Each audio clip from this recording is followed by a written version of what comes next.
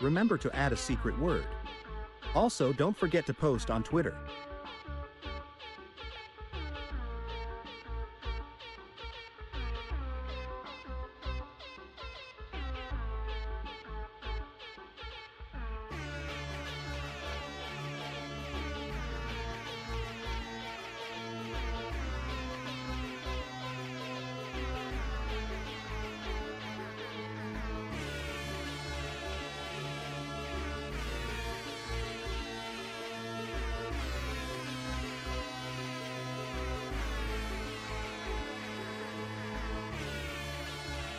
Hey bitch, you are forcing your Twitch viewers to watch an ad right now, so pause your fucking game.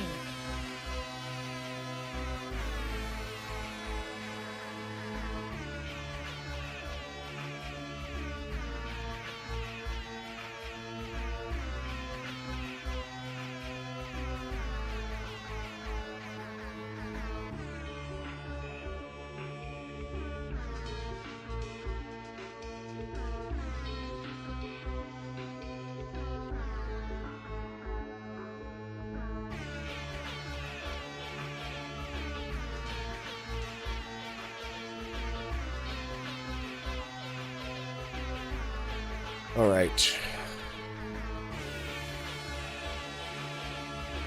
I hope y'all bitches are ready. Because I am some degree of ready. All right, need to fucking respond to this.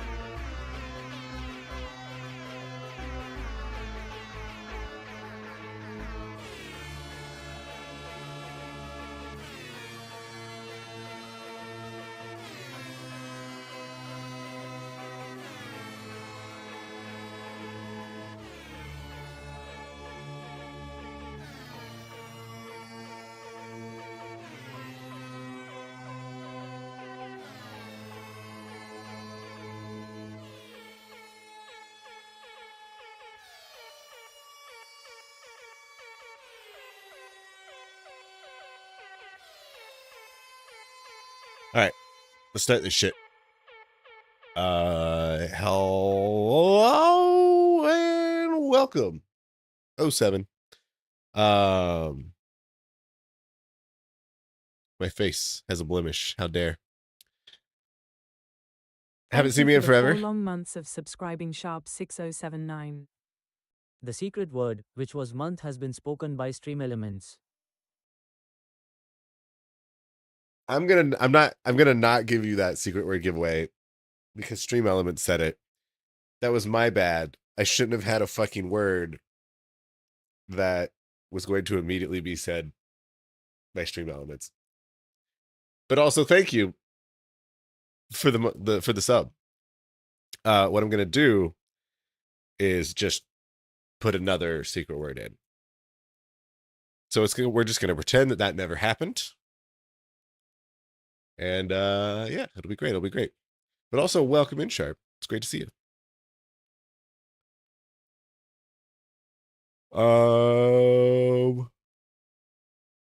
Yeah. That'll be a word.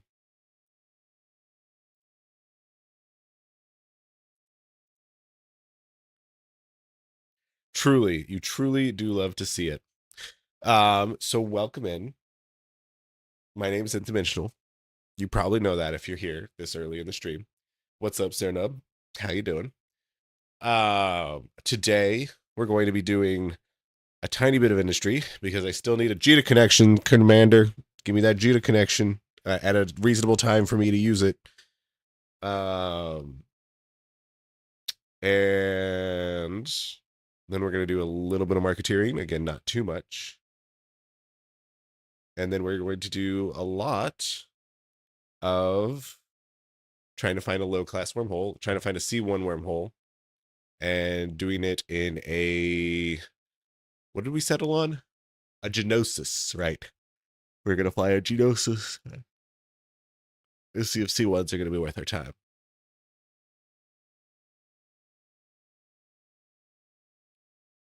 So we had so many. And then there was the whole few thing this week. Yeah.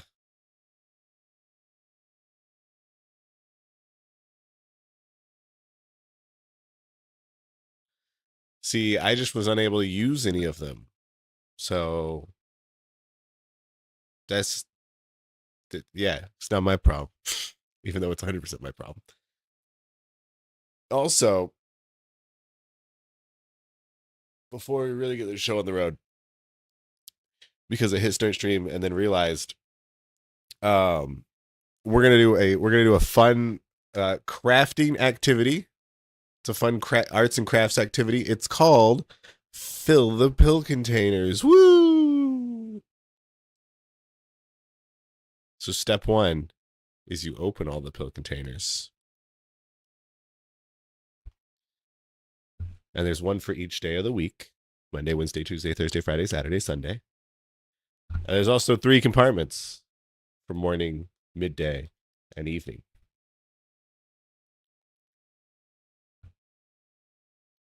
And now I bet you're asking yourself, that seems like a lot. And I'm here to tell you, kind of is, kind of isn't. The majority of things could be done in one go, with the exception of one medication, which is taken 3 times a day, which is why there's 3 containers. To start, I'm just gonna tell you my whole fucking medication profile. Yeah, profile. Also because it just changes a whole bunch. To start, we're not gonna start with that because that's the wrong container.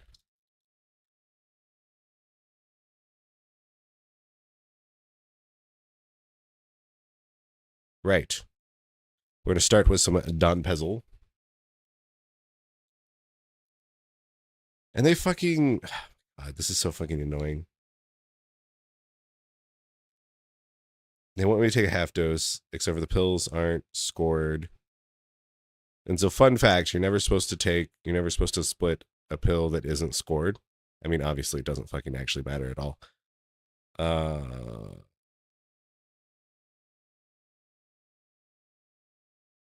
I think I'm just going to be a bad boy. And instead of taking a half tablet every day, I'm going to take a tablet every other day. Because it's a long-acting medicine anyways.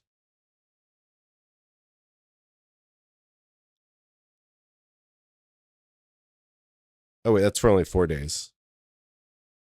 Okay. And I've already done 2 of those days. Today's Monday. So I'll just take 1 Monday, and then I'll skip Tuesday, and then I'll go to 1 every day.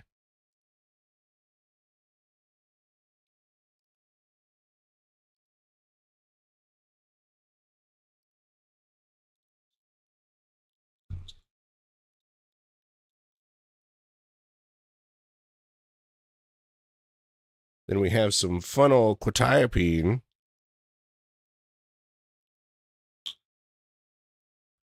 Yeah.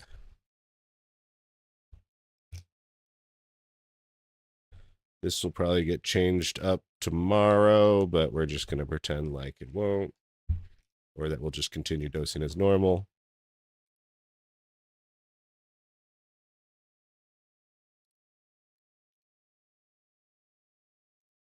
Oh, also, should I...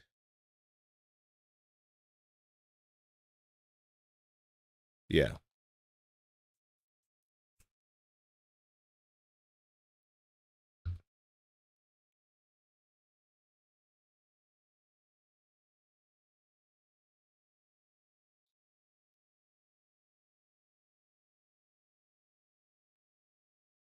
I'm going to make also a dose that I'm going to take immediately.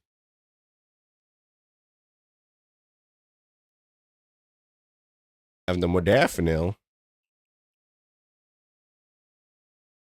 which I am currently taking about 3 times as much as a regular person, and it does fuck all. And actually, I'm going to try taking this sublingually. So we're going to put this here. And this is also probably going to get changed tomorrow, but fuck it. We're going to just put it in like it won't.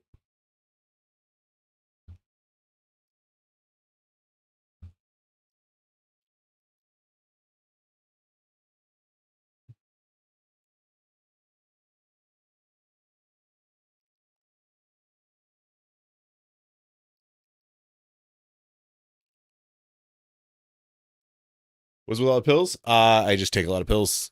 I have a variety of conditions we're working on figuring out. Also, a lot of them are just so like here's like the like RX medicine, but then also there's going to be like folic acid. Having folic acid because I have a gene mutation, which means that I don't process folate very well. But also, like even if you don't have a gene mutation, folic acid is really good. If you have like bread or flour or anything, all the like enriched bread products is basically just going to be adding folic acid.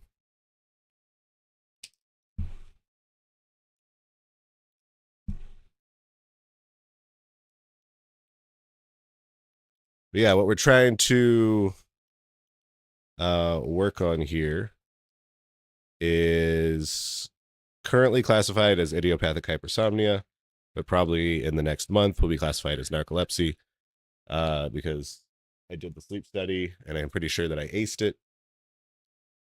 And so instead of having inconclusive results, what we had last time, now I feel like we're going to have conclusive results. And then we're sort of working on ADHD, and then we're also working on like tiredness and motivation and memory.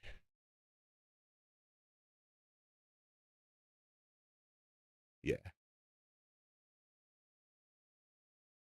So next up we have magnesium. A lot of people. Oh, where the fuck did it go? Okay, here it is.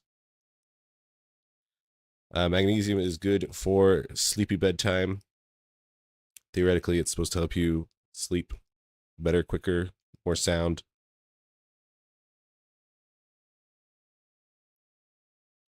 Could work. Maybe doesn't work. I don't know. It's one of those like probably does something pretty nice.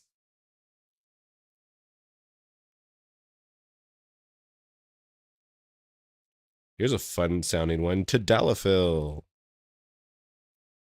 Ta-da!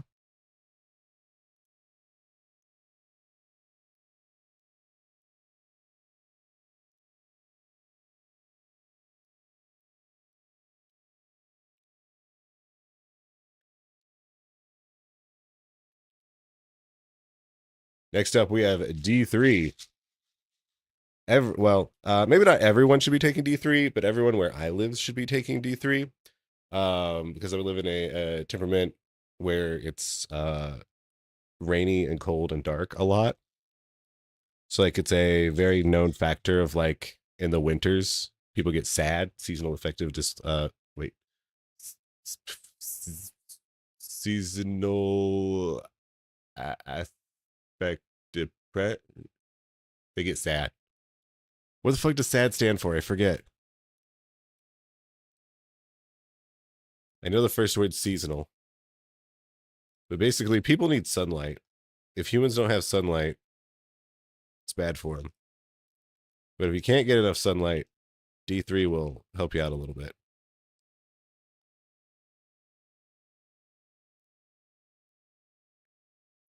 Yeah, Chaos, I'm doing my pills on stream because I started the stream and then I'm like, oh shit, I forgot to do pills. So I'm like, fuck it. We should have more visibility about like fucking people take pills, right? People have medicine. it's not something that we need to necessarily hide. So I'm just chatting, just hanging out, having a good time. Yeah, you take some pills, Joker? Hell yeah. No pills here. Bacon and eggs every morning. Work out hard and sex. Hell yeah. What if I told you I do those things too? What if I told you you could have both? I'm going swimming later tonight.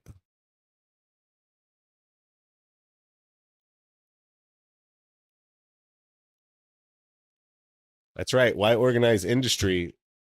These are basically like job slots. Oh, that's it. I have. Oh, wait.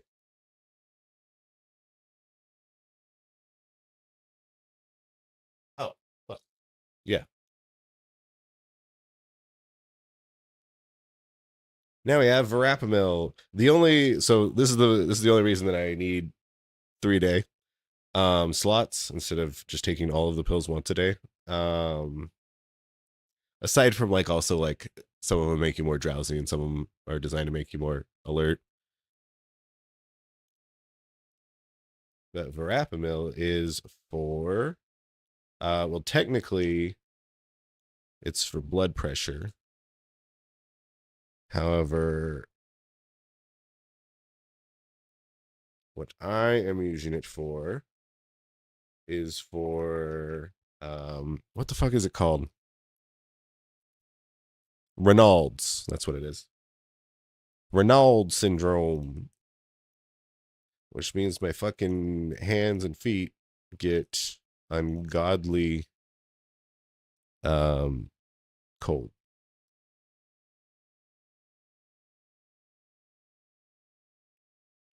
Fuck. Hate it. The thing about these pills is that they're fucking tiny. I accidentally put 2 in 1, so now I gotta fish it out. Okay, so I need just one more there, and then one more there, and then I can put these back in here, and then I can fish this shit out.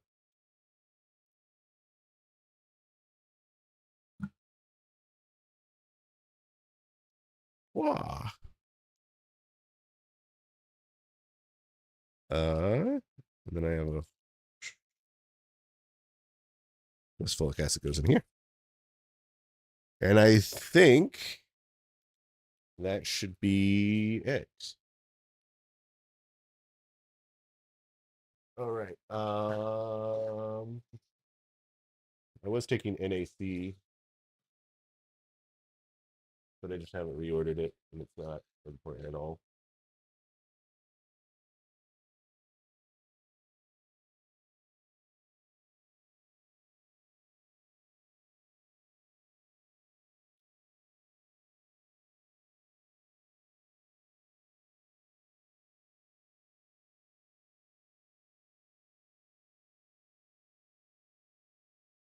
Okay. I think I done diddly done it. Thanks for hanging out. Thanks for checking out the pill stream. We're going to do the modafinil sublingually. See if that has any effect. Because I think my liver might process shit different. Well, okay. I process basically all drugs very differently than the average person, and that like they basically don't affect me at all. So like I have ADHD, and I've tried like all of the medicines for it, but like none of them do anything. And so like we're trying to figure out we're gonna attempt to see if different routes of administration have any different effects. And I think it might a little bit. So we're just seeing how that goes.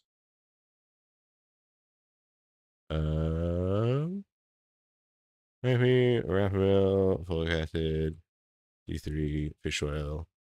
Oh, I forgot to say, fish oil. Fish oil is real good. Bitches should be taking fish oil.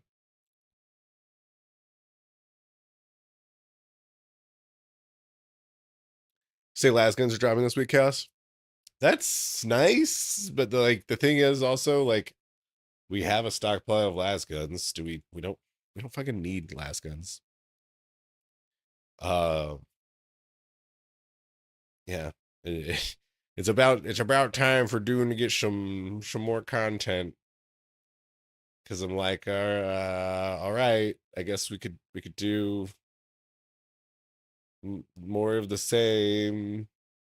Yeah, I don't know. Like I feel like the progression is pretty much done. There's not really much more to progress in Dune.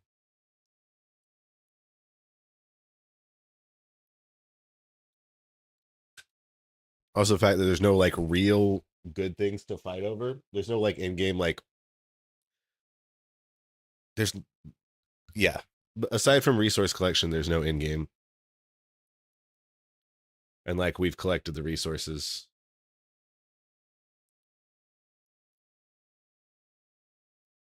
All right, let's see how fucking terrible this tastes. All right.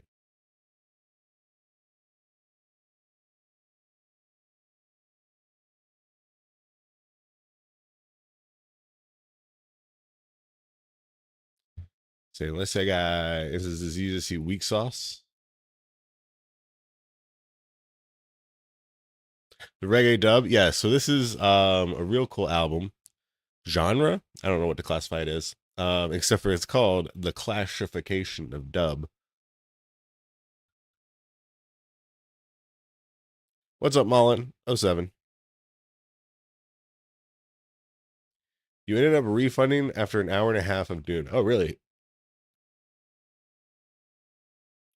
We are just over the 500-hour mark. And I feel like it'll probably be a while for me to get to the 600-hour mark at this point. No, we'll see. Also, we got fucking okay, cool. Moderator deleted a message. Thank you.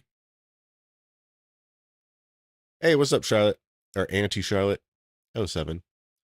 All right. With that out of the way, I think we are ready to play some EVE Online. So let's show the Computron screen. And we're going to first start by doing our industry. All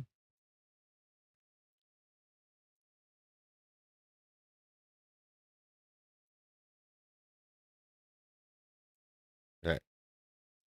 July raffle. Yeah, we're gonna wait just a little bit longer on our July raffle. We're gonna do that today.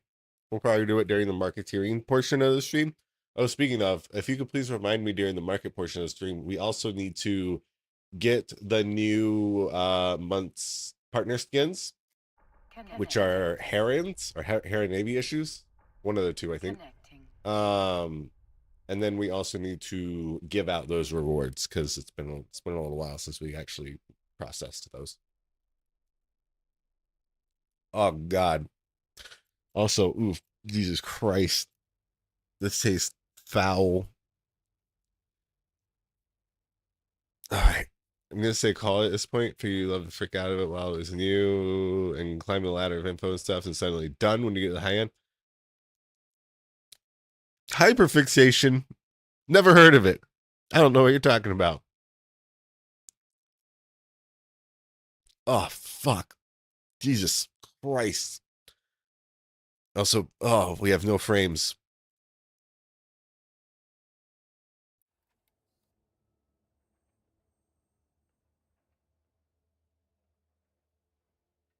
Wow, we have like really no frames. Come on, video game. I believe in you.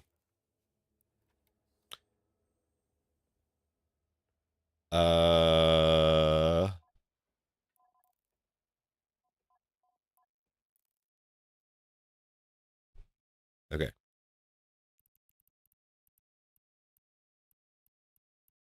Going through our industry tanks us to like 10 frames a second. Holy shit. Okay. How are we gonna resolve this? Are we going to try and reload all the clients?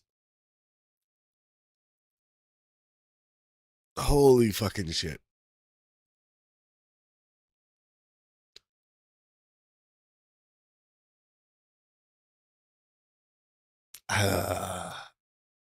What about you? It taste so bad? Modafinil 200 grams.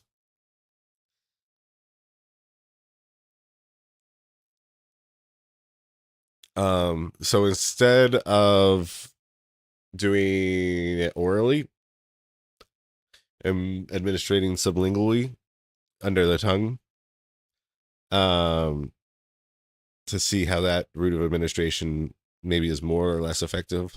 Or I don't imagine it would be any less effective, but it could be more effective because it bypasses liver first pass.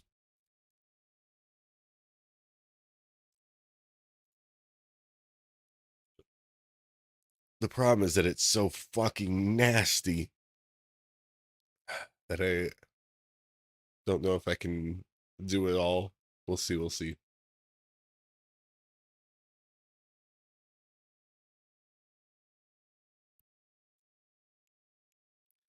All right. Blueprints. Blueprints. We got Lokis. We're building Lokis. All right. So we got a batch of Lokis completed. Oop.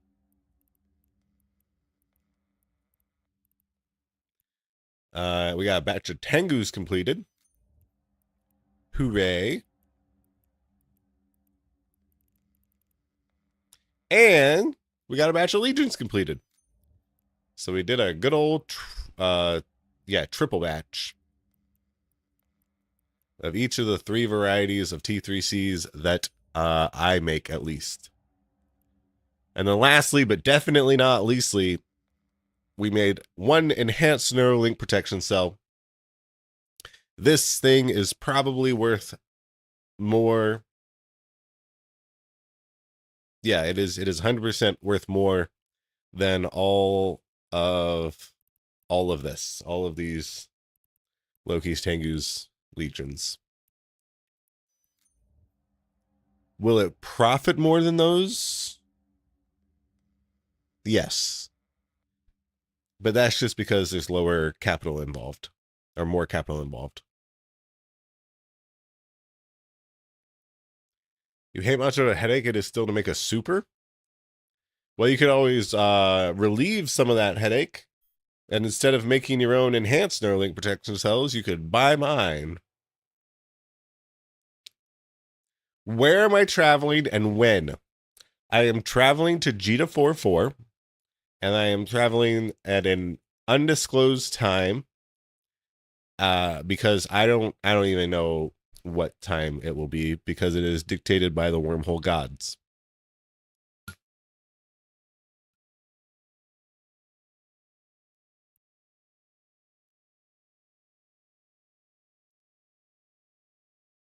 But catch me if you can. I don't mean to taunt or tempt the fates, but I have not lost one of my haulers in, God, probably like over a year.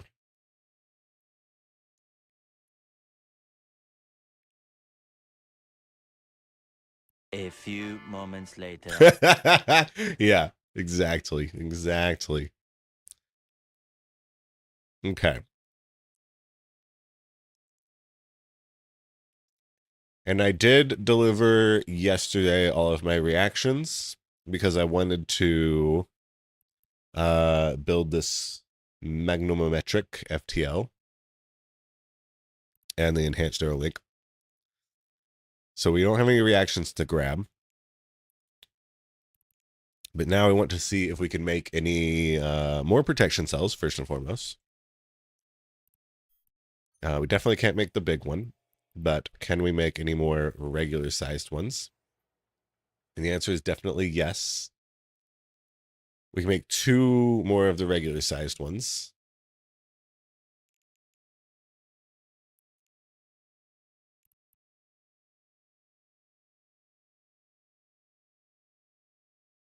Yeah.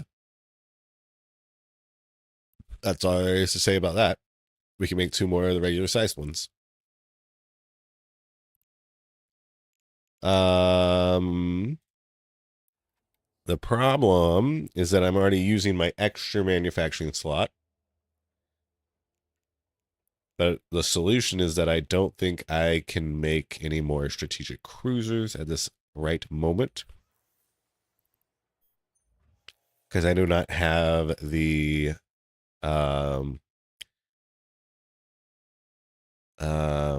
input matrices, neurovisual input matrices. I do have the C3, so I can make more of these emergent neurovisuals. So now let's ask ourselves the question of how many pre-batches can I make? And the first question is how many of these neurovisuals can I make? It looks like I can make 3 batches, so 4, 8, 12.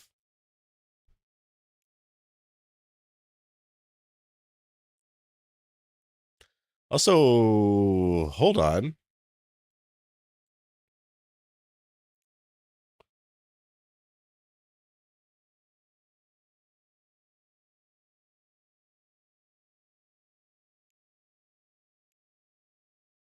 Why does this take 10,000? Oh, right. Because it takes 10,000. I'm going mad.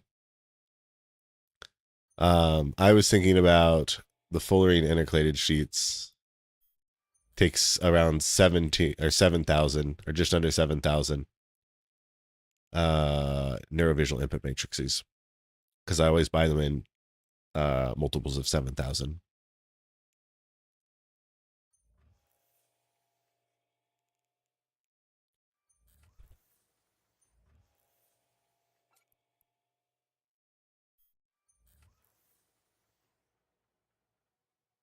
It's like looking at kill marks on a ship. Oh, more than 5. It's dead now. Rip. Being an old block Blops umbrella, that's free kill marks and free Tusker's Rage. But then you have to be in a fucking old block umbrella.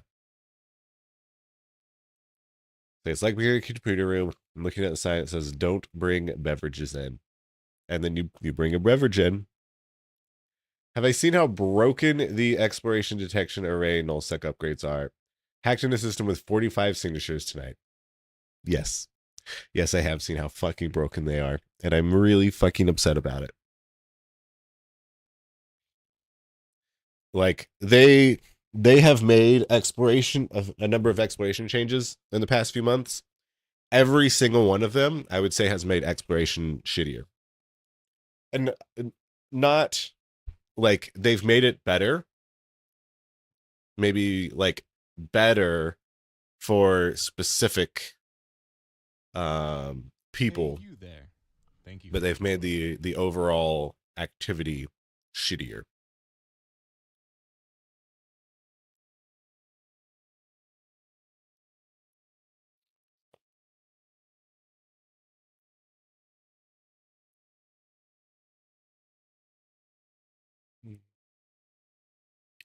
Say the sites are so bad too. Do you mean the escalation sites? You got to be a little bit more specific on the sites. Can't even bring myself to do enough to get the escalation.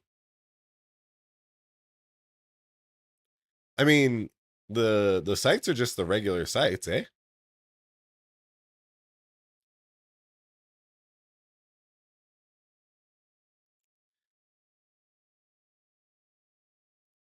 The thing is, actually, though, Mullen and everyone, is that I think the escalation sites are shitty enough that it's still probably just worth cherry picking.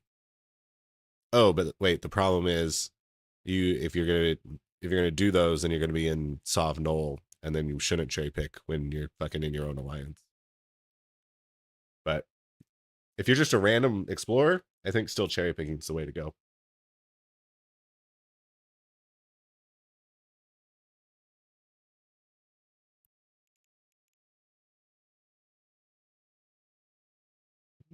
Yeah, sharp.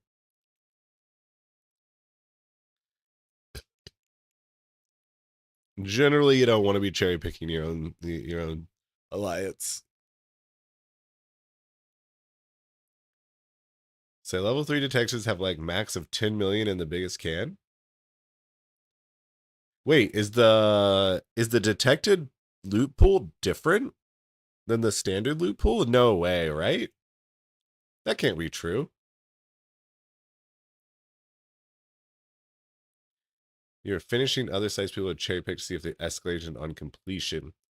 I'd imagine it could, Sernub. Do you have evidence of such happening?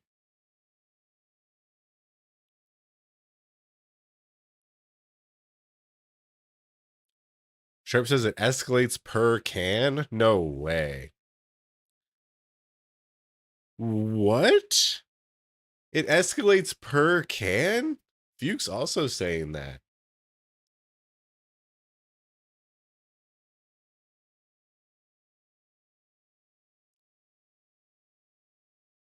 Yeah, all the more reason to just fucking cherry pick and steal from Null Bears. Exactly.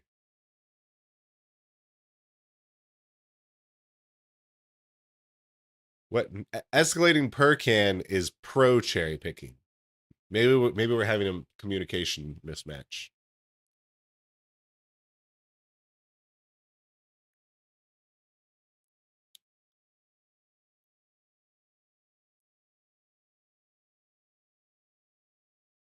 Yeah.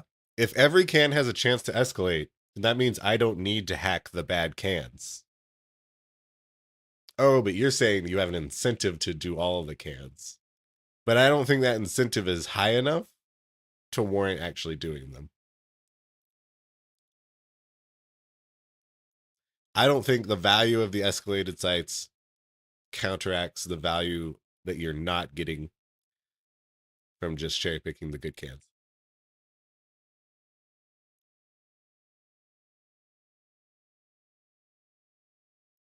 Seen 500 mil escalations? But how many, yeah, like on average, how many cans does it take to get that 500 mil? Or to get, we'll average it out, say like 250 mil. Because if you're wasting like an hour and a half to get the escalation by getting shit loot on the other cans, then it's going to end up not being worth it.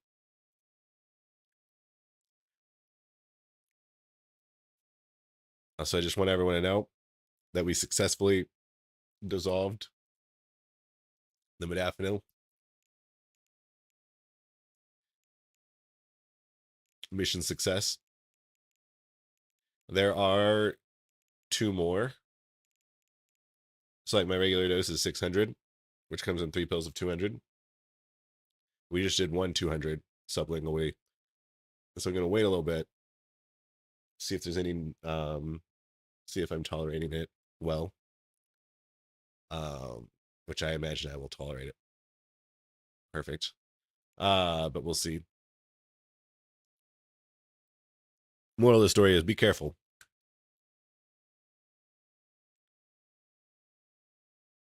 You haven't really noticed a change in your hourly air expo income. What would you say is your hourly expo income? Give me a number. Think I should take one for the team and go investigate the detected sites to clear this up? I do need to go out there and explore some more.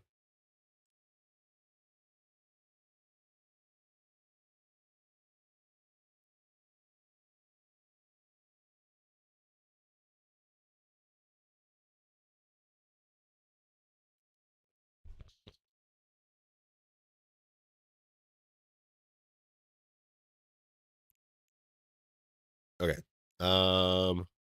Yeah, we're gonna build these. So hopefully we can build enough stuff to make 3 batches again.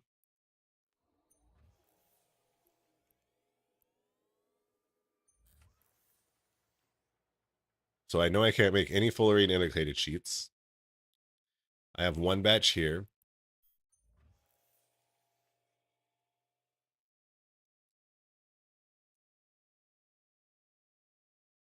I want to make 580, right?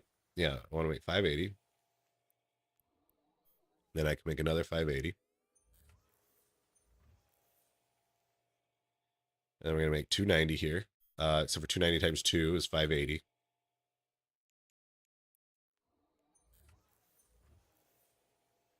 Here we have 80, so we need 160.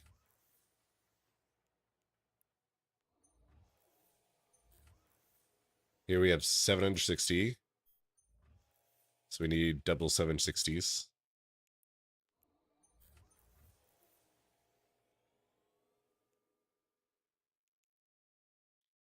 And here we have 110, so we need 220.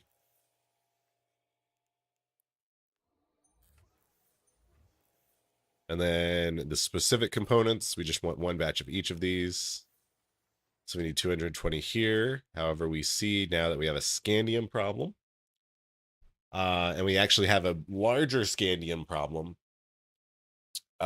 because we need fuel blocks. Oh, Cernub. While I got you here, Cernub, any chance we have a lot of fuel blocks stashed away somewhere? Specifically helium.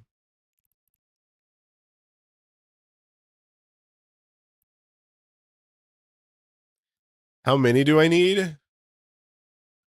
I'm going to throw out a number, which is probably larger than reasonable.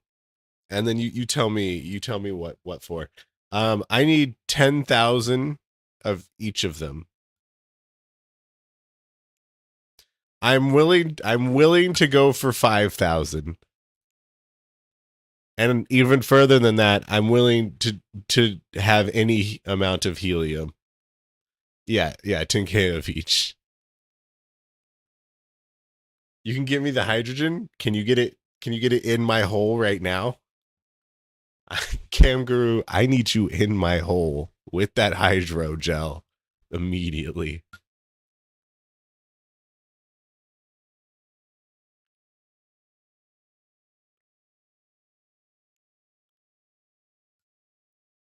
Let you change tunes? Wait, really? Wait, who the fuck are you? Who are you?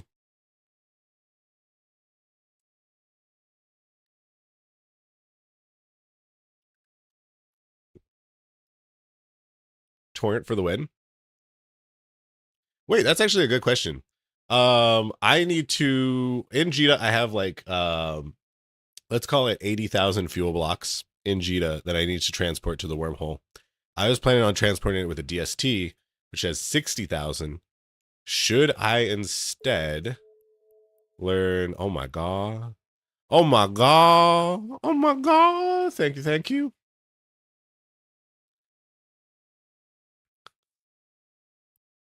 And this is in. Can we make the praxis cheaper? All right. And I'm going to just accept it for me. Actually, we can just accept it for Corp.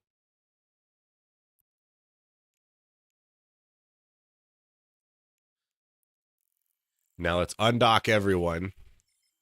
Because fucking fuel blocks are heavy.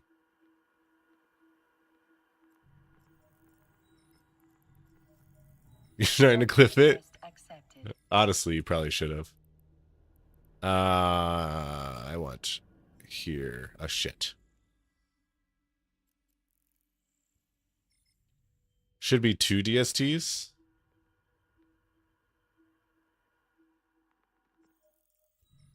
You have 553,000 of hydro fuel.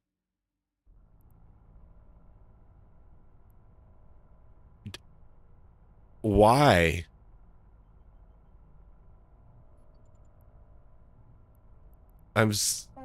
That's concerning. Warp drive active. Warp drive active. Drive active. Docking. You should make it for the Alliance. What? But is it here? Is it in the hole? That's so heavy. Docking request accepted.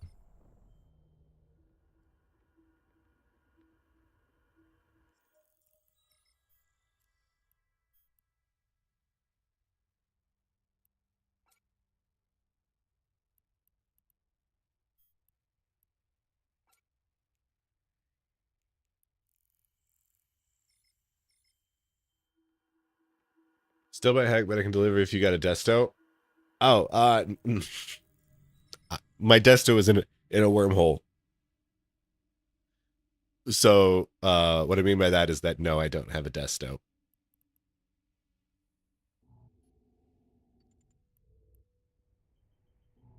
Warp drive active. Warp drive active. That's part of the problem. Docking request accepted. Docking request accepted. Warp drive active. Should buy some in Bay for lady. I don't anticipate doing Active. any industry in Bay.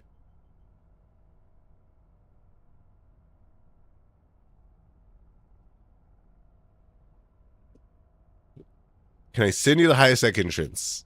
No.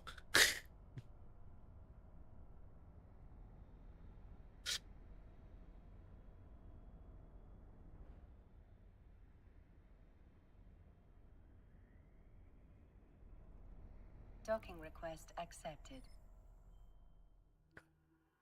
I don't even know if we have a high sec entrance. Docking request accepted.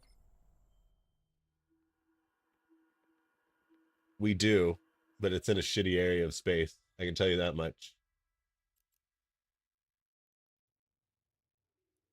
That's right. I would get in trouble with leadership.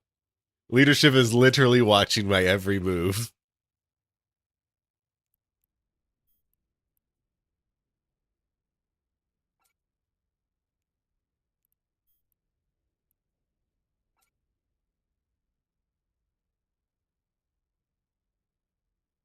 I mean, you're like, oh, no, Cam, you're in my other alliance. You see, the thing is, I am a spy of some sorts. What you're looking and witnessing here is my industry, my wormholer lifestyle, who's with pugilism and whispers in the void.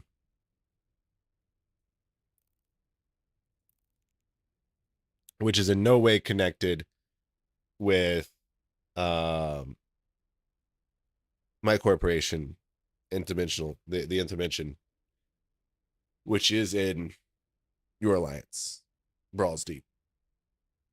Or Hydra's the corp, Brawls Deep is the alliance.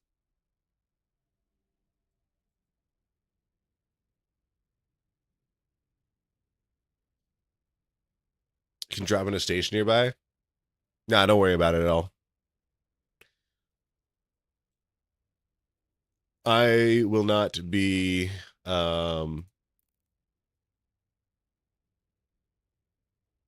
leaking. I will not be leaking OPSEC connections.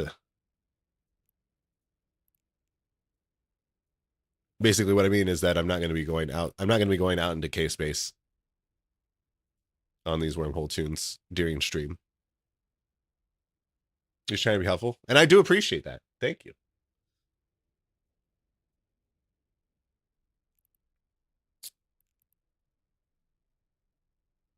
It's just something that I will have to pick up later.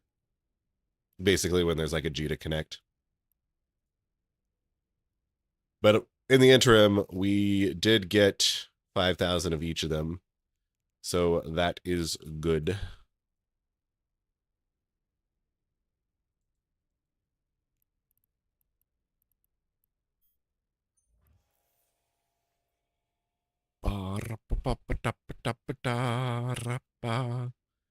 Why can I make 2 more of these? Isn't that weird? That feels weird.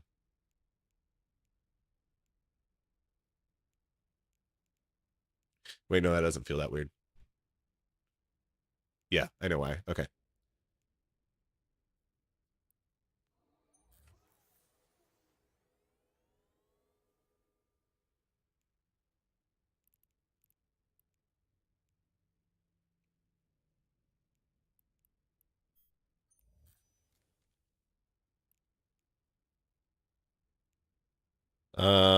And I'm going to do a job run of 30.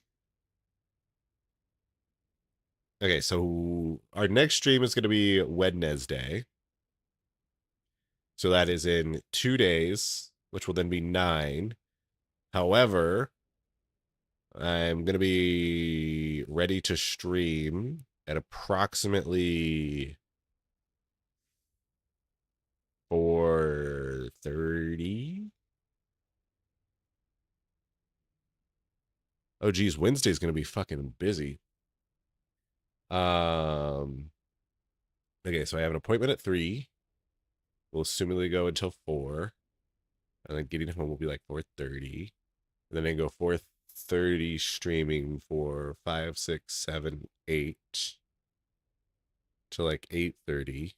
Hey bitch, you are And I forcing can your head Twitch out at viewers to watch 8:30. an ad right now, so pause your fucking game. So reaction should be done in 1 day, 19 hours. I could probably get away with 31 job runs. Waste a little bit of time. We're just going to do 30 because I doubt the difference will change anything.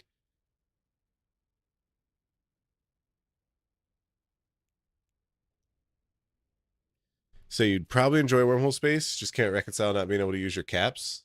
Yeah. See, I'm of the opinion of book caps.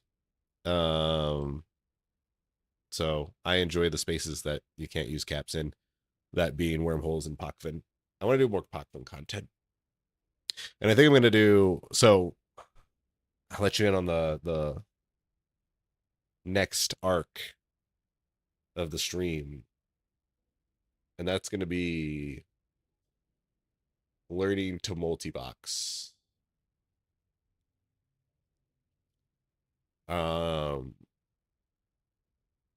And so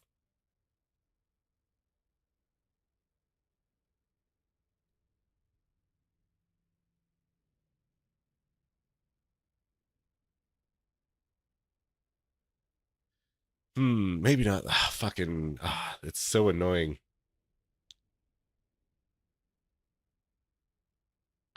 I might just have to make new tunes. Oh, actually,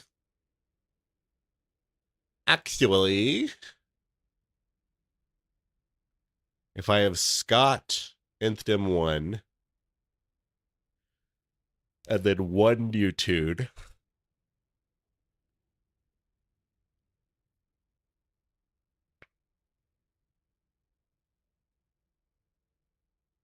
because I want to do like Pochven. I want to do like group content, but I want to do it in a way that I can just do it. So like I can always have a set time, like stream time, of where I can just me, myself, and I can do group content. But then if anyone wants to join, I can easily let other people join. And like then the idea is that basically we get this ball rolling and we start like a consistent kind of group activity that has a timetable. Because like also I do want to build up my corporation. But we hit our first flounder moment, which was I set the corporation up. Things were going, we'll call it peachy keen-ish. And then Dune came out, and then I just fucking dropped everything. So I need to have more consistency. I need to have more consistent events. I need to engage the people. Have them have a reason to be in the corp. That reason being easy access to group content and community, to go out, have fun together, and learn.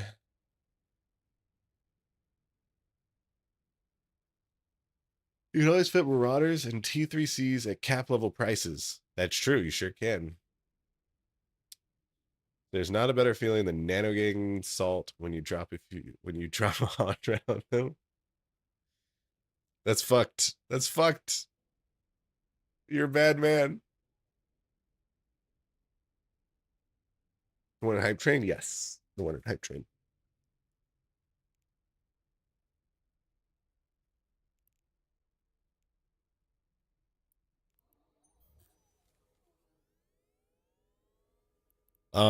Is scandiums the thing that I need to actually make the most of?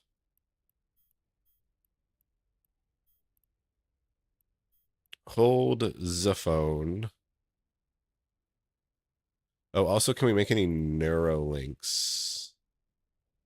That is probably what we should be doing.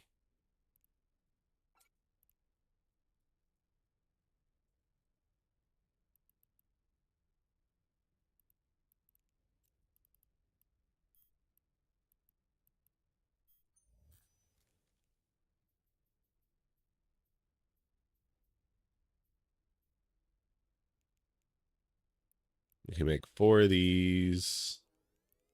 None of these.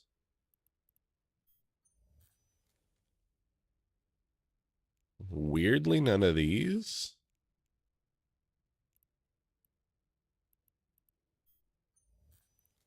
And some of these. Ooh, a number of these, actually. Oh, hold up. 20 of these.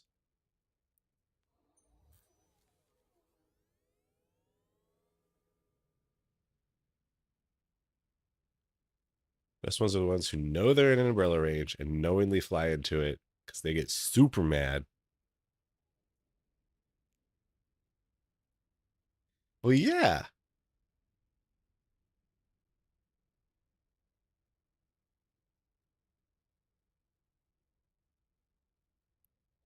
Because they're out there just looking for a good time. Looking to fight some bitches. And then you're just there like, nope. You're not allowed to have fun here.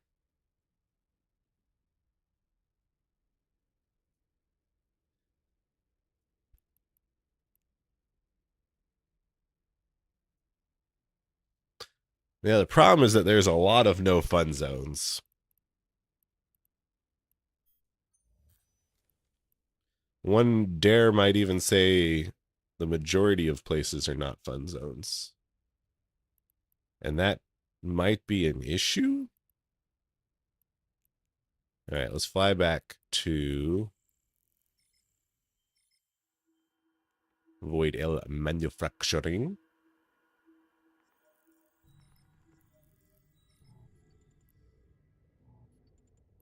Warp drive active. Warp drive active. You think Horde's gonna fail? Think Horde's going down? Docking request accepted. Docking request accepted.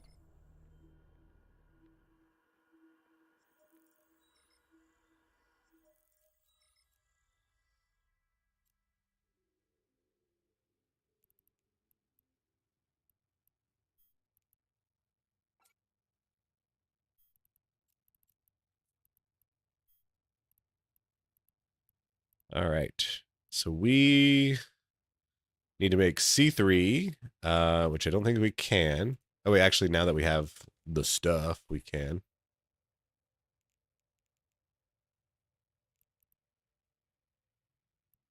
But most importantly, we need to make scandiums. Yeah, let's make scandiums.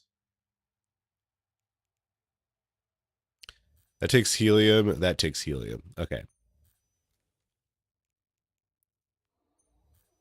Moral of the story is we need a fuck ton of helium. But I think scandiums are more important. Because we're already on our way to making, we're already on our way to making 3 batches of the C3 shit.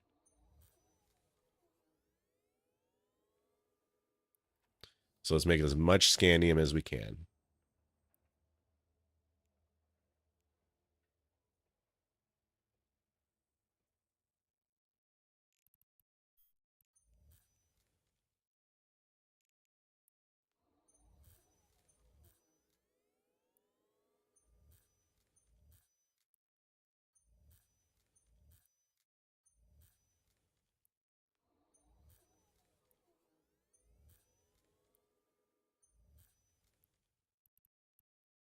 All right, those are all my scannium formulas. Now let's make them C3.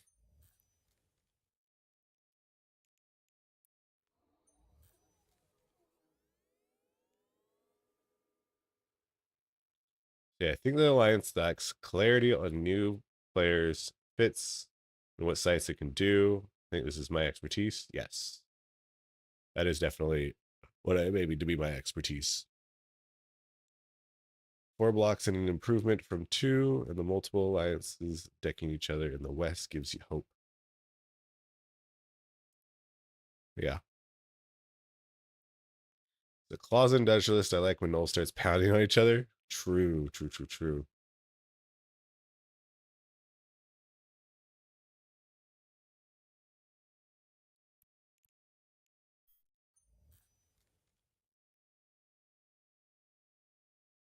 So Meme's no blocks always run, but Horde has only really taken one fight in this war, and they got wood chippered. I mean, is there a war? People have said that there's a war, and goons have forced not their war opposition to move. I'm pretty sure goons have taken more territory from independent people than they have from Horde.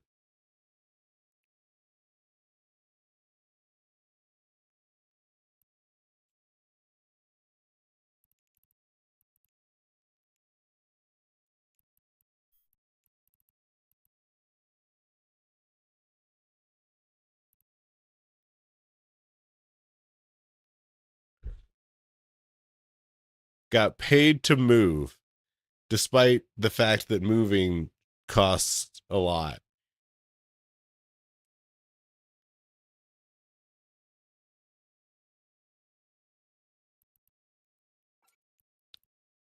Sounds like some propaganda, if you ask me.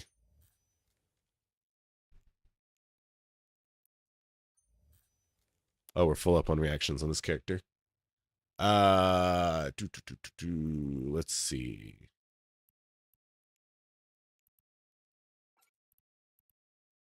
I need D's and D's.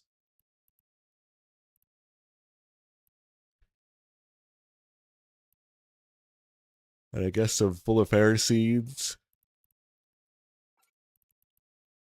Lanthams and PPDs.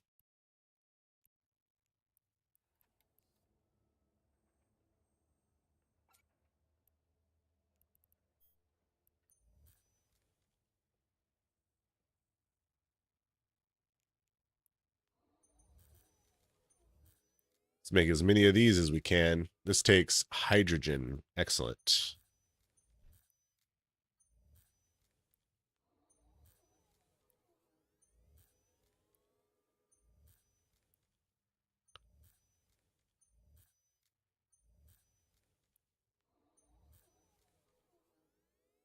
So we just did 10 of those. I mean, honestly, do we just make as many of these as we can? How many more of these I can make? I can make 5 more. Yeah, let's do this.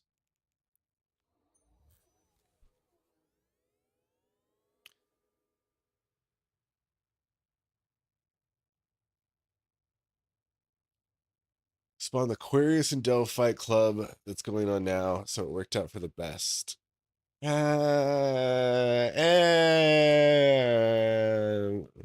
Maybe not.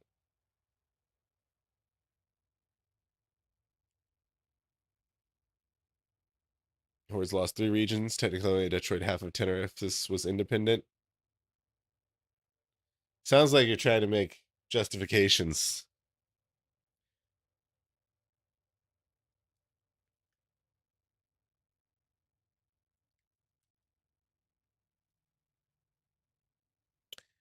Do I have thoughts on a few eviction? Not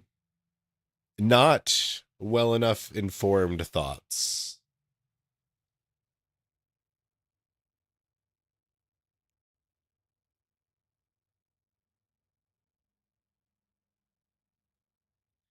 I sadly am not up to date enough. Tell me about it. I was there. Yeah. Our corp helped.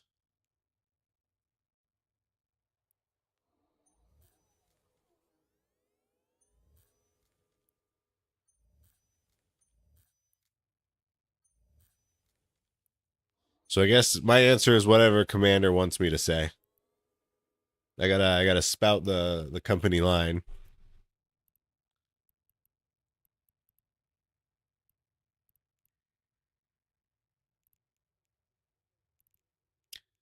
All right, let's make some methos. Did the Blue Donna ever threaten my alliance or your C4 wormhole? Not to my knowledge. I don't think so. We've never really given a fuck.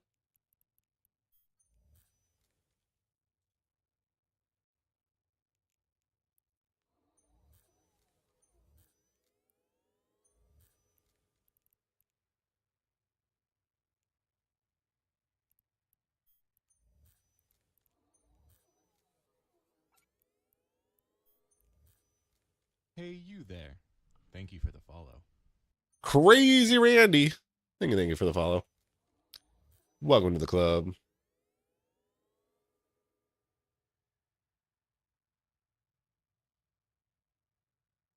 See, obviously party line, but I flew with those guys last summer when I was in Goose War. Goblins told one of the alliance to bend the knee and move to drone lands. They got told to fuck off.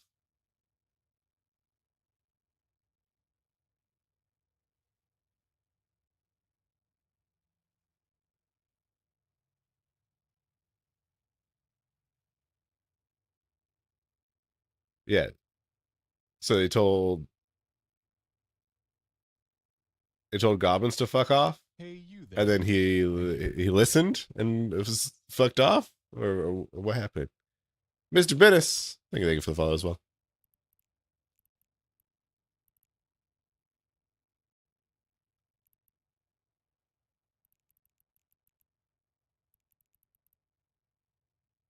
All right, so we have done all of the reactions really that we care about. We could do some more reactions, but we're good. We have enough on the piles.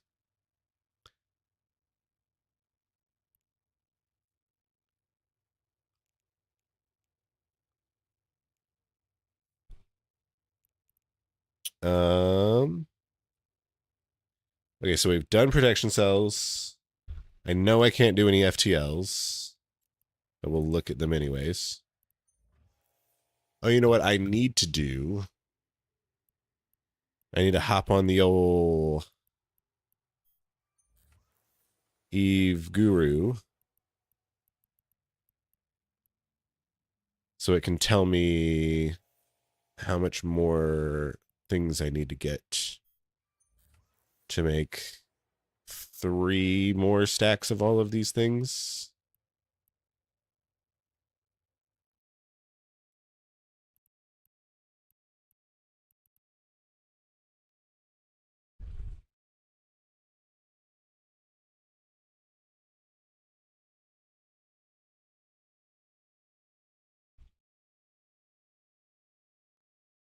Say it was low-key lame, but I can see the appeal of raising a keep star, but going after all of the fuse farms and outliers at the same time took it a little further. Rumor sped out some thoughts about Fafu not wanting to kowtow to the whole wormhole clusterfuck coalition. Is that what that acronym stands for? Or whatever, and that led to the big eviction. Sharp says, yeah, he went full stick and no carrot on Out of the Blue and several smaller groups, and those guys turned around and joined the Imperium.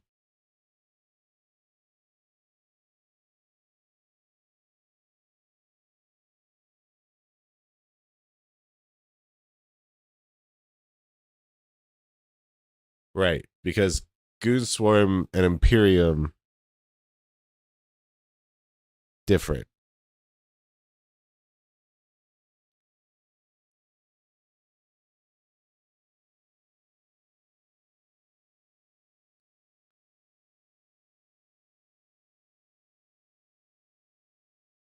So low-class guys banded together since it seemed lame, and also like an epic fight if we could make it more fair.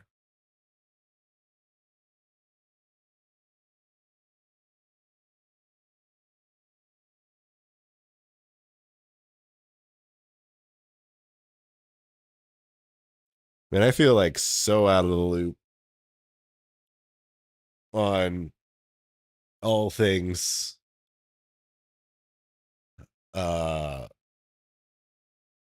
large group politic wise soft space.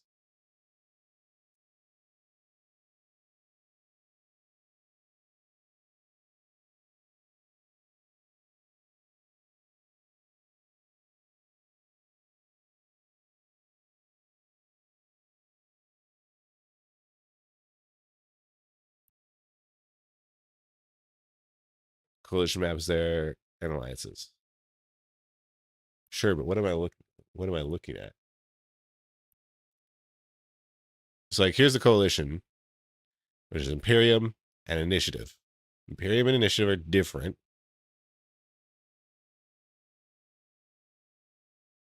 And also I like how Imperium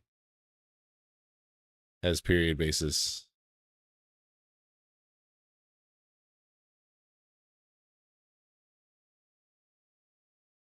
He did one big fleet battle with the goons many years ago when I was in Razor, and I decided never to do it again. Yeah, that's fair. You're saying Laserhawks, no vacancies, whole control, sus, etc., all band together to evict one C4 Corp.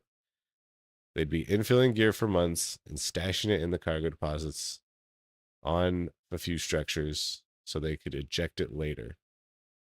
They deployed a Rataru as the content citadel and made like 500 rogues in eviction week and used those for the final timer.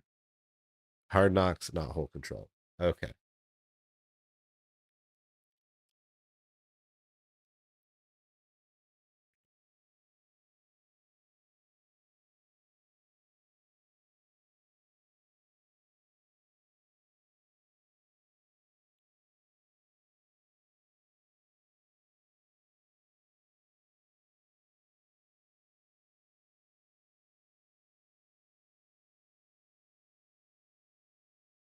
So thread in the Discord with the D-scan of the fort you fought over.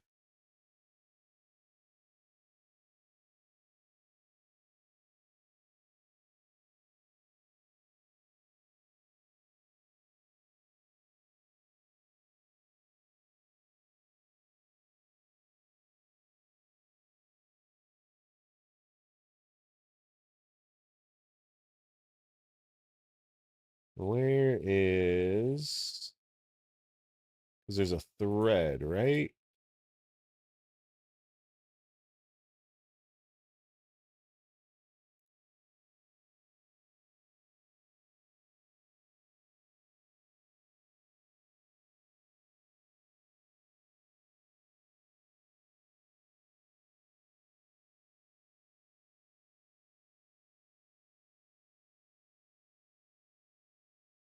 Oh well. I don't think I care enough.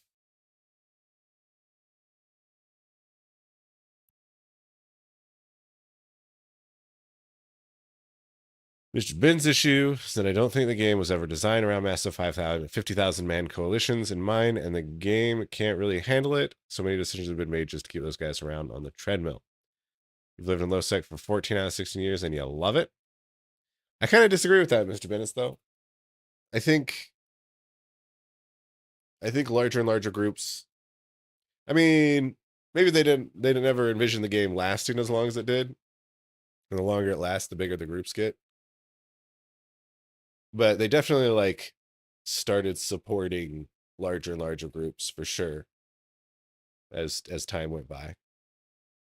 And like, yeah, we still have tie-dye, but the thing is we have tie-dye because we want to support these large battles happening.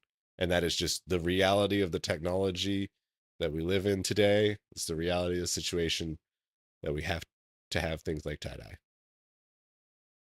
No game could handle Eve battles without it, or without some system to make it more reasonable.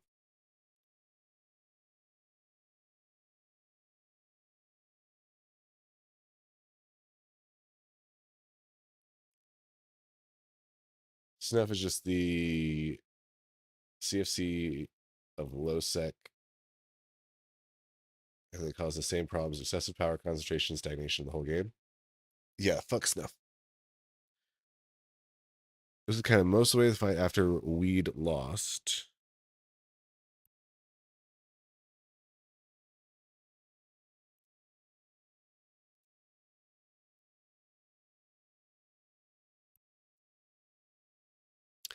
That's a lot of Rokes. That's a lot of Rokes. More battleships.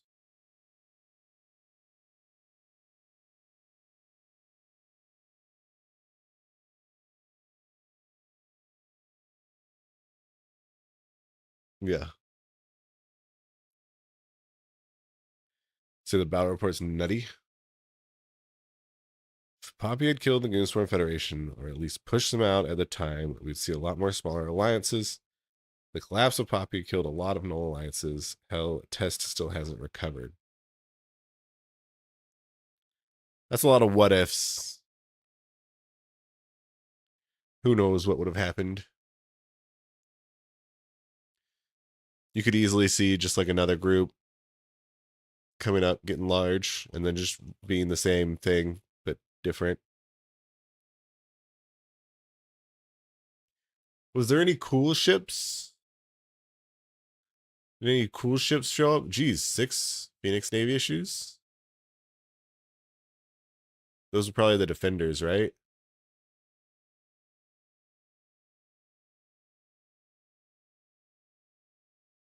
Check the BR. All right. Let me check the BR.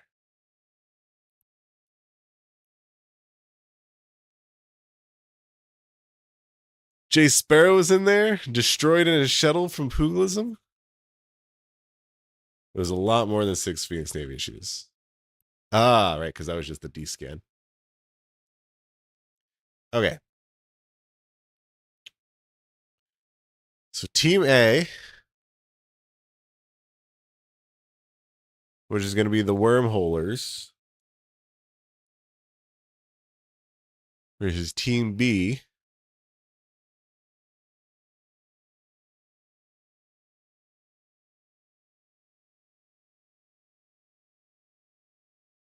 which is going to be few.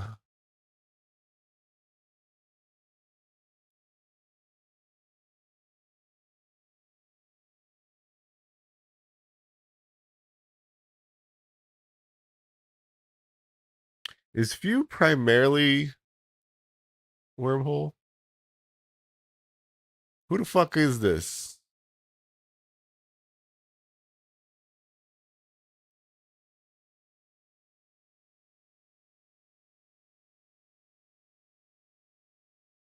What's up, Transgenic? 07.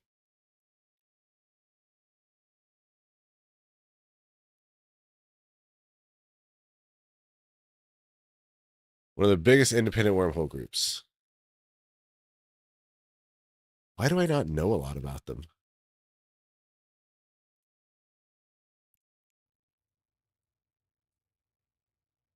What do they even get up to? Ah, old players sitting in rocking chairs on the porch of the retirement station. Sounds about right.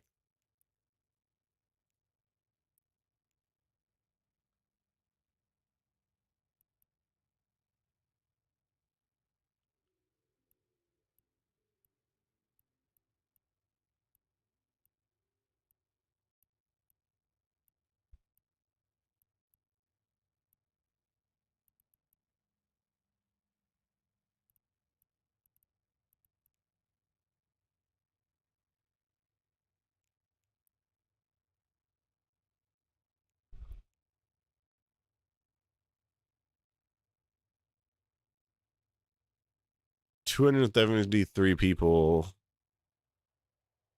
in the Forsaken Few Corp.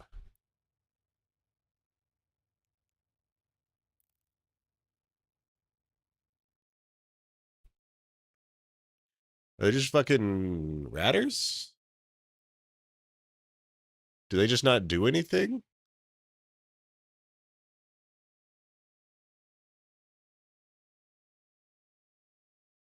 Okay, but regardless, they lost. Holy shit. Hey bitch, you are forcing your Twitch viewers to watch an ad right now, so pause your fucking game. Ad time. I'll wait the ad timer out.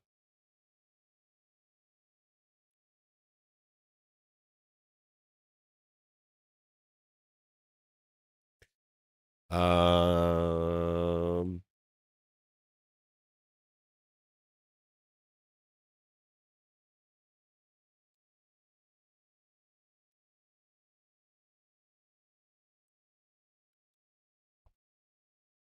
all right, we're going to take the second modafinil.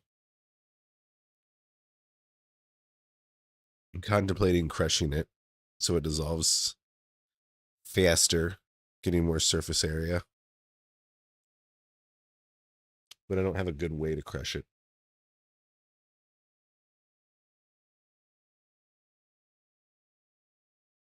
I think suffer. I think we're just going to suffer.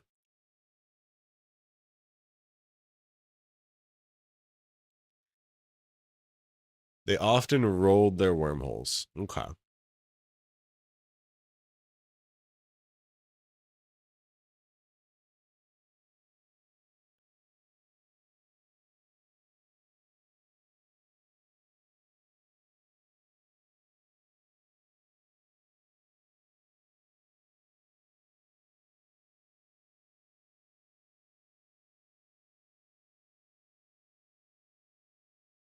All right. Well, welcome back. So we got ISK lost 750 billion with an efficiency of 9.5. Not very good. Versus 78 billion with an efficiency of 90%. That's a lot better. Ships lost. They lost more ships, Team A, but inflicted a lot more damage and did damage to structures. So clearly the winners was the more well-known wormholers. What did Forsaken Few do to warrant their shit getting bashed in?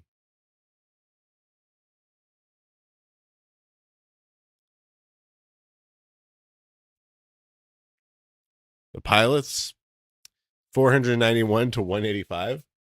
It's only like 2 to 1. Hey, you there. Thank you for the follow.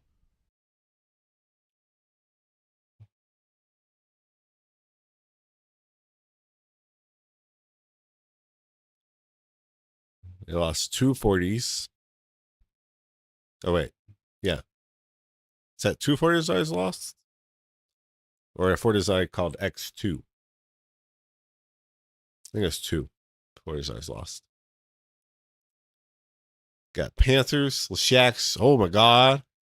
Oh my God. The Phoenix Navy issues. Holy shit. Okay, so they were ready to defend this.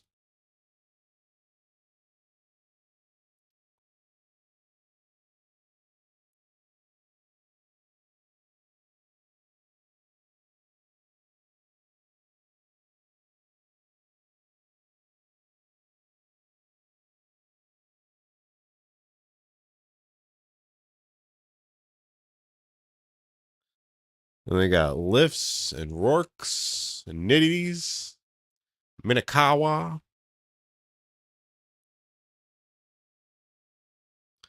Versus just a bunch of fucking Rokes.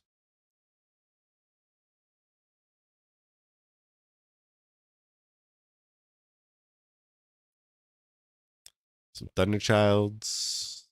So many Rokes.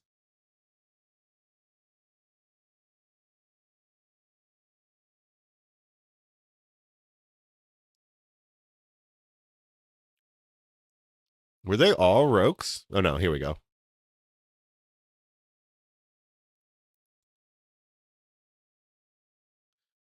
Vultures. Broadsword, Bassi, Ishtars, support staff, lots of sabers, flycatchers, few kikis. All right.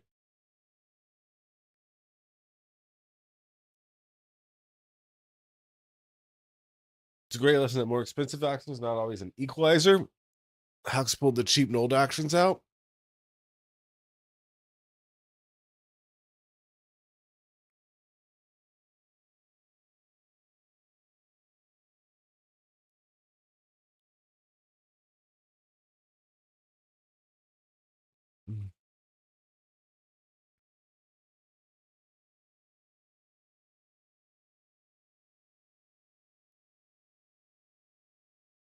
Hey.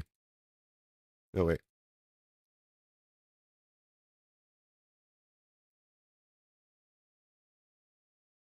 Can I specifically see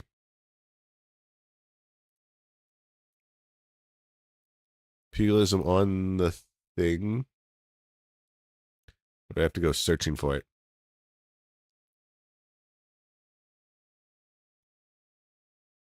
Said few did nothing wrong. They did what they could. They also had FCs used to stupidly large fight, and few not so much. It's just you. Oh, okay. Less about feeding caps without subcap fleet support. A dead Bargist. Shit. Womp womp.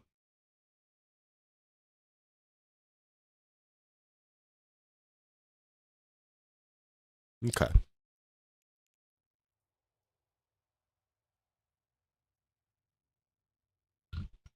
Yeah. I don't think I like the fact that few got stomped on.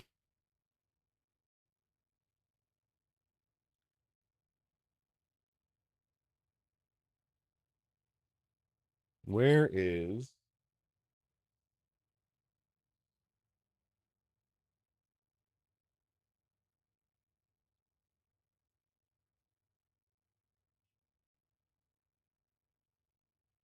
all of high class space in one place was what left it looking worse.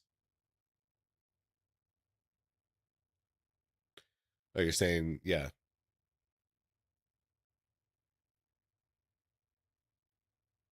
That there's a monopoly on high class wormholes again.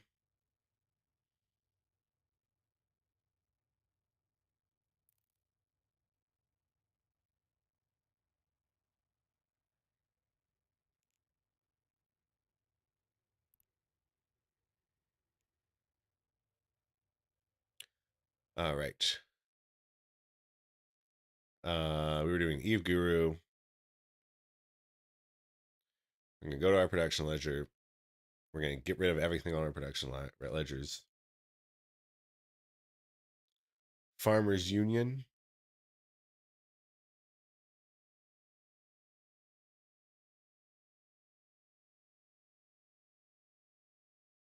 Oh, we still need to do our fucking laser projects.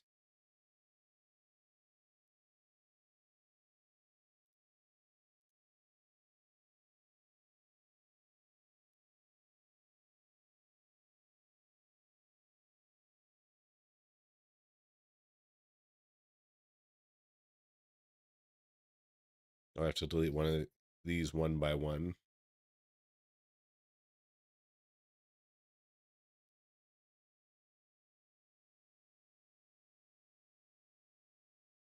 Oh, god damn it. Okay. I have to move to the yes button. Doesn't automatically hit the yes.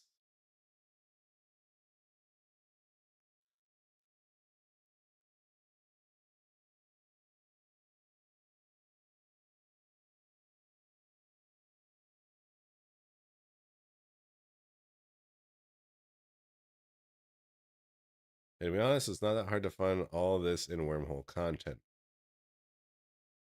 Yeah, I mean, they only lost $1 trillion, right?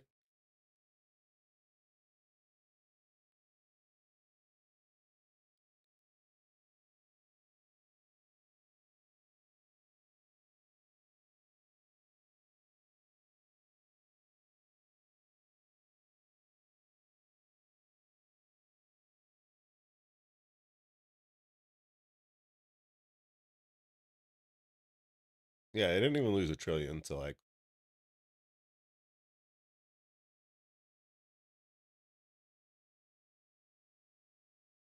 it's not that crazy.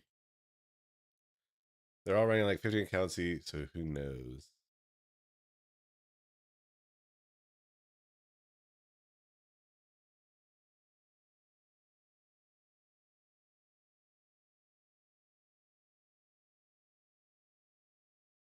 Like to make videos claiming 500 million an hour in SC5? You could easily make 500 million an hour in SC5.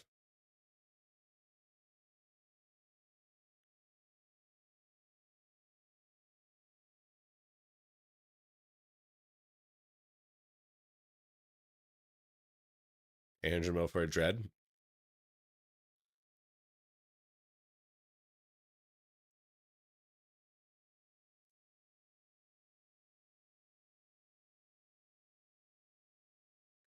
All right, let me try and work on these things again. Um,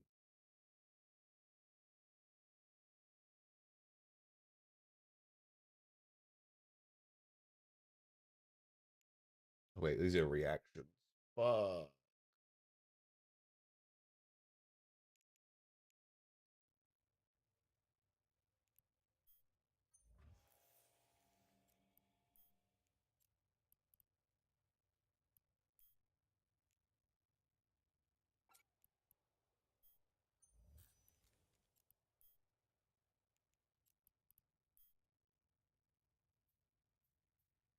Okay, I can do this reaction. I need to do 88. I actually have the correct supplies to do exactly 88 of these. Problem is I already used my reaction slot, so I can't do that. Those are reactions.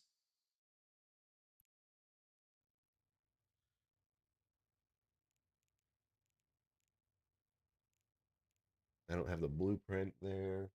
I need to buy that blueprint.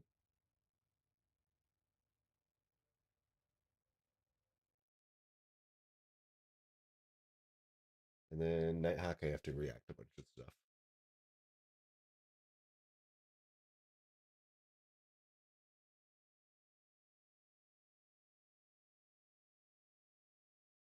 Man, I do not like making T2 things.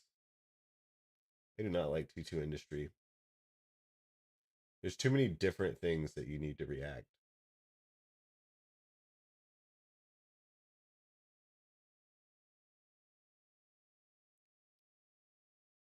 Everything has its like specific little thing.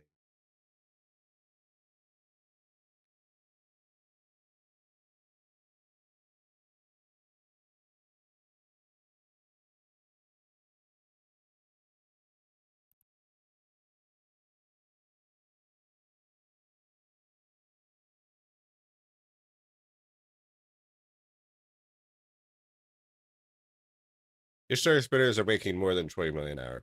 They're like making 50, 60 million.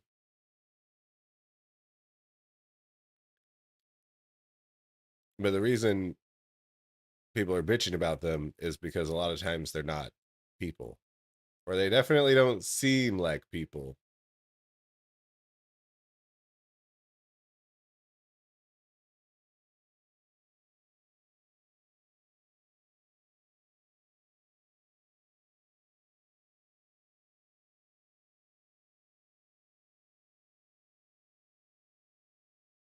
Well, Sharp, I'm here to tell you that it's not accurate because I have also tried it and I have video proof of it.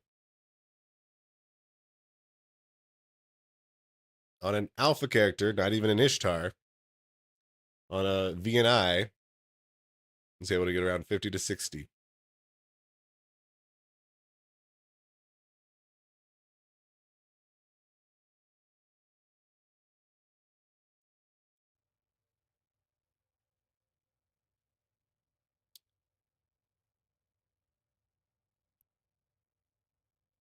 Okay.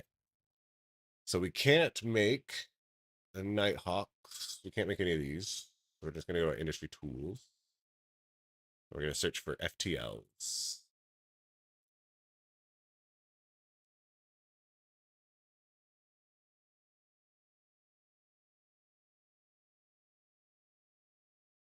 Hey, you there.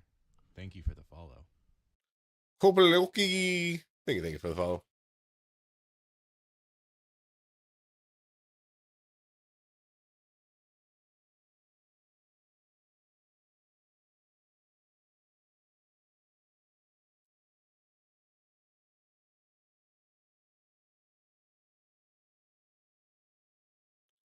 All right, we want. Wait, holy shit. Ladars are getting 85% ROI? That's.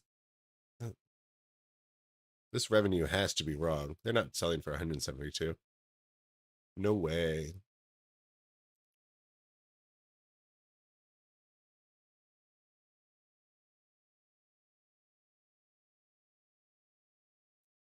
Either way, runs. We want 40.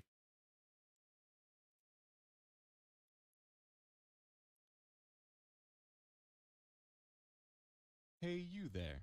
Thank you for the follow.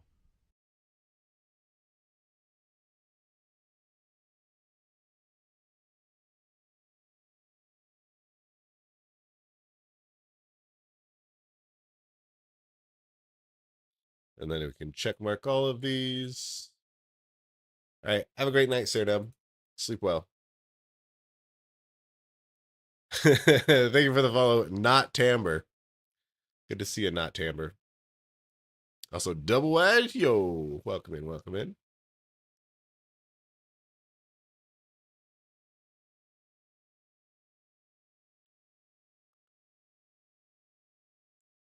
All right. We're going to add these to production ledger. Call them FTLs.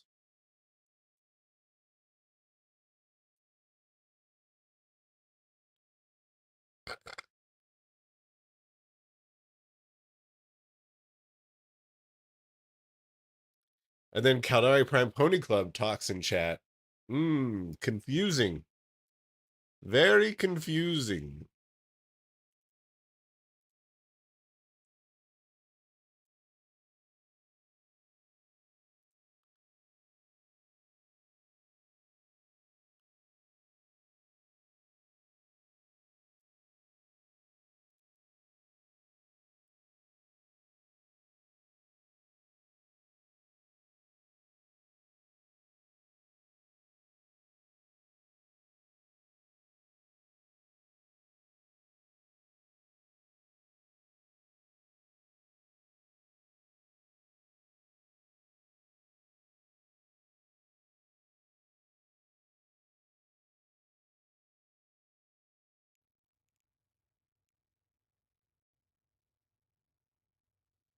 Okay, so we've done protection cells, we've done FCLs, we've done strategic cruisers. Do I have any other weird shit that I want to build? I'm pretty sure nah.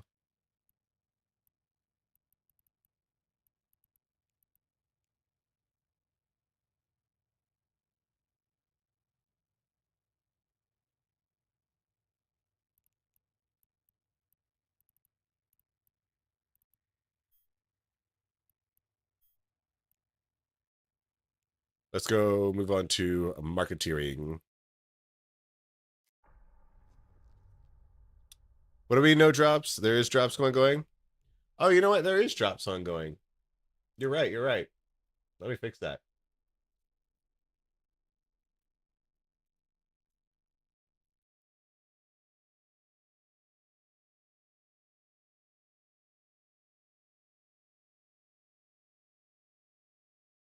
There we go.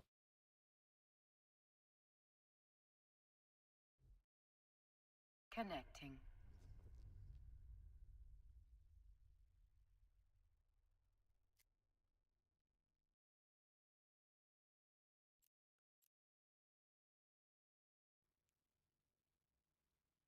We are coming up also, now that we're on our marketeering character, we're coming up on our monthly giveaway winner drawing.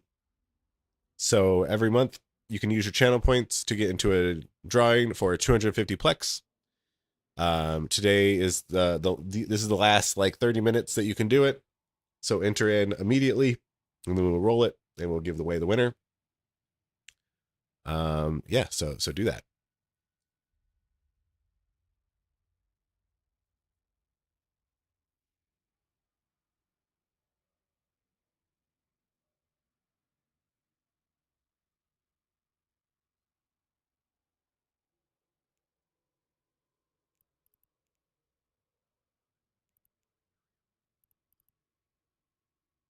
Okay, so step one, I want to buy all the things that I just said that I want to buy. Let's add these to a clipboarder. Oh, I need to copy them again because I copied drops instead.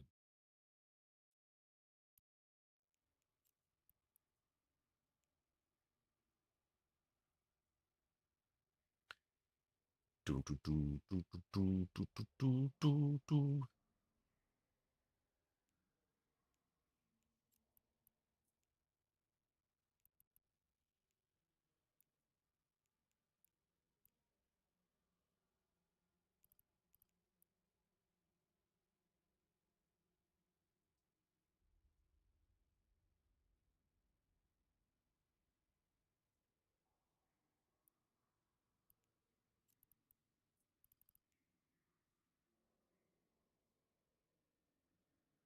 Oh, I fucked up.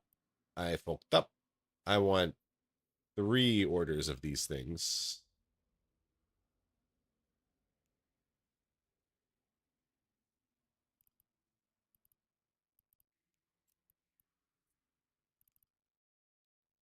So 160, I need 320 more.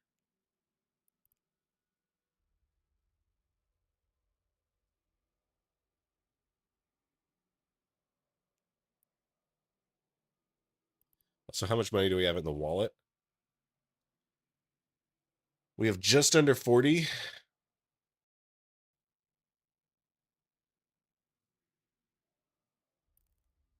Which means I could start buying all the parts to a new rig. If I don't buy all these things. Yeah, I think I'm going to just buy all these things. Fuck it. Also, I still might have enough because I have like 8 billion in the wallet.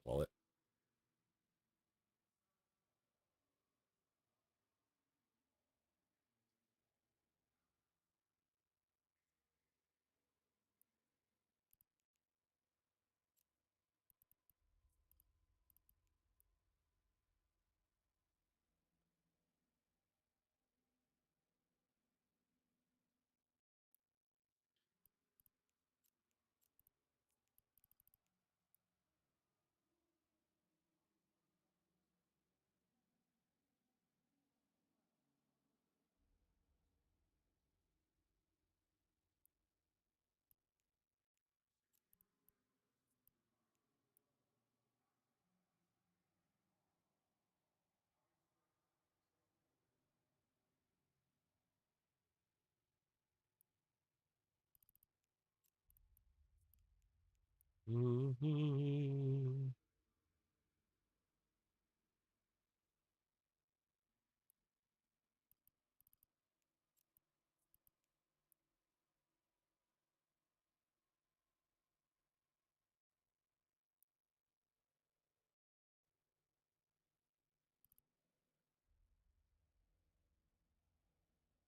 I really wish they would update the exploration content in the game.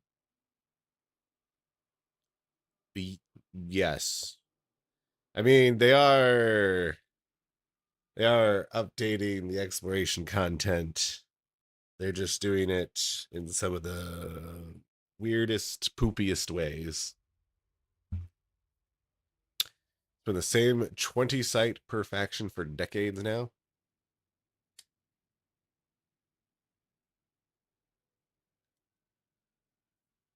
What do you mean 20? Back to loot spew cans for you? No, I don't think loot, I think that was an improvement.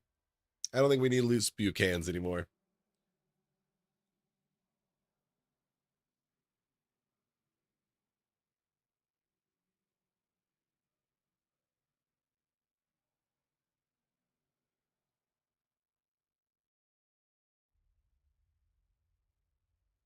How would I improve exploration?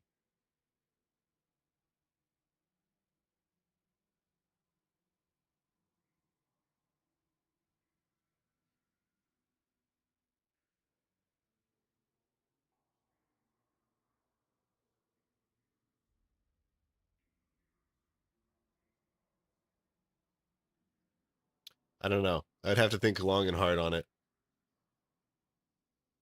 It is definitely a difficult problem to solve, but the way they're going about it is not the correct way.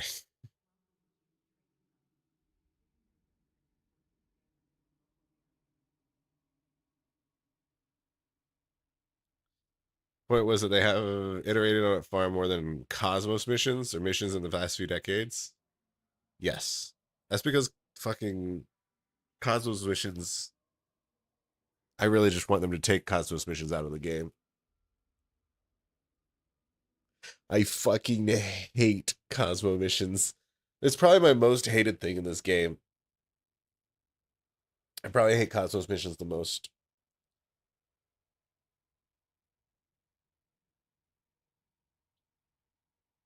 And the reason I hate them is because they're so fucking esoteric and outdated and broken.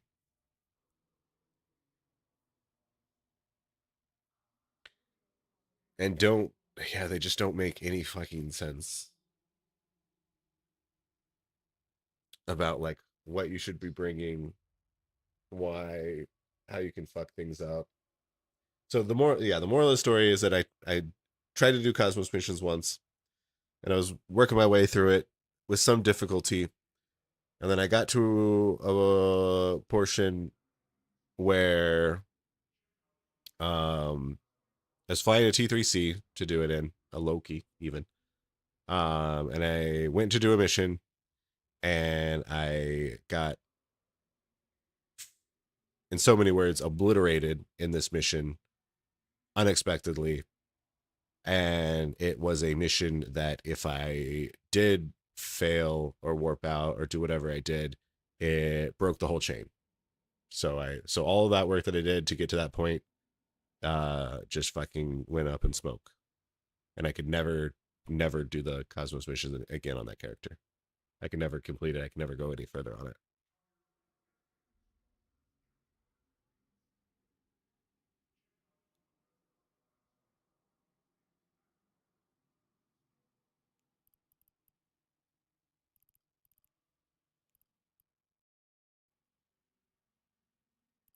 All right, so we bought all the things that we need for FTLs. Let us look at the price of things I buy. Bounce back a little bit. Going down. Went up because they're no longer as available. Went down a little bit. Seemed to be steady. Went down and back up. Down and back up. Pretty fucking steady, but on a slight downturn. And synthetic aperture radar receivers are spiking for some fucking reason. Luckily, I have bought a lot of them recently. Hey, Ghosty Gaming just shouted us out, which means we shout them back out. I don't know why the fuck they shouted me out, but thank you. If you guys are interested in watching Ghosty Gaming, he's on a lot recently. He's been doing some really long streams. He likes to do nullsec farming, nullsec PvP. Whatever I do, don't co-stream with them. Why is that lateral edge? Is there some tea?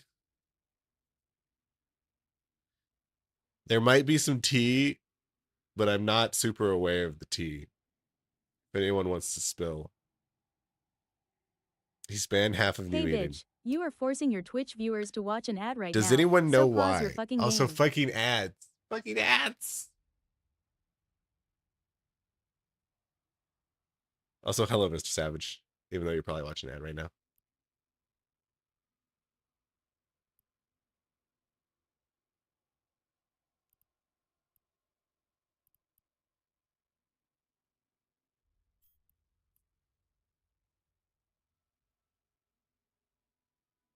$90.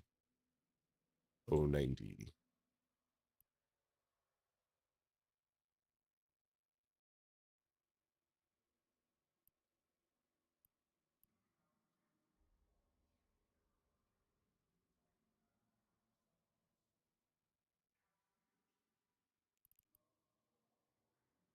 I'm waiting till the ad finishes.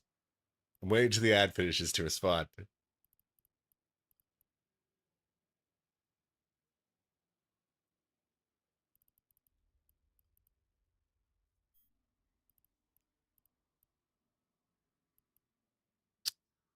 These feel like overcorrections.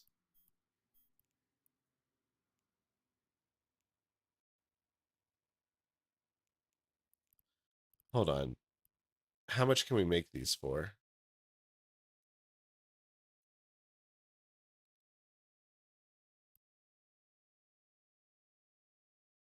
It cost us 25 million.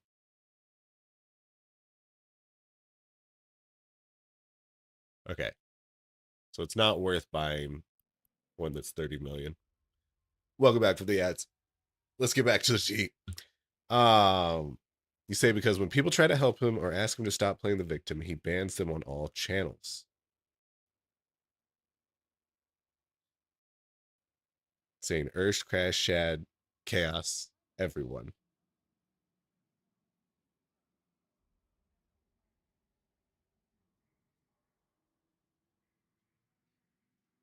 Sources that a former friend, OG supporter, and mod banned for trying to help.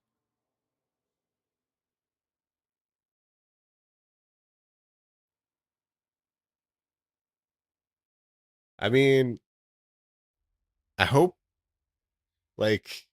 he gets through whatever he's dealing with in a positive way.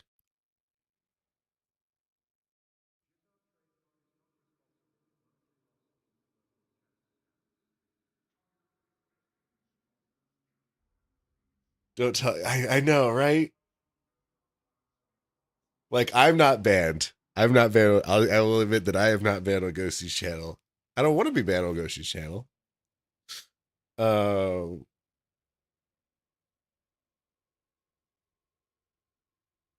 I don't know. I wish him the best. I wish him no ill will. He's obviously going through some, we'll say, unstable times.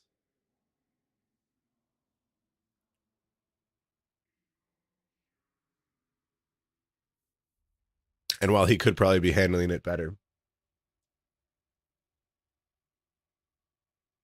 it is what it is.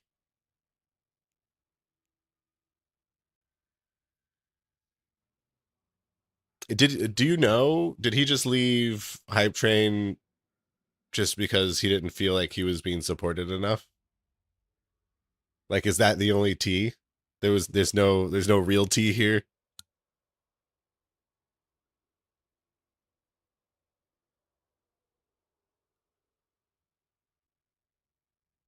Someone in Ghost Chat was talking about exploration, so he shot me out. Hell yeah. All right. So we're still on the up and up.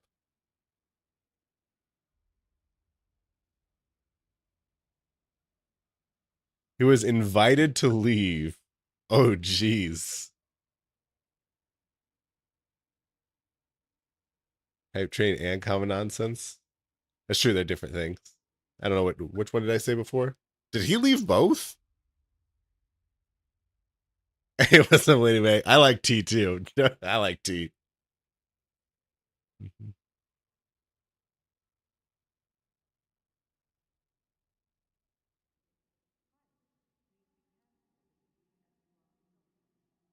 You got an argument with Crash.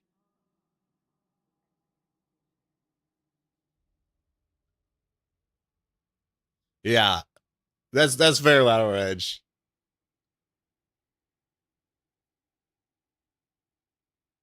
You kind of have to have like some good solid reasoning to Van Erst.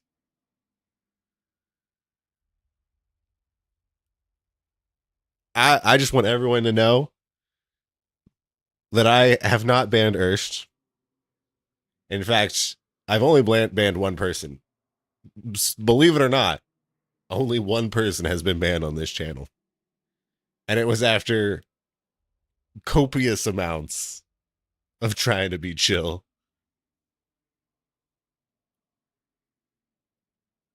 His name was Matthew. I wonder if Matthew still watches Eve streams.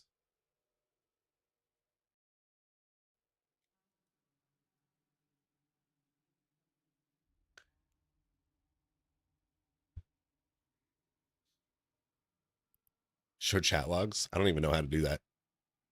Surely they're not saved that fucking long. That'd be a fucking huge waste of space. Bang out alright for fun. But I don't want. That's mean. Chat logs are forever?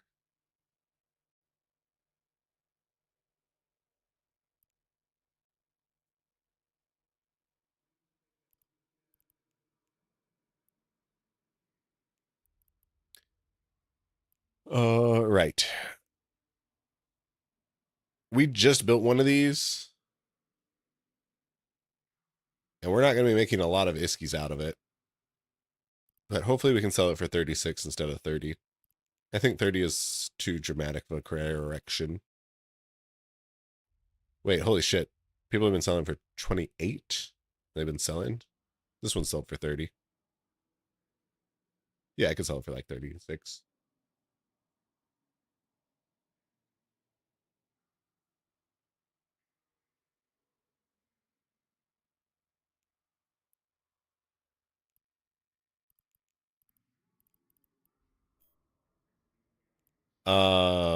The Grav market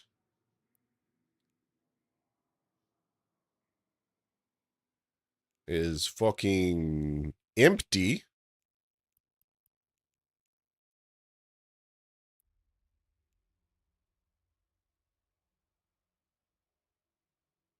These markets are actually really susceptible. Actually, hold on. Hold on, guys. I think I know the market that I'm going to fucking control.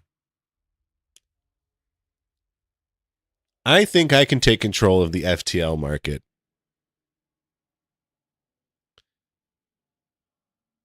Because in order to make FTLs, you have to do a substantial amount of reactions. So it's not something that you can easily, quickly make. If the market were to, you know, all be eaten up.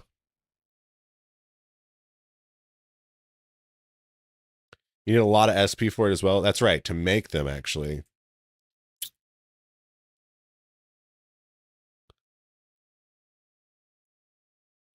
How much time? To make 40 of them, you need like 2 days.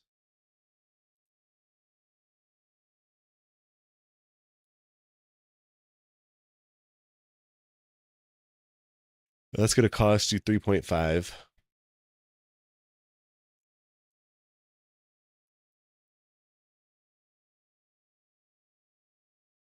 The demand a day is about, let's call it 35 between all of them.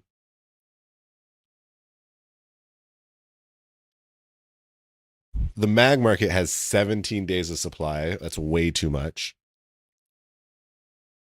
But Grav only has 1.4.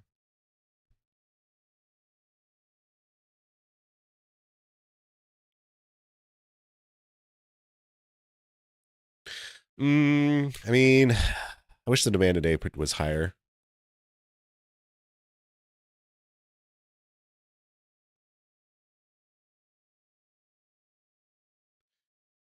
But the thing is, people aren't making them. Well, I guess maybe people are making them themselves. But it's quite an investment because you need a bunch of wormhole gases. And you need PI,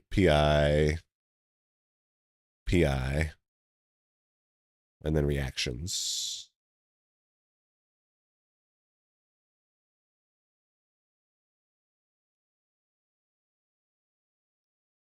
Yeah, it's definitely a market I could consider manipulating.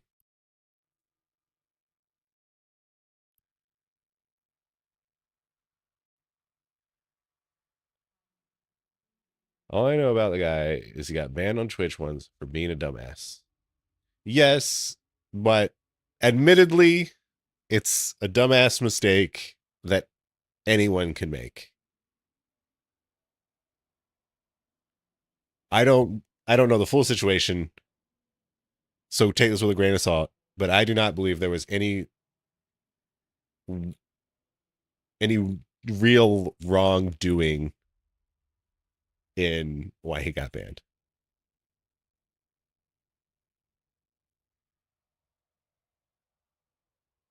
Whereas alternatively, I'm going to talk shit about Daopa,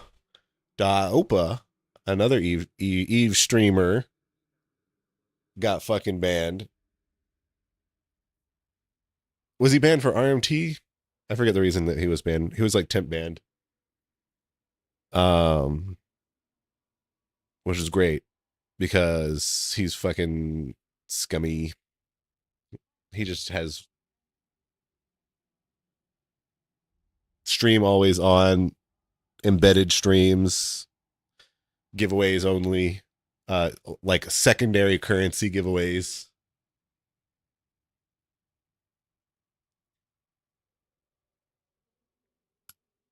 Do I know what's rising? Pacifiers? Really? I could definitely see why, because pacifiers are a thing that never like you're gonna expect the supply of pacifiers to constantly be dwindling unless the game is doing well. They're not going too far up. There's like 20 mil. Whereas marshals, that's because the only way you can get pacifiers and marshals is recruit a friend program or the fucking planet hall, the planet thing.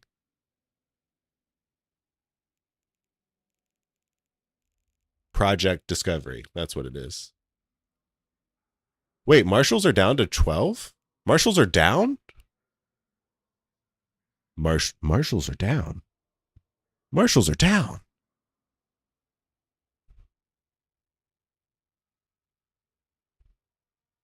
What could this mean?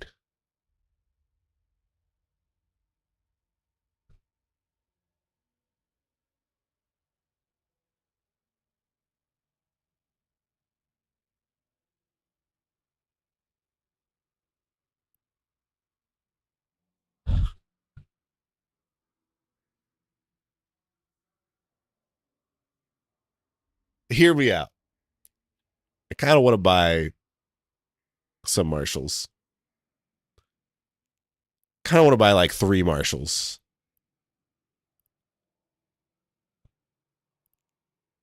No. The thing is, if I buy 3 marshals, realistically, I'm only going to get like 3 billion out of them. And I don't want to invest 35 billion iskies.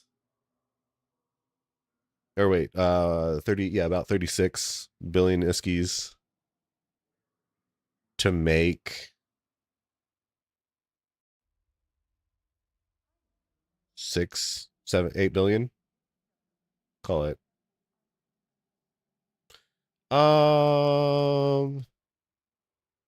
Yeah, it's basically I could buy marshals and resell them. But could I recoup that amount of money in the same amount of time that I could sell a structure rig? Because a structure rig is going to be about the same investment and about the same payout. Question is, which one would I be able to sell first?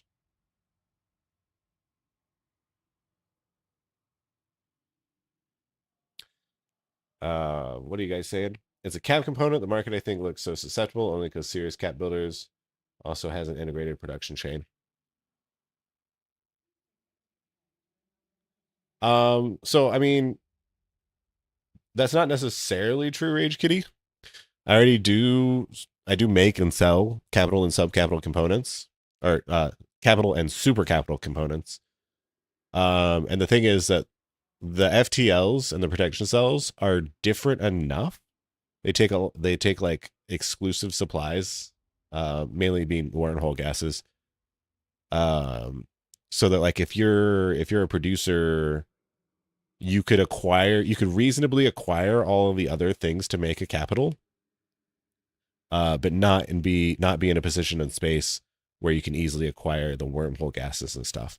So you might just instead of buying the gases, which are heavy, you might need to ship them and be weird about it. You might just buy the component, which is a lot more lightweight.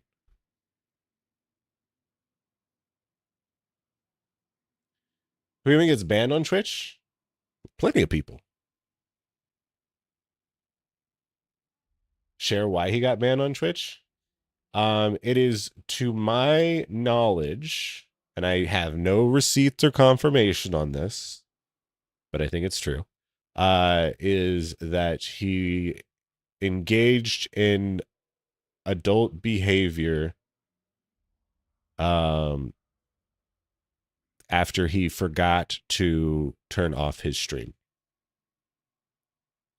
Lady May's never forgotten in a stream. You just don't understand how. I counter with I have definitely forgotten to end a stream multiple times in my life. Luckily, I've never done anything bannable after that.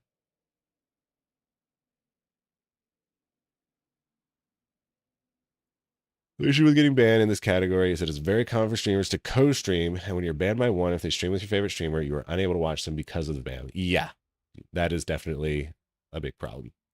Well, I mean, yeah, it's a big problem.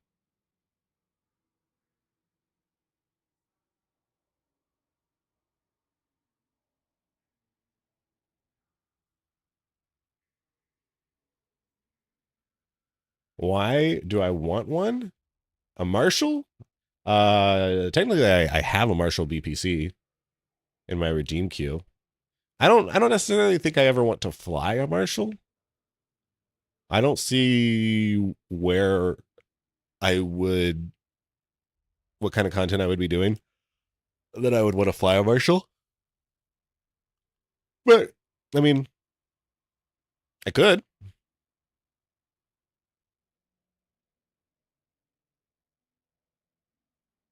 Buy 3 Pythons. Man, if I could buy 3 Pythons, I would probably sell 3 Pythons. You remember when the Marshalls were 8 Billy? Yeah, me too. With Plex crashing, could this be the return to norm? I don't think Plex is crashing, is it? How much is Plex? Wow. Down to 5.7.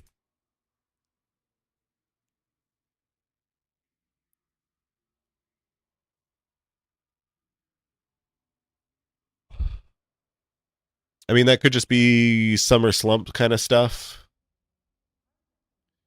Because basically now we have no historical data for Plex because they fucking changed it up.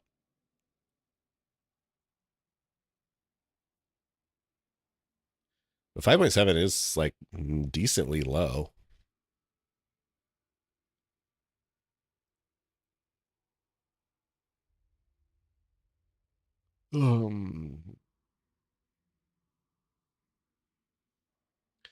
Hypernet the Marshalls? I could. Speaking of Hypernet, actually, I entered a Hypernet for a little thing called a Sapashi. And I don't know if I've won it yet. Wait, I have a mail? Hold on. Who mailed me? Lucky Trade. Hi there, me again. What's the price you can get on these if I buy like 10 at a time? They want 10 Neuralink protection cells.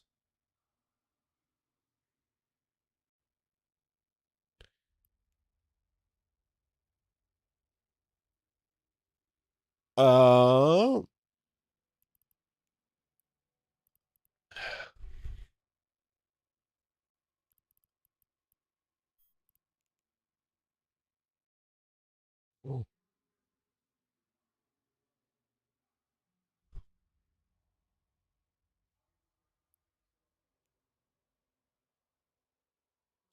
Ooh, the price is down in the dumps.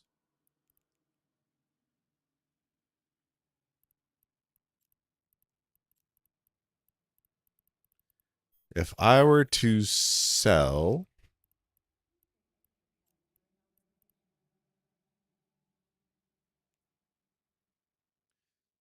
10 items at 1015,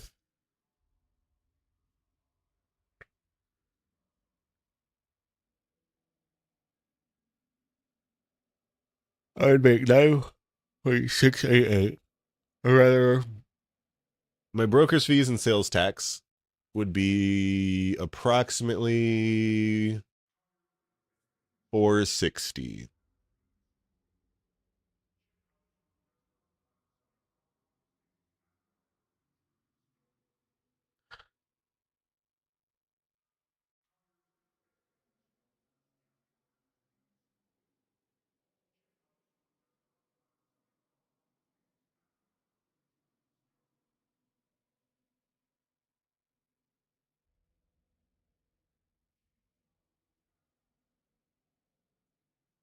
So like I could sell 10 of them to him for 9.5.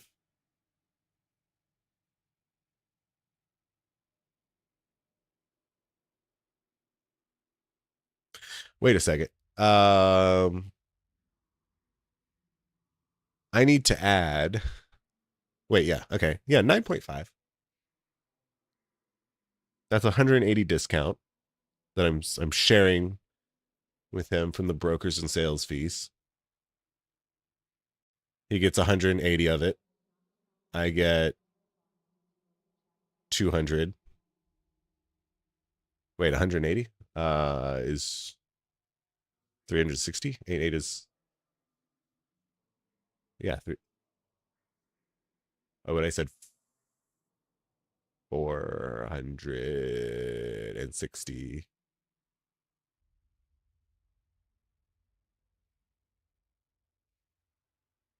But then he also gets a bonus for not putting in a buy order.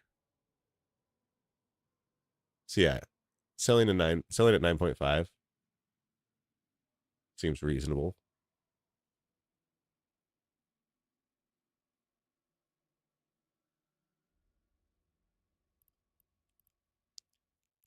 Do I have 10 of them? I have 6 and I'm making 2 more.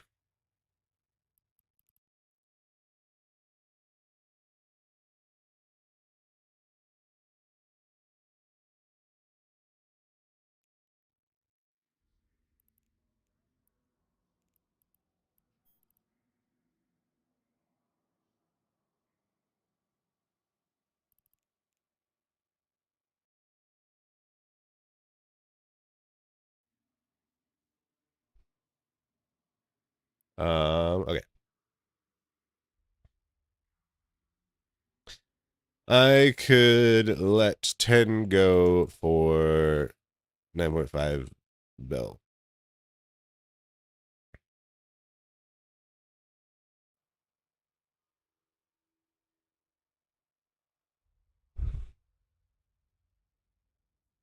Let me check Eve Guru.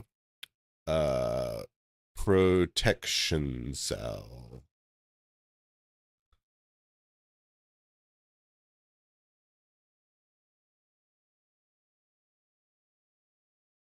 So they cost me about 6.2 bill to make.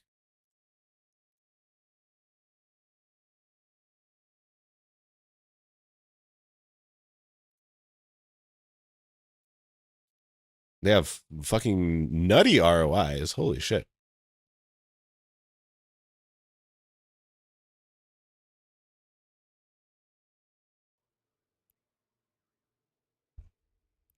Oh shit. Chat broke. Hold up. When you're manufacturing marketing PV full time, I made most of my ads cost smaller items, to be honest. Battlecruiser lower, research BPCs.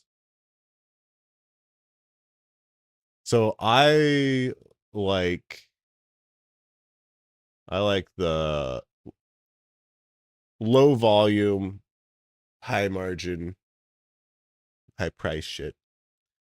Because like, so the main thing is that because I'm doing my industry in a wormhole, ISK density is very important to me.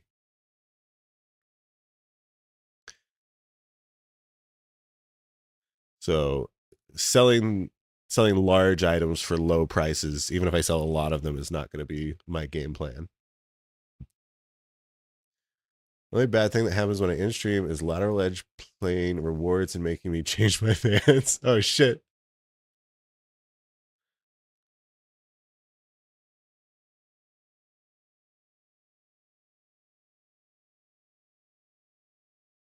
Is that from the YouTube chat? Nope. No one said anything in the YouTube chat. Have I seen how they made ghost sites easy? Now everything is so easy. Also, welcome in Punkafluffin.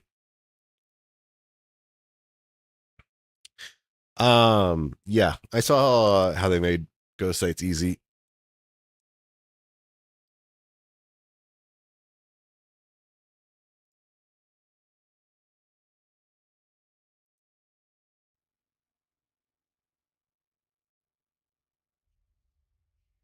Um,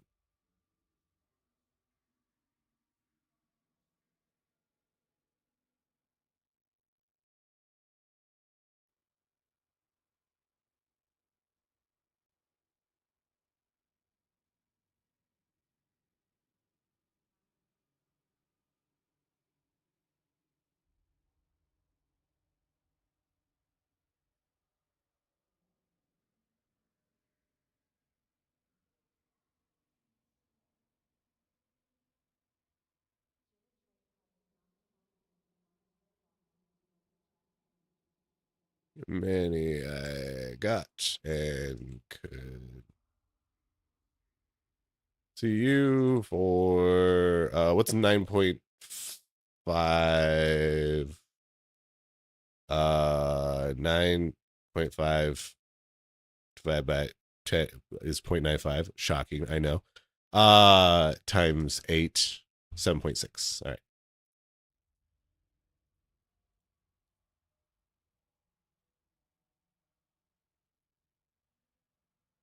Cheers. Cheers. Cheers. Cheers.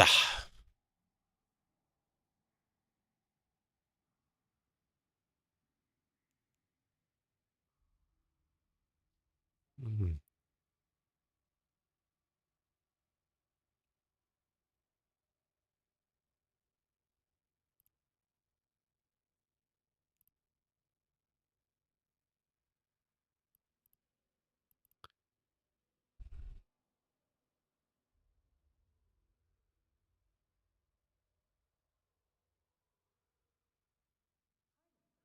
The problem I have with like selling things not on market is that because my tax rates and just tax rates in general are like small enough, that like a lot of times it's not worth the time to even deal with other people.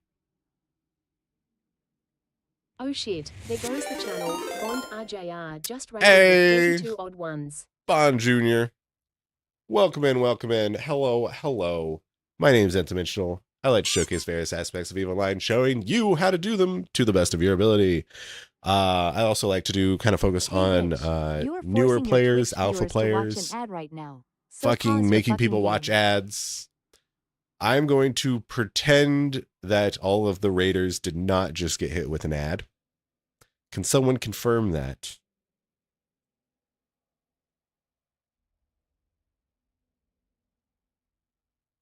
No ads? Okay, wonderful. Twitch fucking knows a little bit about what they're doing. But yes, you saw movies with me about ESS sites. Excellent. Are you doing ESS sites now? Can't speak, got ads. Oh, okay. Fuck.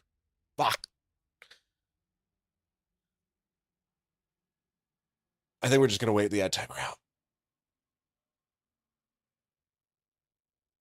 One moment, please.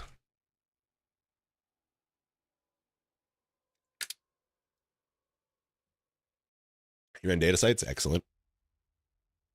Love me some exploration. I would say exploration is my bread and butter, even though I've definitely expanded from it.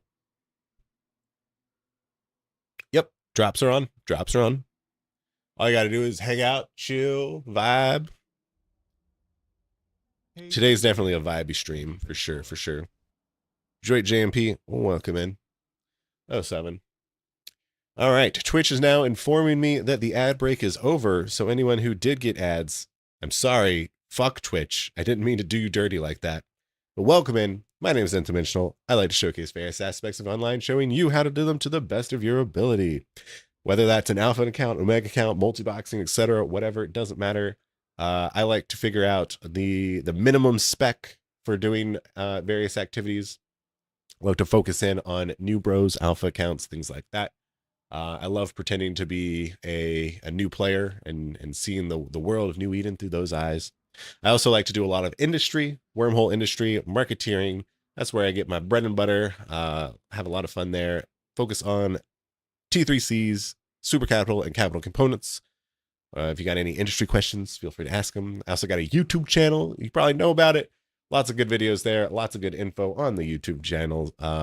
Lots of tips and tricks. I'll go ahead and link it for you. Like, comment, subscribe. You know the drill. But yeah, right now we're just doing a little bit of marketeering, looking at prices of things, chilling, chatting, having a good time.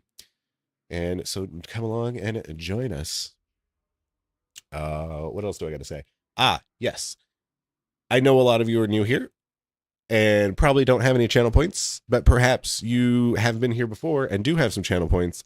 And so I'm going to inform you that there are only a few minutes remaining on the end of month giveaway. So if you use your channel points down in the bottom left-hand corner of that chat channel menu, every month you could use them to get into the end of month giveaway for 250 plex. We are going to be drawing that in a few minutes here. Hey, you there. Because this is the first stream of the new month. And so we're drawing it for last month. I know it says that you've entered the August. It actually means September. Wait, I mean, June, July. That's what I mean. July giveaway.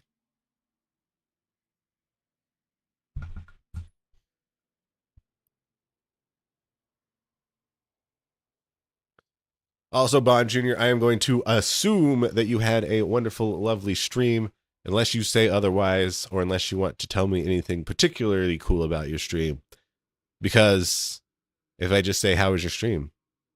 I bet you're going to say it was good. And then I'm going to say, are you hungry? And you're going to be like, yes, I am hungry. I am going to go eat now. Because, that's what I do. You had an awesome stream. There was a mining event today. Interesting. A mining event. Did you mine some risky ore? It's like I'm reading your mind. Yeah, I know. I know how this goes. Feel free to raid around if you are hungry. Or alternatively, stay around and tell me about the mining event. It's a weekly high-sec mining with your viewers. Awesome. Speaking of, it's not going to be mining event because I fucking hate mining. But I am going to try and have more consistent group content scheduled for stream. And that's going to be things like home fronts, group Pochven sites, abyssals, group abyssals, things like that. Group faction warfare. Because if you guys don't know, I have a I need to think of a better way to advertise it. I have a corporation that is mainly based in high sec, but also some low sec and Pochven. We're not afraid to go to other places. A high sec based, but not exclusive, corporation that focuses on group community activity and enrichment with one another.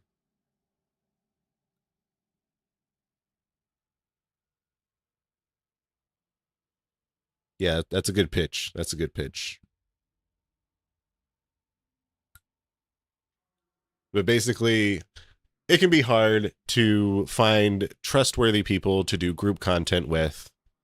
And I want to create a place, a corporation that people can join and enjoy nice little corporation life, benefit from various corp projects and amenities, and also be able to group together and rely on one another to be the greatest they've ever thought they ever could be.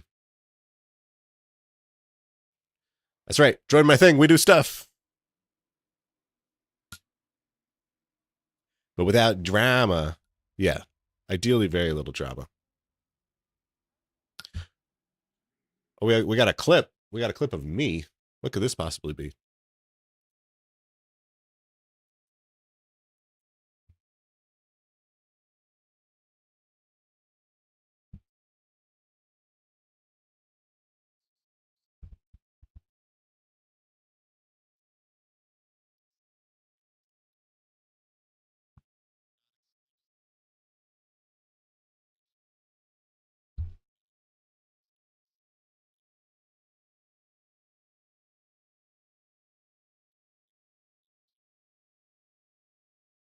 That's an interesting clip. That's all I'm going to say. An interesting clip.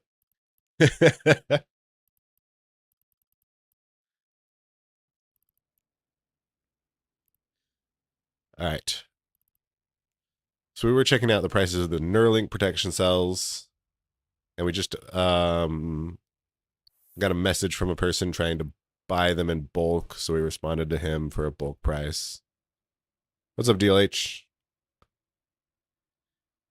That's right, 100%. This thing does stuff. You better believe it. It does so much stuff, the greatest of stuff, big stuff. And now we're going to click this HyperNet offer completed. And before I click this, I'm going to tell you that this is for a Shapash. The reason I'm telling you this now is because we're almost going to immediately lose it as soon as I click the button. But a Shapash is an AT ship valued at approximately 225 billion ISKIs. And so if we win this, we will be a level... Actually, if we win this, I think it puts our asset value into the trillion. So if you want to see me become a trillionaire in value, not liquid ISK, sadly, better buckle up. Better fucking buckle up, because it is happening right now. Survey says, first node, we lost. We absolutely fucking lost. How many tickets? How much each? Oh god. So that hypernode cost us 4 billion ISK, and there was 48 hypernodes. And yeah, we lost. That's all there is to it. There is not currently another one on the market.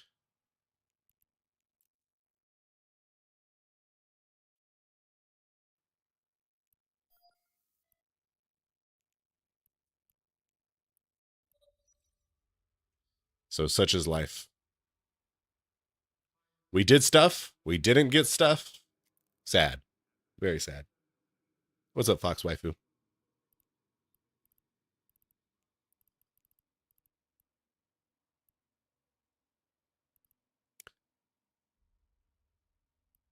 One of these days, I will win one of the Sapashes.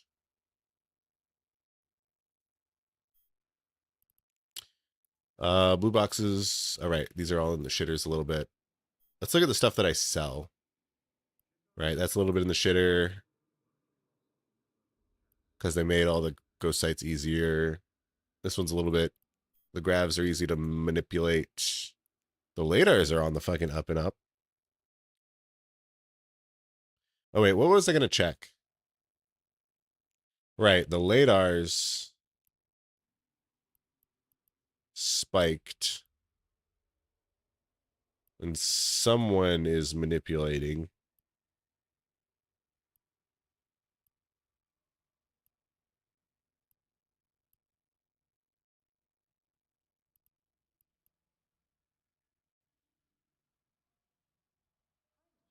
Yeah, so I don't think I really care about those 170s. I'm curious how long it'll take. Oh, wait, hold up. Yeah, this looks fishy as fuck. You guys see how fishy this looks?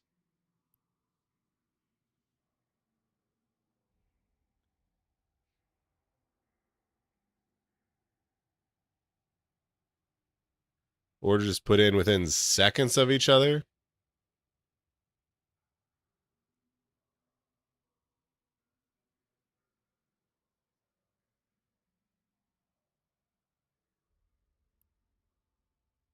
You're getting rich from hacking? Hell yeah. Keep on hacking.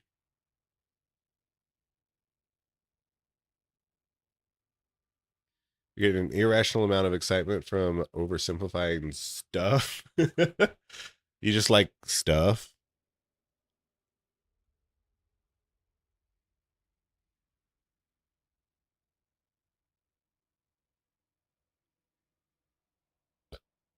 What is a LADAR FTL link? A LADAR FTL link is what we call an intermediary super. Oh, wait. Yeah, capital and super capital component. Because this is a final thing. Well, this is a final piece of a thing, right? So it's an intermediary because it's not the finished product. It's not a capital ship. But it is built from something below it. So I make these because they take a lot of like wormhole gases and weird shit to make. And a lot of people that are making capitals and super capitals don't want to buy that heavy gas and deal with all that extra stuff. So they'll just buy this component outright in order to make their capital. So we show info here. Thanks for the tier 1 subscription, Raphael1219.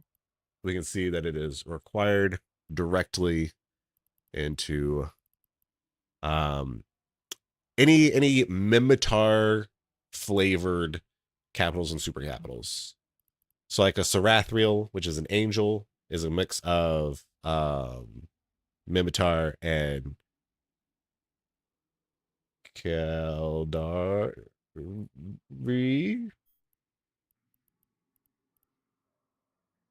Galente.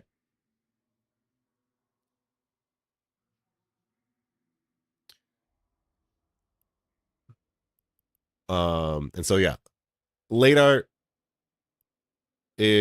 basically means, so okay, let me explain this. Even though you're gonna forget, even though it shows up in a few different areas in Eve, and it can be useful. But there are there is only 4 radar systems. Radar's not the right word. What is the right word that I'm looking for?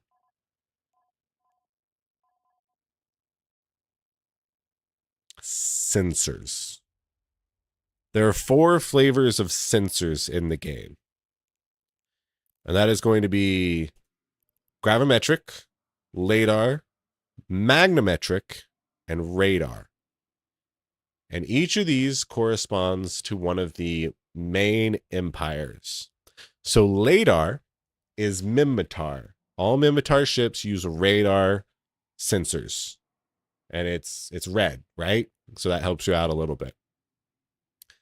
But also all of the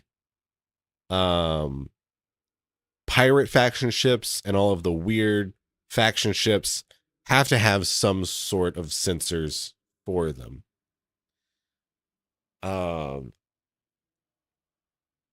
And so you're asking, why is this important? Well, it's important mainly because ECMs, jamming. So if you want to learn how to jam, if you want to be a good jamming pilot, then you need to know the sensor that every ship in the game uses. And is that a tall order? Yes, it is. But honestly, if you're going to be a jammer pilot, I consider it like the bar. But there are some handy dandy ways to understand these a little bit better. So you're going to have your LADARs, your reds, which is going to be your Mimitars. And then Grav is going to be Caldari, radar is going to be Amar, magnometric is going to be Galente.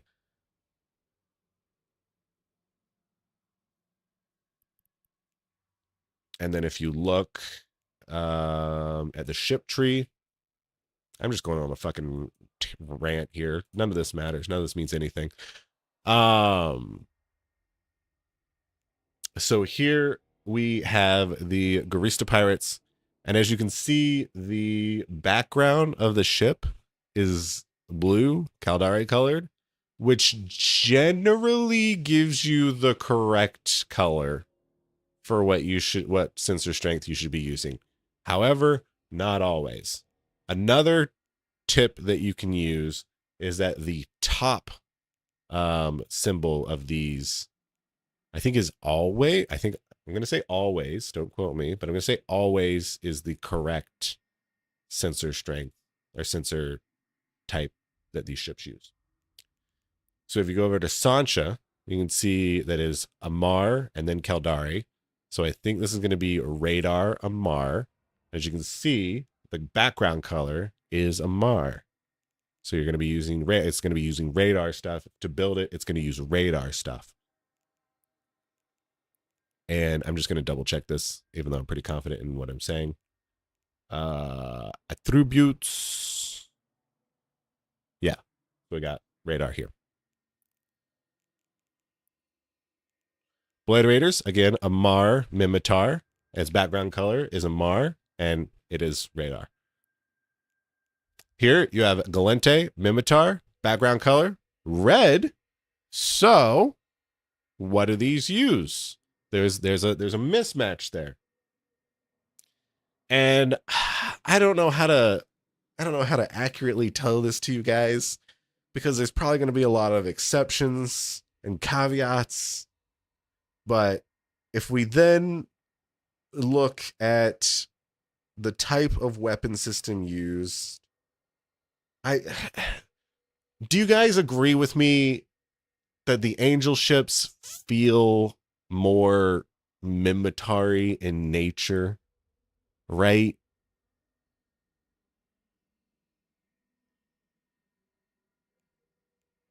So like, these are going to be LADAR because the background color and the ship just feels Mimitari, right? It's got projectiles, it's fast.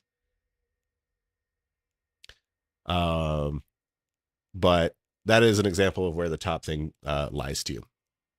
But I think with the top thing, you get it 75% of the time. Here you have Galente, Mimitar, Serpentis. You have a mix of background. That's, oh my god, fucking Eve is weird, y'all. The Daredevil has a Mimitar background, but the Vigilant has a Galente background, and the Vindicator also has a Galente background. But also these use hybrid turrets, and they definitely feel a lot more like Galente ships. And so I'm pretty confident. Let me just double check. Yeah, these are mag. And then SOE, you see Amar on top, you see Galente on bottom. You see that they have weird colored space, so that doesn't actually help you at all for the backgrounds. But Amar is on top, and you know that these are Amar. And you might be wondering to yourself, he sure is saying Amar a lot. He sure is saying radar a lot. Is that something that maybe I should think about a little bit harder? And the answer is yes. Because if you don't know what you're going to be jamming, then bringing radar jams, yellow jams, is a very, very good idea, which we will elaborate even further immediately. All right, Mordu's Legion is pretty cut and dry. Obviously, they're fucking Caldari missile ships, so obviously they got the blue background. They're gonna be using fucking graphs. But here, SOE ships have magnometric. Really? Did I lie to you? I did. I sure fucking did. All right, my bad. I got that one wrong.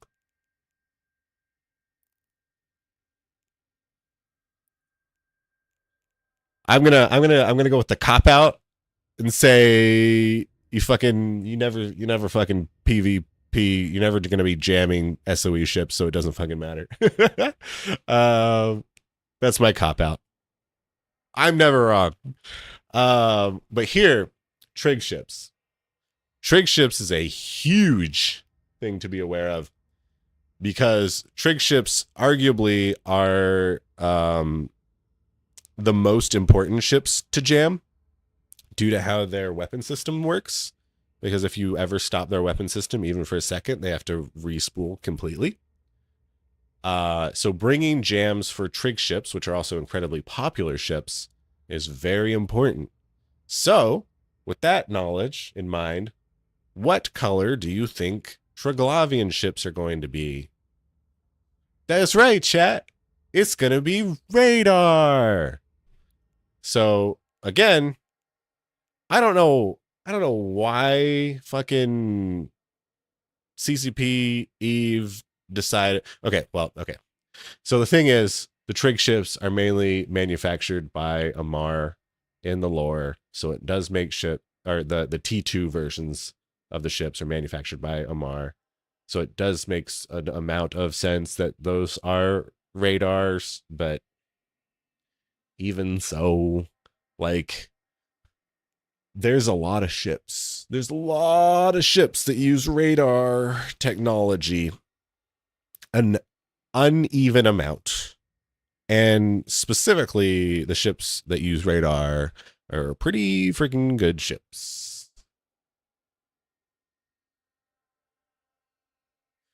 Don't you have to say radar in the nonsensical words for trigs? The 3 nonsensical words? You mean Cry Perun, Savrog, and the other one? The other one that doesn't matter? Now we're moving on to Edencom. And I actually don't know the answer to the Edencom one. I'm going to guess radar.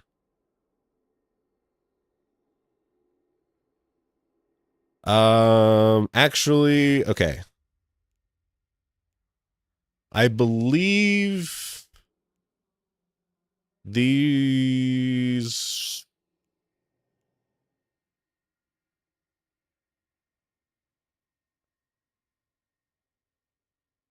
So the thing is, it's going to be either radar or magnometric, which is Galente.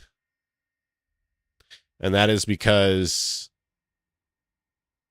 Caldari and Mimitar, also known as Grav and Ladar, are very specific. But then again, these do have bonuses to missiles. They are kind of like caracals.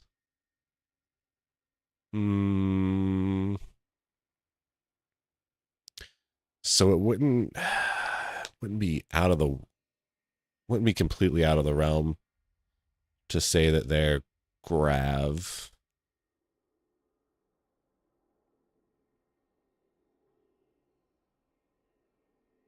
I'm going to risk it for the biscuit and say that these guys are Grav. All of them are Grav.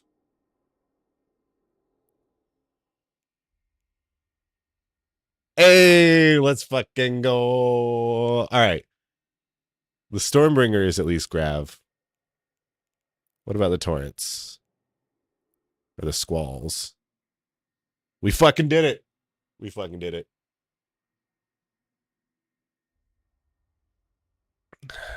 Velis Parun and Svrog. Not clades, like the way Triggs speak, they would never say radar. Oh, yeah.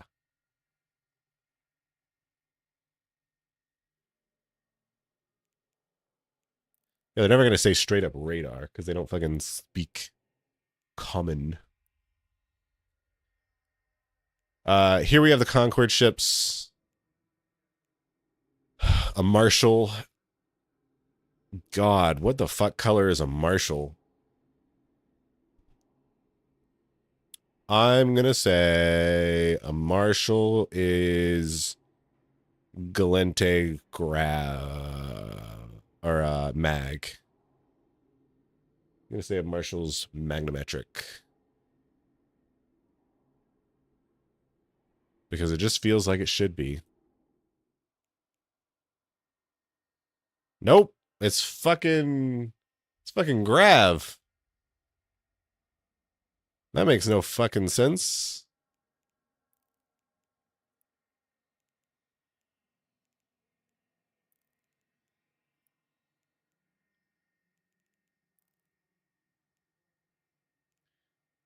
All right, SOCT ships.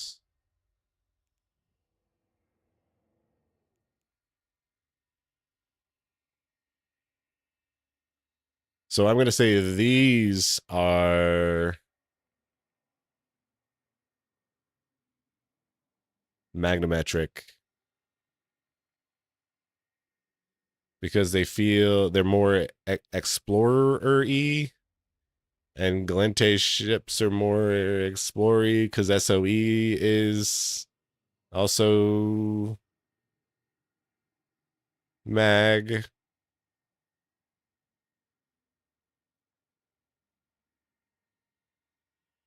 But also now I'm curious, do they consider ships that have access or bonuses to all weapon types more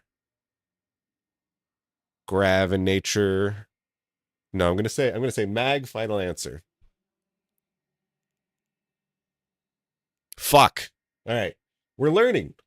We're learning though. If a ship has bonuses to a bunch of shit, it's gonna be grav.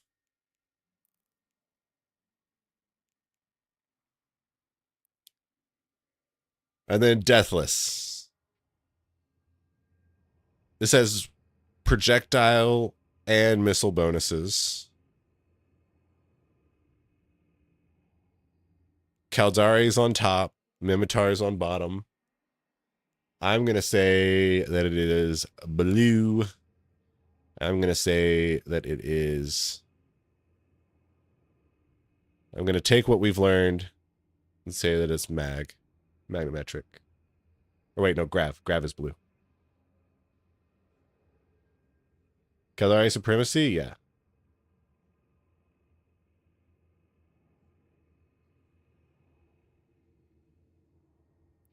Survey says...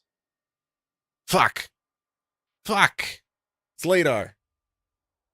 Shit.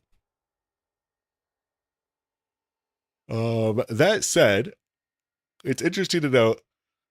Hey bitch, you are forcing your Twitch viewer to watch Fucking an ad ads. right now, so pause your fucking game.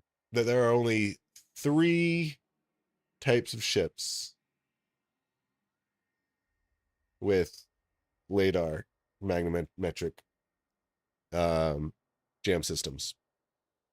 It's going to be Mimitar, Angels, and Deathless. So if you don't know what you're flying into, it's probably not super worthwhile. Maybe, hold on. I'm going to go grab a drink real quick while there's an ad break happens, and then I'm going to give you the coup d'etat.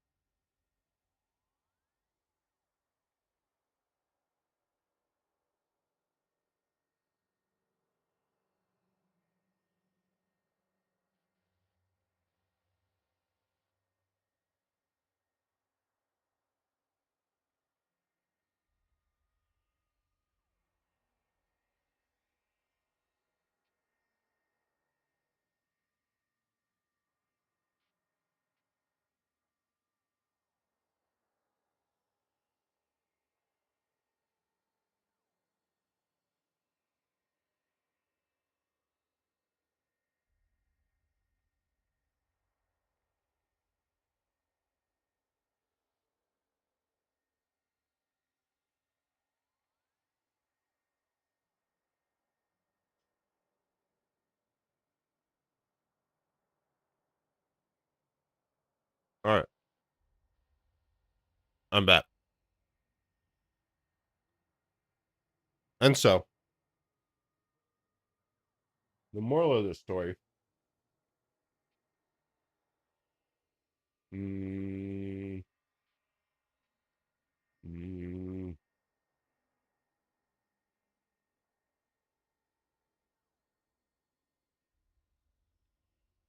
yeah. The moral of the story is that if you are a jam pilot, if you're fitting up jam colors and wondering what to take, one might be tempted to take the multi-specs, but the multi-specs fucking suck. So you definitely don't want to do that.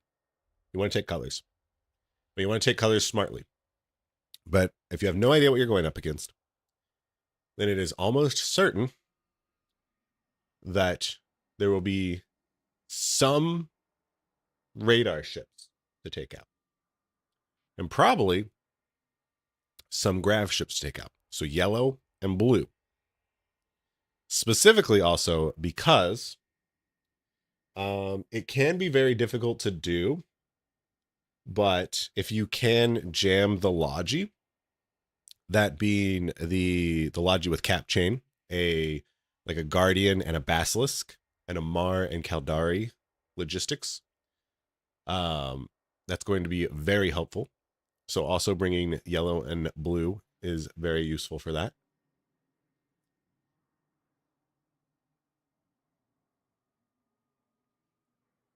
After that, green and red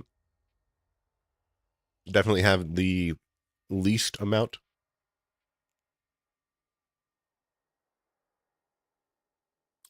With red being ships,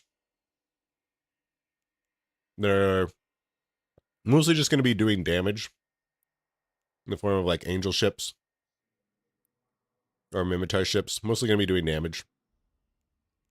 They might web you, like there might be a Hugin that you want to jam off that has some heavy webs. But honestly, I wouldn't be too concerned.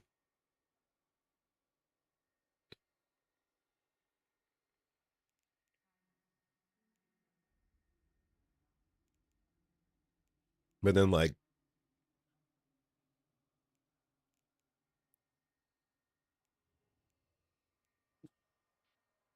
what would I be afraid of like with a Galente?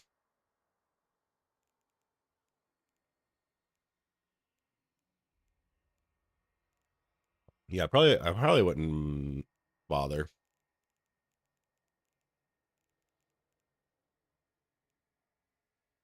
I mean, unless I know they're going to bring like Lokis or Hugins.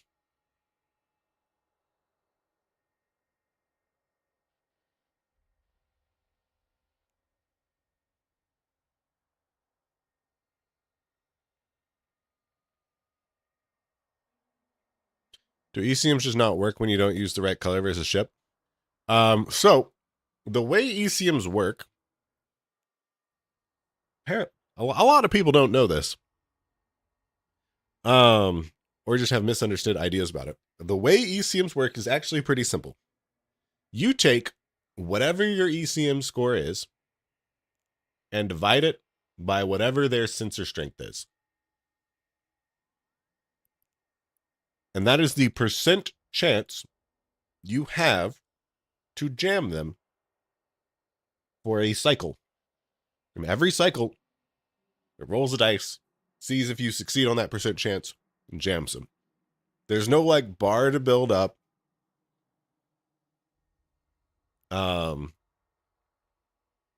There's no real complex math.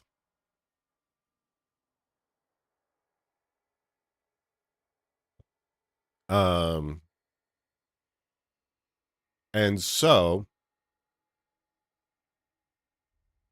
the colored jams not only have a lot longer range than the multi-specs, but they have a significantly higher colored strength than the non-colored strength.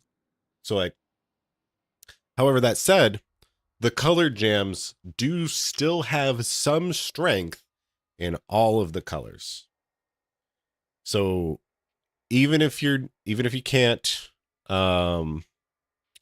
match the color correctly, you can still use an incorrectly colored jam on a ship and possibly succeed. At that point, you're going to succeed less than a multi-spec, but you're also going to be able to do it at a longer range.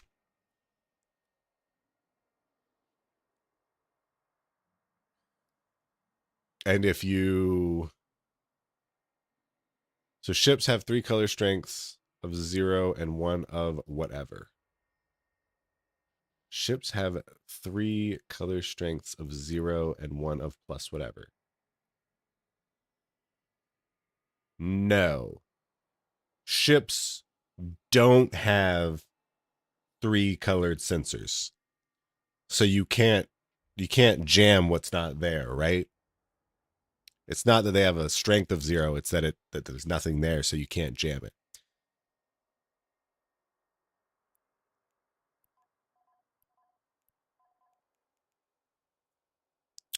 So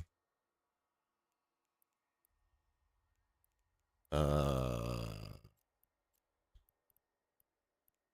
this character doesn't have any fucking... Oh, I mean, here's a burst jammer.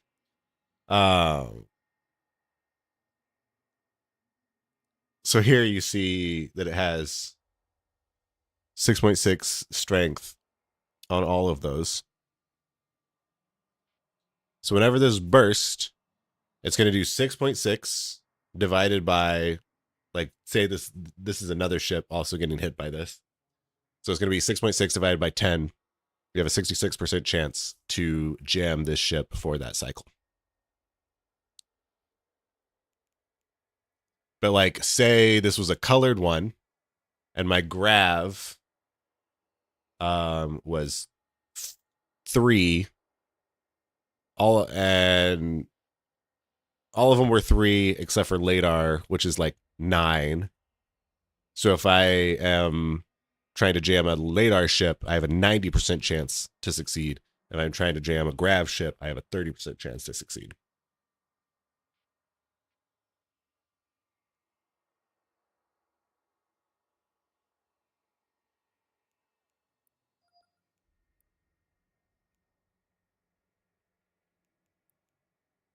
This character doesn't have the skills, so it's not going to be as large of a difference as if they did have skills. Oh wait, I want mid slot.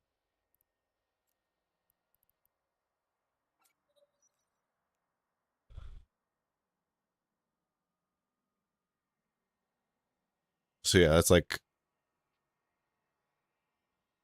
4 strength for grav and 1.3 for all the others. Whereas the multi-spec has 2.6. So do I want a 20% chance, 26% chance to jam all flavors if they have, you know, a sensor strength of 10? Or do I want a 40% chance to jam the correct color and a 13% chance to jam the incorrect color? But also this goes up to 35 and 67 for the range, whereas the multi-specs is 23 and 45, so like 50% less.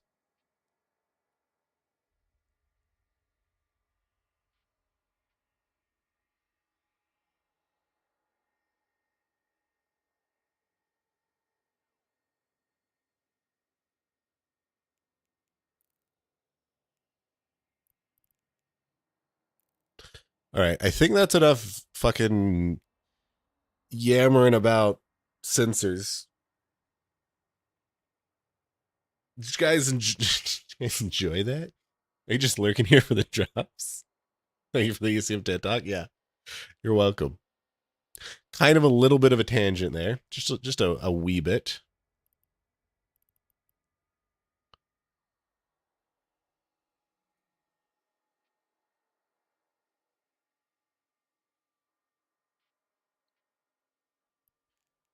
Use Widow.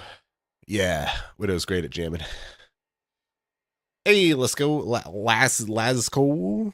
Saw a couple of my YouTube videos and thought they were informative. Hell yeah. Just want to say thanks for the content. You're welcome. I'm glad you thought they were informative and enjoyed them. Thanks for hanging out.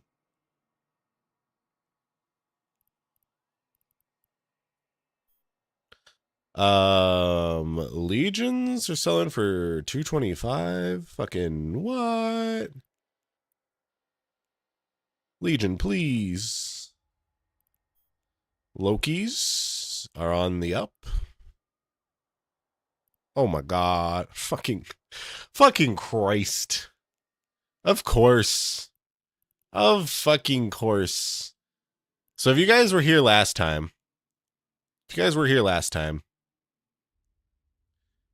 I was like, I guess I'll fucking sell at $235 because it seems like they're going to take forever to go back to $240. And if I could just move them at $235, it'll still be fine. I'll still make hand over fist money. So I sold a handful of them at like $235. And what happens to the market? What happens when I do that? It immediately fucking jumps up to over 240 million ISK, which is what I would prefer to sell them at. But also, if you guys are noticing something, there's like fucking 50 Lokis on the market. And that's it.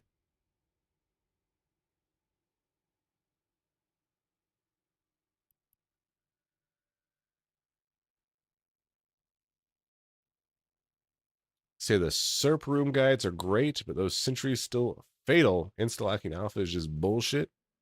Yeah. You got to be careful about them.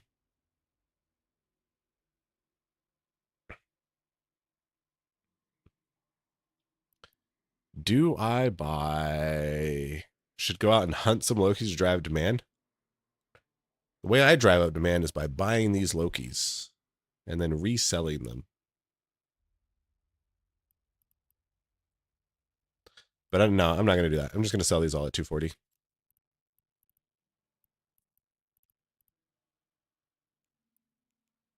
Let me sell 30 of them at 241,000,000. And then sell 45 of them at 240,900.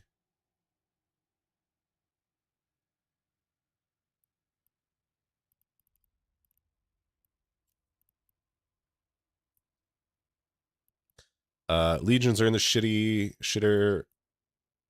Tengus are also in the shitter.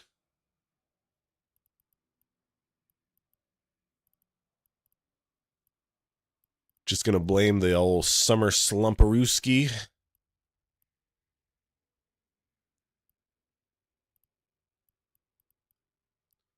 Surely there will be good fun content to be had, and people will come back to playing Eve soon.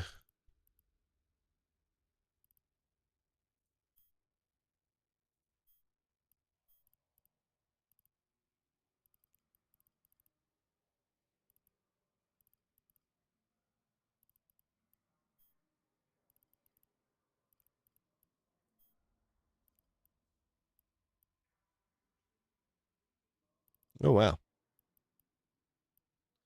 It's only like 30 radars between a price jump of 135 to 149.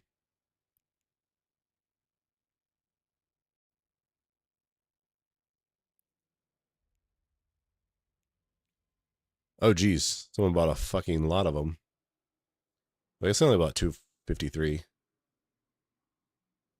Bought them up to 140.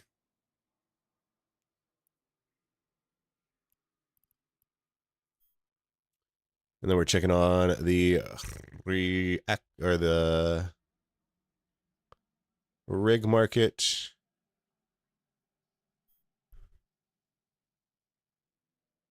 Do I want to make one of these?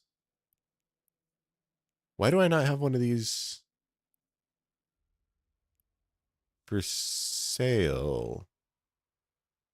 Did one of these sell?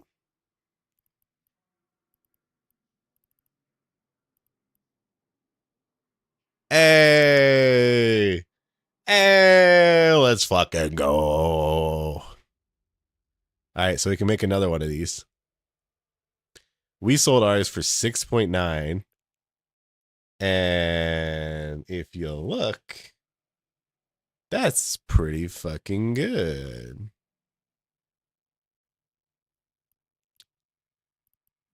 The King Hyper.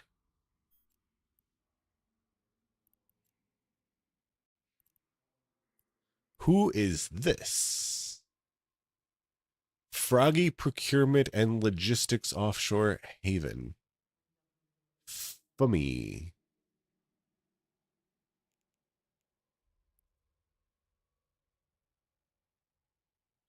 Suppose the rigging of the new space structures rush is going down? Yeah, probably.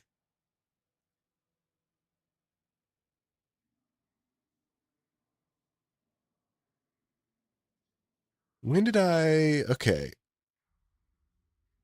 89 days, 15 hours.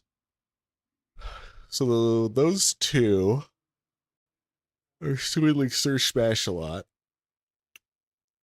The third one might be Sir Smash a lot. Well, no, I think... Yeah, I think what probably happened... Wow, I got fucking lucky. I got fucking lucky that this sold.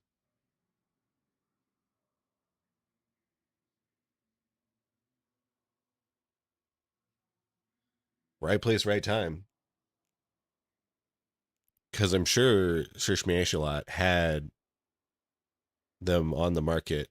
I just reduced my price and it got bought up before he could reduce his price again.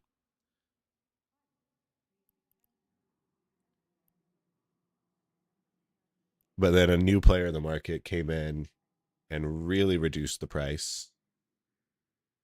And then Sir Smash is like, yeah, that's fine. I'll play your game. I'll reduce the price.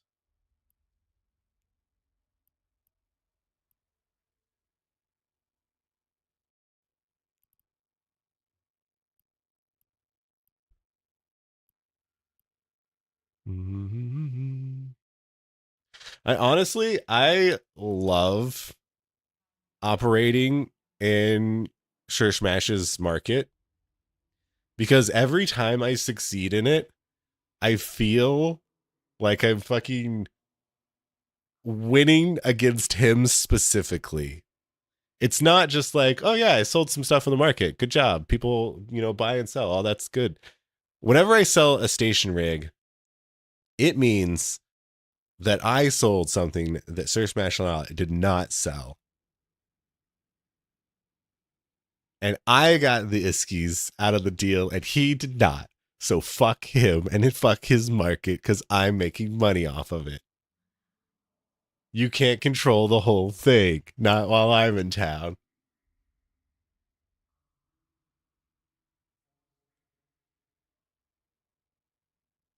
Says it controls like 90% plus the market. Yeah. Says it controls like 98 plus of it. And I love being that little thorn in his side.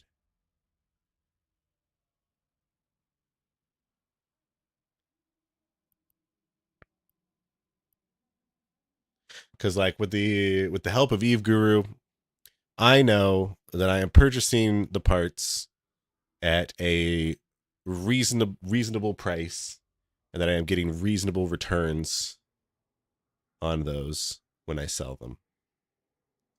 And as long as I am patient enough and lucky enough to hit at the right time, then I make billions off the station rig market in a reasonable amount of time. And I really like the station rig market because it uses a lot of capital and it is very ISK dense. So it is a very easy way for me to quickly use capital. I don't have to, instead of like buying and building 100,000 battleships, I could buy and build one rig and then put it on the market and then wait and sell it, and it'll sell eventually. But the moral of the story is that we need to buy components to build another one of these. So with that in mind, let's go to Yves Guru. And it is called a stand-up LSET.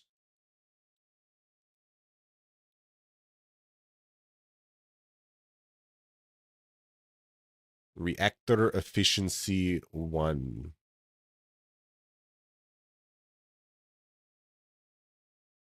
Oh, it's probably not worth building.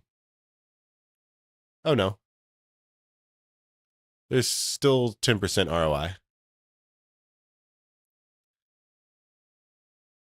So it's going to cost me about 4.7 to make it. And I'm going to get about 5.4 out of it. Honestly, the 10% is not great. But also, it only cost me 4.7 billion to make.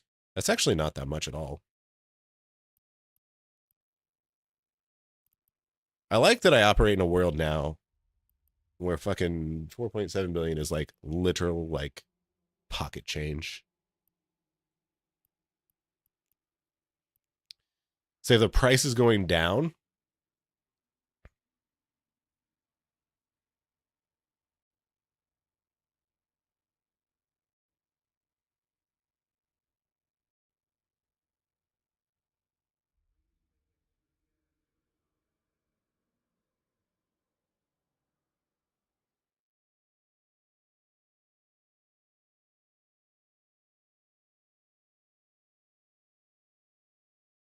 I'm going to look at the rest of the rig market.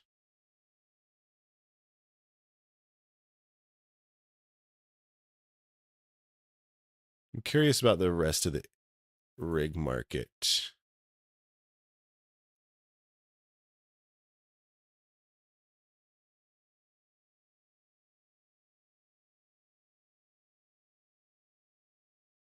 Say, Sir Smash a lot thing is he buys the mats and lulls between rushes from what you got? Yeah, he does.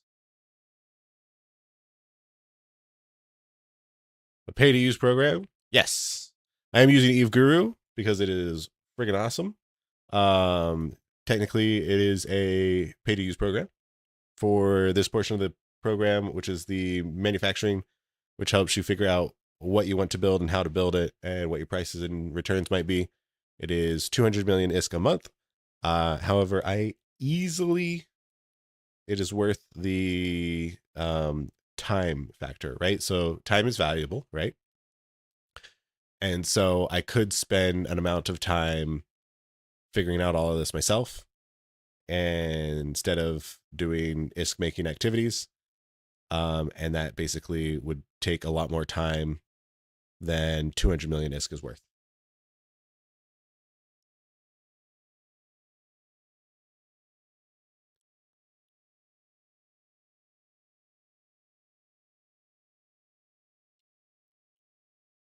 And so like the creators of Grew made this lovely little program. They spent a lot of time and effort into it, and it is the way that they make ISK. And I see absolutely no problem with that.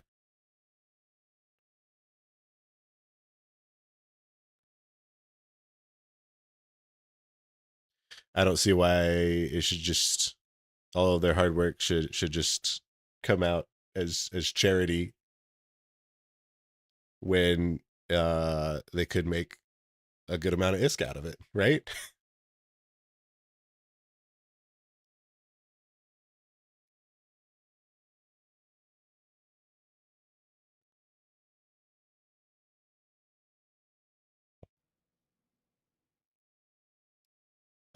Yeah, let's look at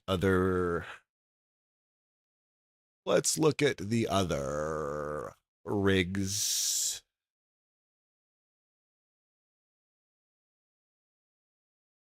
Shay, by the way, big thanks for your sleeper cache guides. Hell yeah. Glad you like them. With your help, we can do the sites mostly, at least partially, or almost entirely. Awesome. You'll love to see it. And now you can get jackpots in the sleeper caches with some capital or super capital components. Has anyone out there, has anyone done a sleeper cache and gotten one of the capital or super cap components? Hey bitch, you are forcing your Twitch viewers to watch an ad right now, so pause your fucking game.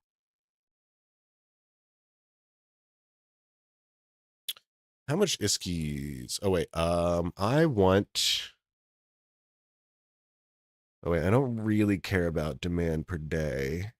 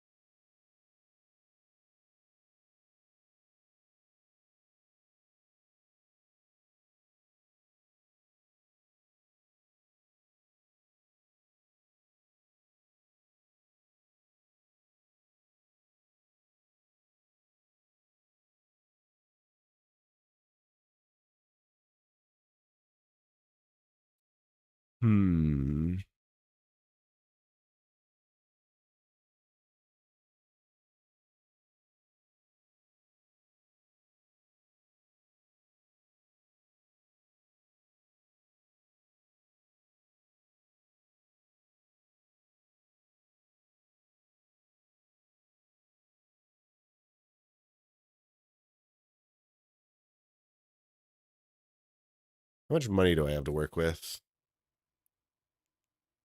I have 30 Billy.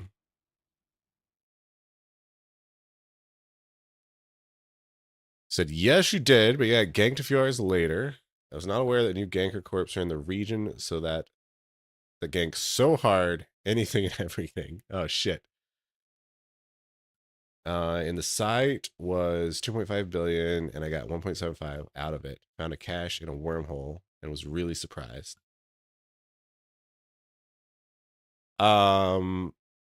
You found a sleeper cache in a wormhole.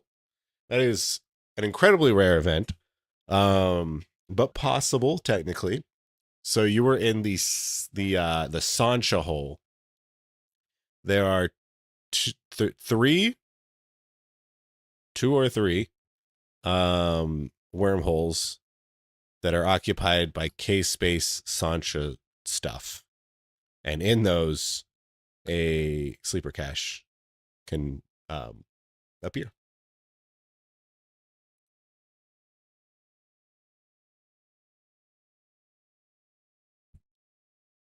Is this some sort of...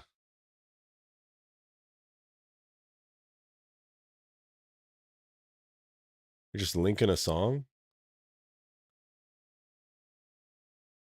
Excuse me?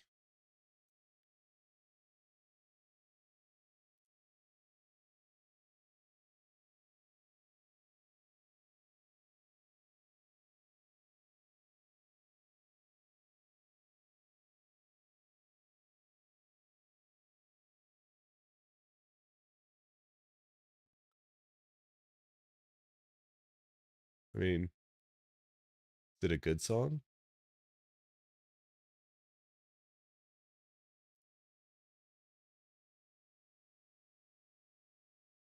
We'll listen to it. This is exactly the kind of thing you want to hear about. Awesome.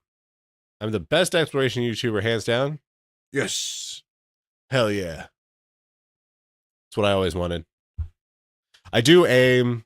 So, much to my chagrin, is that I do really care about putting quality information and content out on my YouTubes. And I mean, it's great in that, you know, it makes the world a better place. It's less great because it's a lot more effort and slower and not as clickbaity.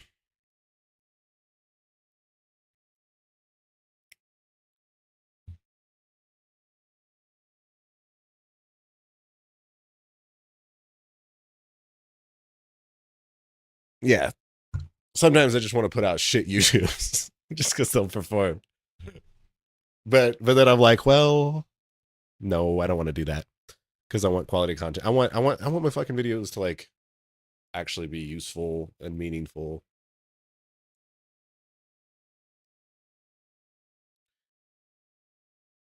Am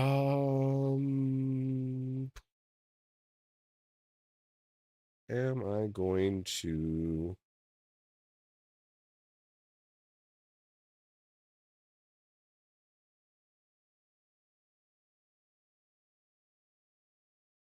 yes.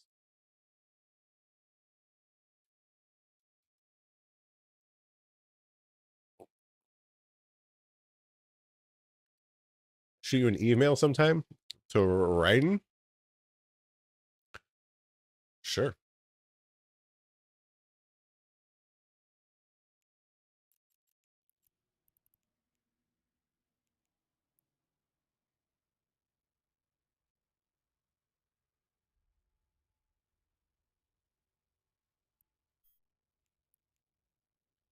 This is Nth.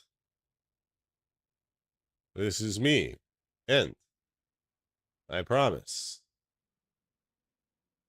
100% not a scam. Trust. All caps. Got it.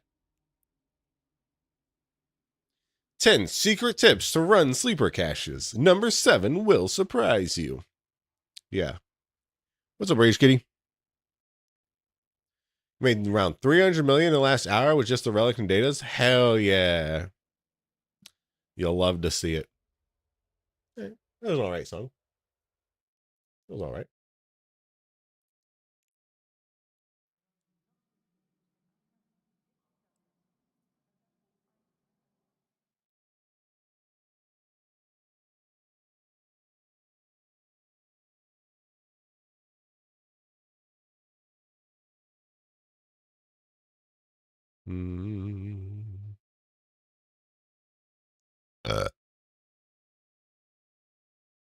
Sorry, that was uncouth of me.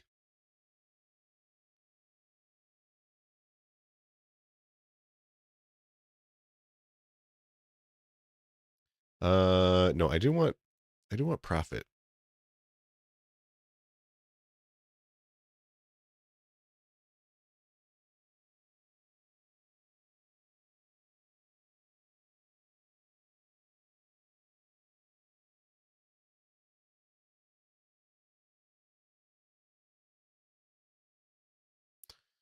Do I want an LSEC capital ship manufacturing?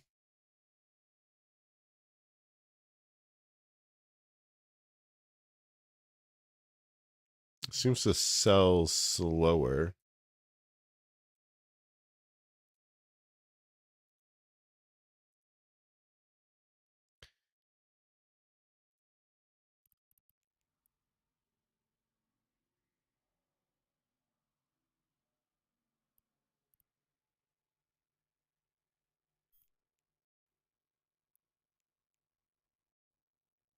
Ooh, there's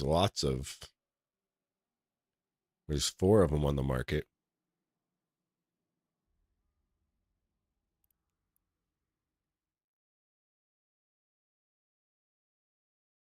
Oh wait, but this is a number 2. There's one of them for 37. Holy shit.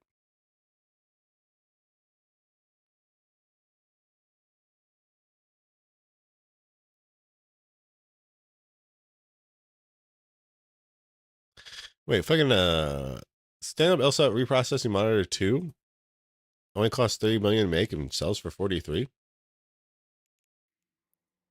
Hold on.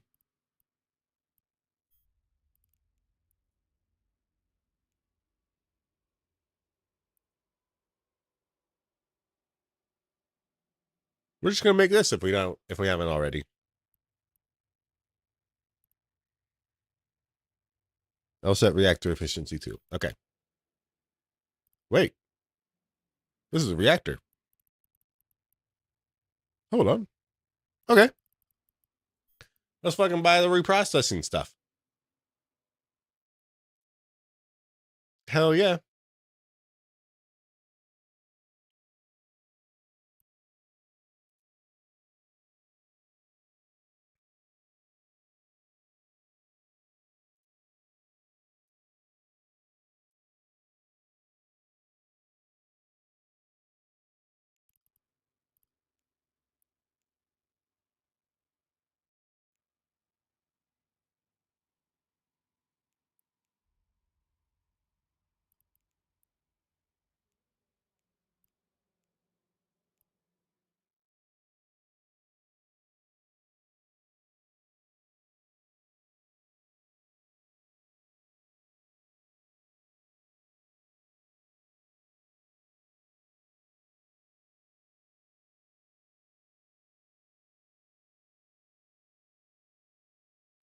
Do I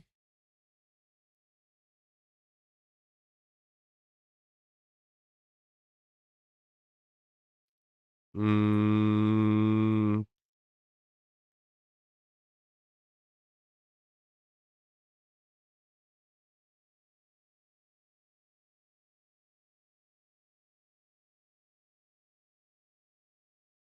let me do current character.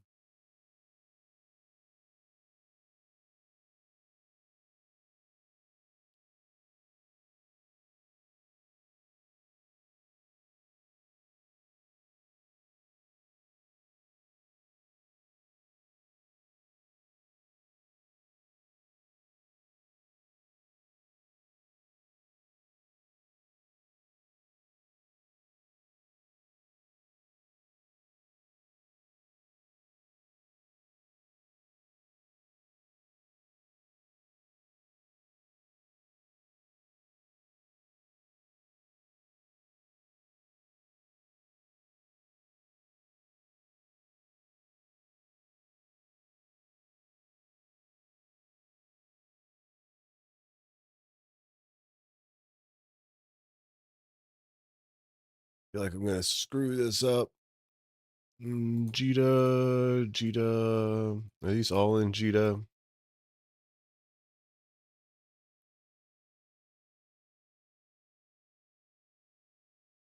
Okay, they're all in Jita.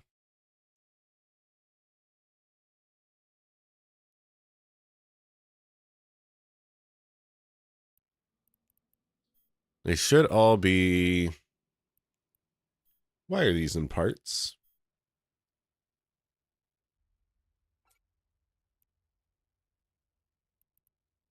Everything I need should be in parts.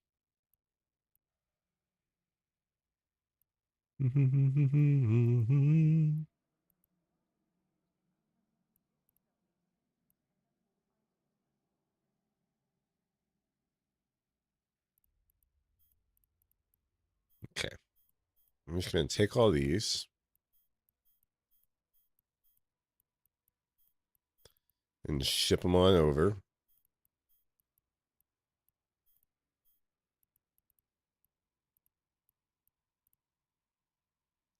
It's only 1.2 billion ISK.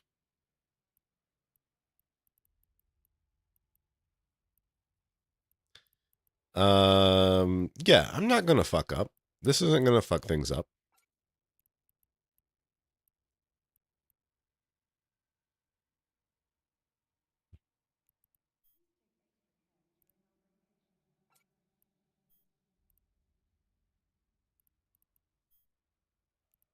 I just have to make sure that I have found all of them in my containers.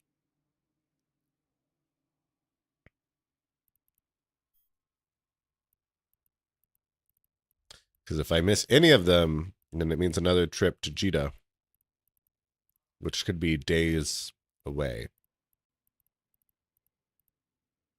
And really slow me getting on the market.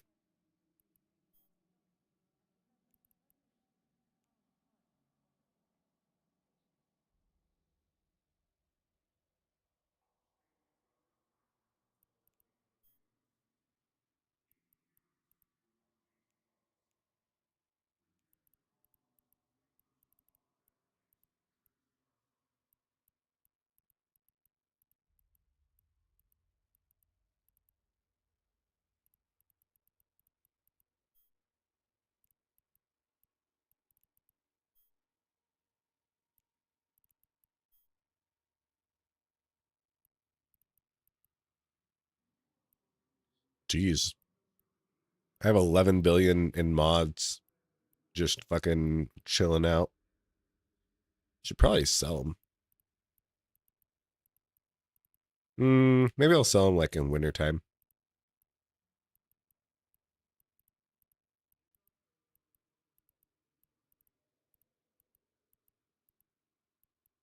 Oh my god, so many rigs. Why do I have so many rigs? What the fuck? Why would I buy rigs and then not immediately use them? Wait, why do I have fucking subsystems? We may never know. We may never know. Having them on hands for fits? Yes. So the reason I have my mods folder is basically because it's all the modules and shit that I might fit to a ship. So I can basically save on those costs. But like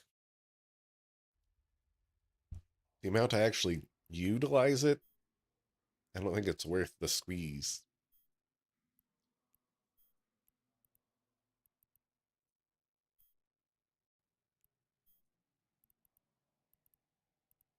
Also, if I have a terrible fucking look on my face, it's because I'm taking my third modafinil pill sublingually, and it tastes fucking disgusting.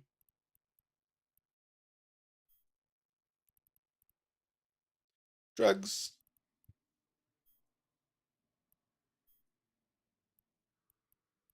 Knickknacks.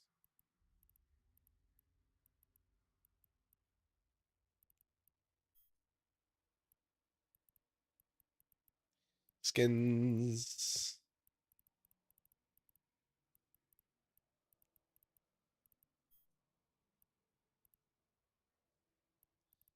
Skinner items and jump freighter. Okay. So I'm pretty sure I found all of my salvage shit. Put it in the item hanger.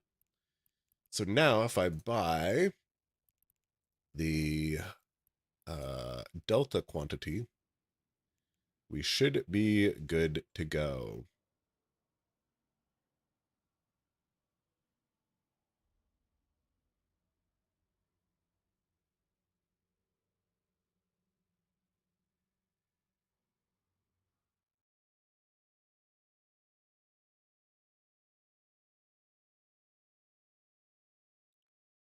Why is it saying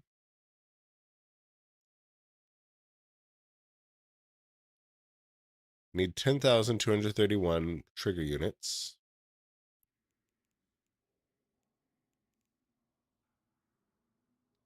Why is it saying 3.8 a pop?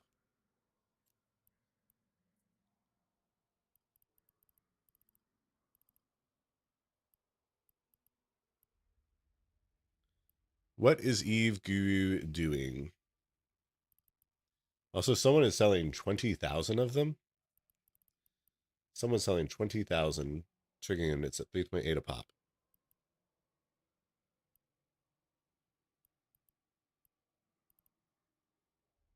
Someone's selling 9 of them at 1.9 billion a pop. Nice try, nice try.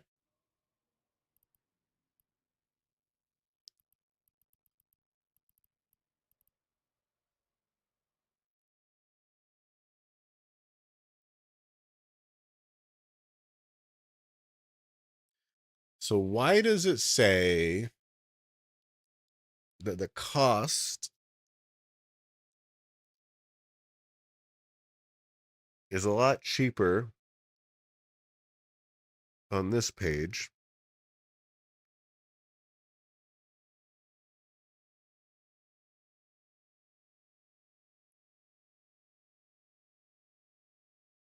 Is Eve Guru taking the like average, right?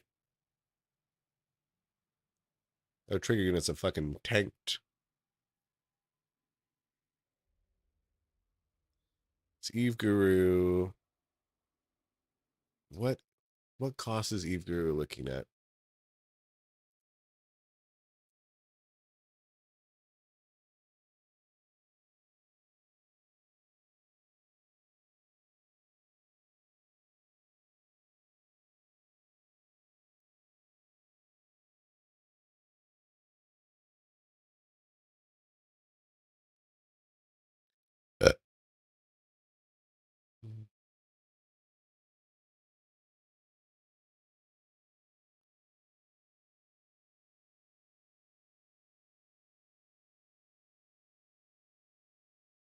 Average price.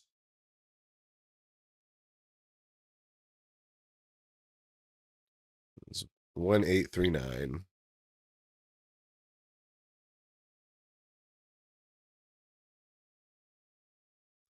Right. Duh.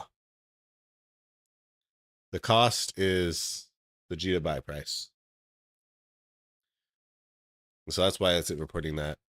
Whereas this cost is the G to sell price. Makes perfect sense. Man, I am slow on the ball.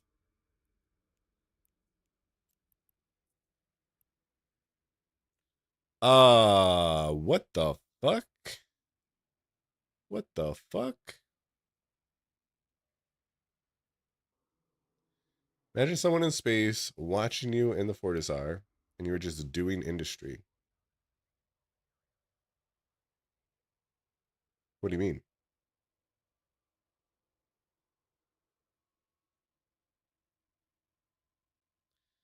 Did all T2 salvage take a nosedive? No. That is Lawrence fluid, kinda. Power conduits, yes. Telemetry, yes. Current pumps, yes.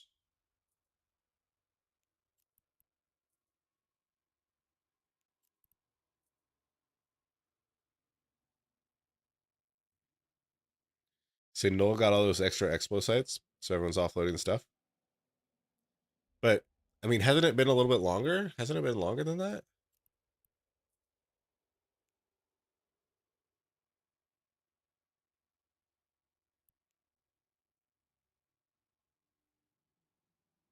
Oh, I guess this is 3 weeks away. Yeah. I guess that's 3 weeks time. Man.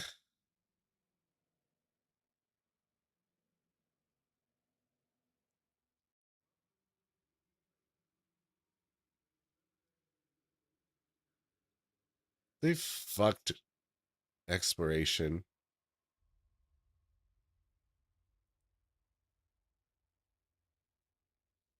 More supply, although interestingly, the volume traded through JITA hasn't climbed much. I imagine it's more the JITA price being driven down by volume being traded in null now. Sites can overlap and get crazy amounts in systems. Yeah, with the detecteds.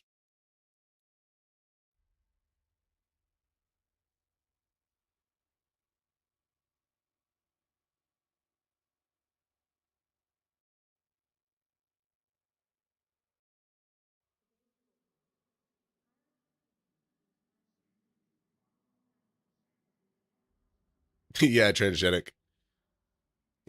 If you want to play the easiest version of Eve online, get everything handed to you, and just have the most content.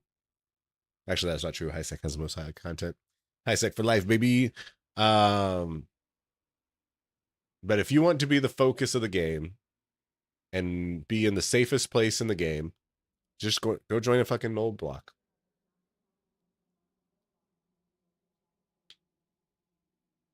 No risk, plenty of reward, brainless F1 monkeying.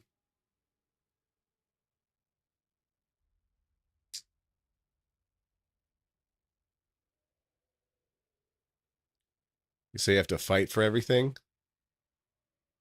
Not really.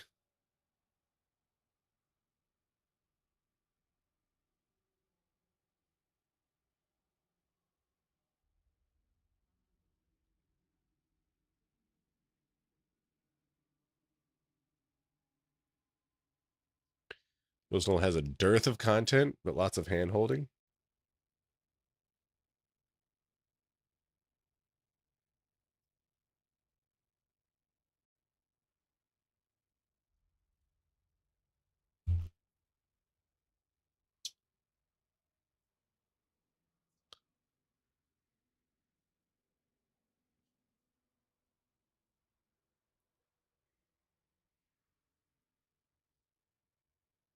All right, well, let's buy all this shit.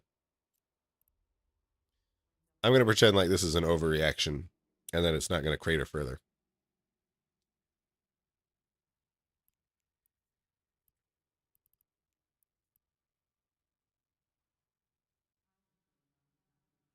Hey, you there.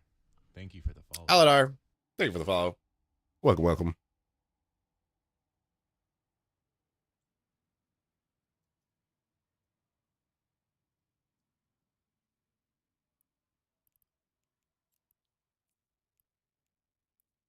Hey, you there. Thank you for the follow.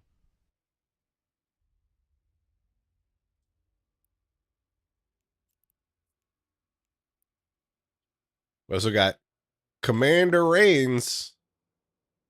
Thank you for the follow.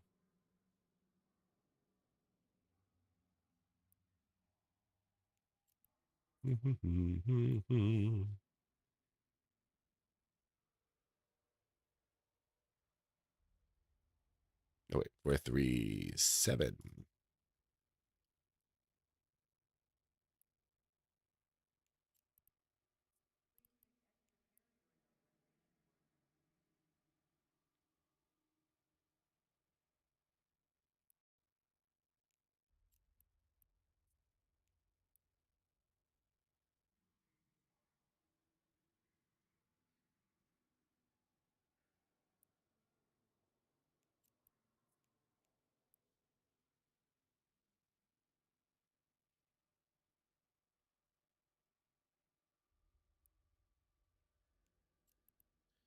Now the trigger units, the big one. We're gonna go 1752.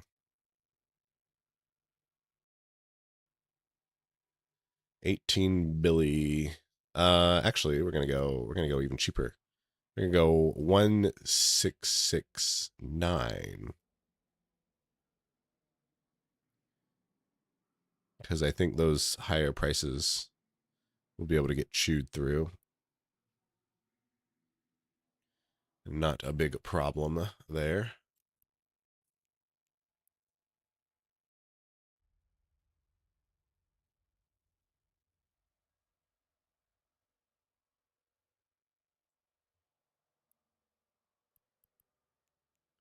And micro circuits. Lastly, but not leastly,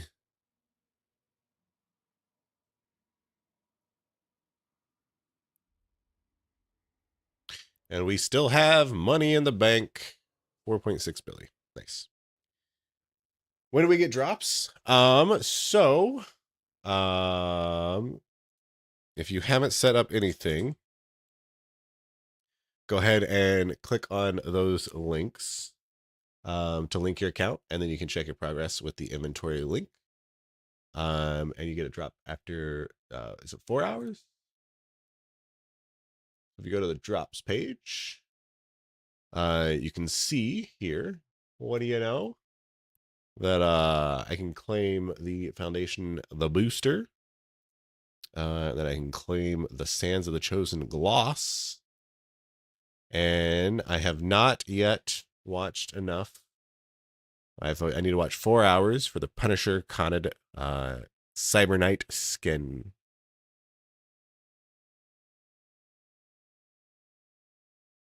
Also, I love how this is it's just alphabetical, right? But like Alec J hasn't streamed in years. Arnott Serbisky, that sounds like a Russian streamer, so I have no idea if they're actually active or not. I'm gonna find out. Arakalikia, I'm gonna go with another Russian streamer, so I have no idea. Let's find out. And a Suralite, Hey, who's bitch, you are fucking forcing your Twitch dropped viewers off to the watch map. an ad right now, so pause your fucking game. I love a Suralite.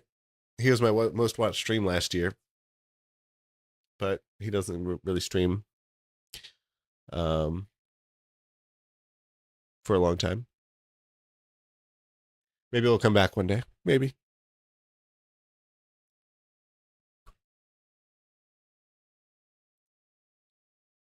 Yep, this is a Russian streamer. And oh, This is fucking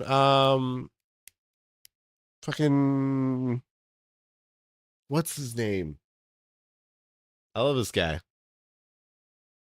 He does hilarious wormhole content or compositions.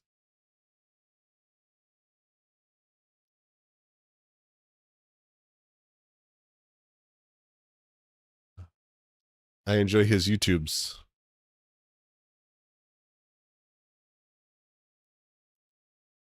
And then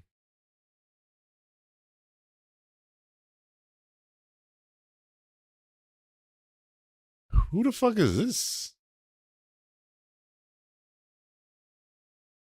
They haven't recently streamed Eve. They are an active streamer. They are Russian. I'm going to just say they streamed Eve before.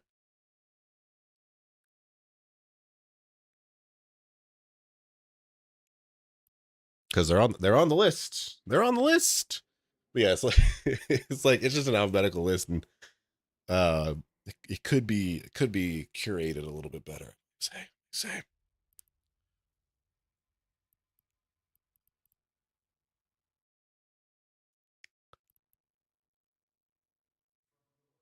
Okay. Where were we? Besides very slowly going through everything.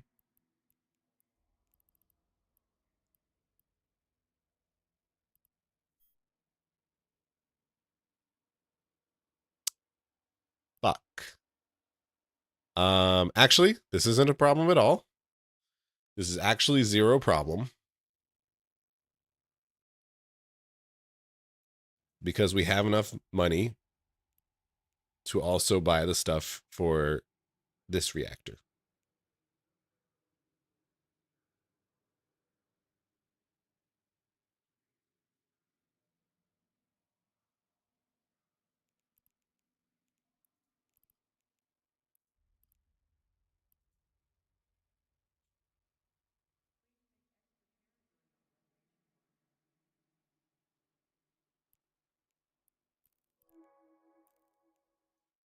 So we go to Eve Grill. Stand up. L set.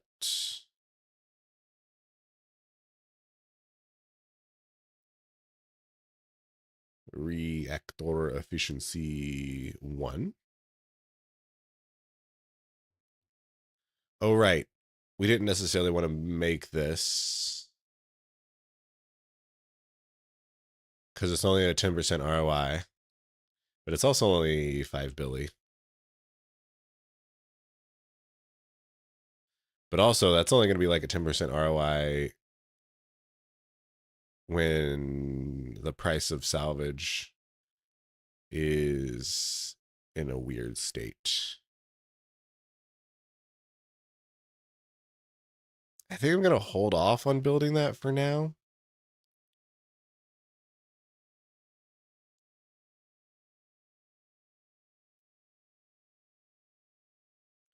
Yeah, I think I'm just going to hold on to like my 10 billy.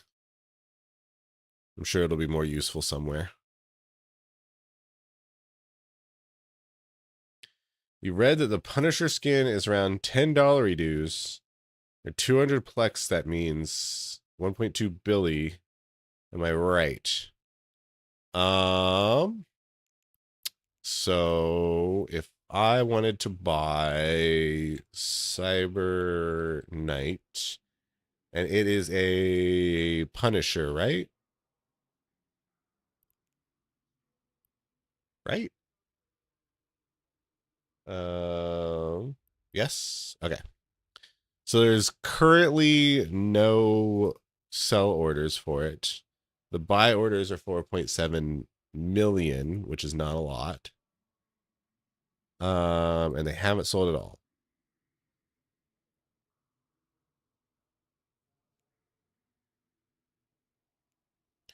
Are you saying you can get this in the Nest store, possibly?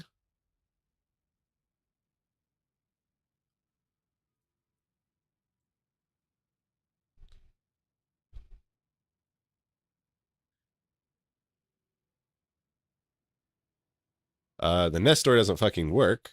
Oh, wait, here we go. All right. It's not easily to find there. Cyber Night. I can't search anything for Cyber Night.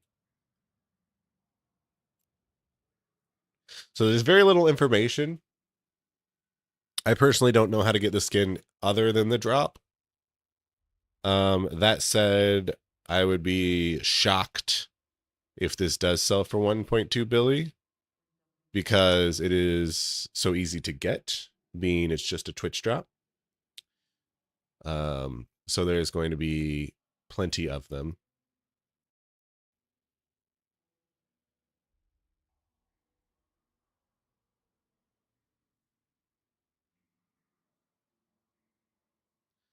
We wrote on Google, it was around $10 a Punisher skin.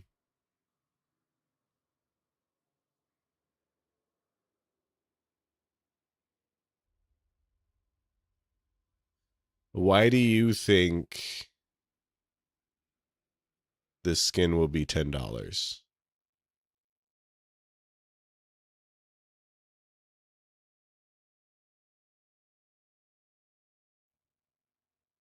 And or 200 plex and or 1.2 billion. That's what the info said. What info?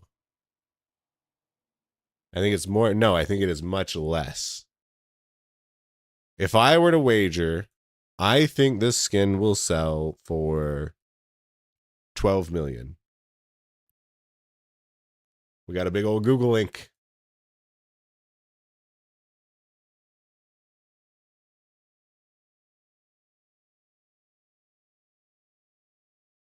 Are you going off the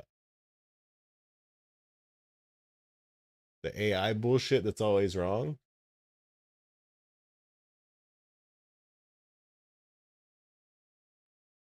That's talking about fucking that's talking about Punisher and Marvel Rivals.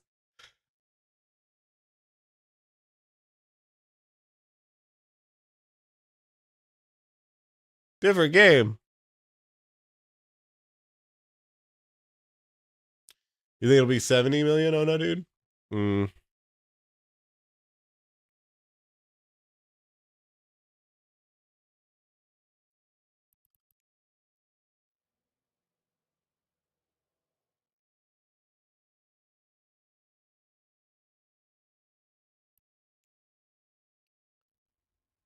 So,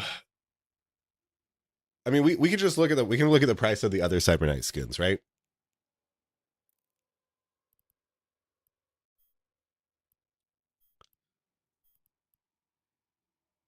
So the Confessor is 400. The Deacon is 2 million. I don't know how to get all of these.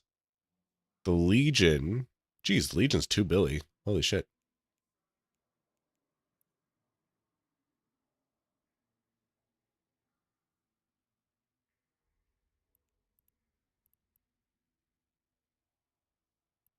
It's a pretty good Legion skin, considering the other options available.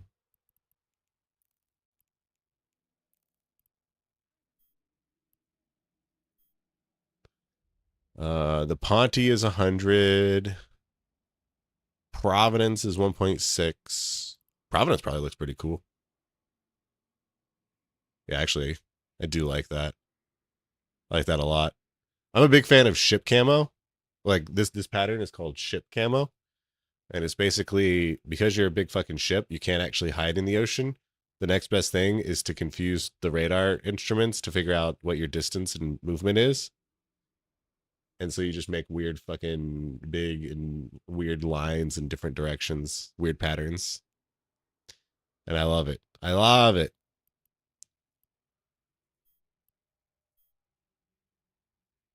The Purifier is going for 65. The Redeemer is 850. No revelations. And the Sentinel is 16. Okay, so I think it will be higher than 12. But like if we look at our frigates, which is going to be the Sentinel at 15, Purifier at 65. Was there any magnets? No. A Deacon, was it 2.7 mil?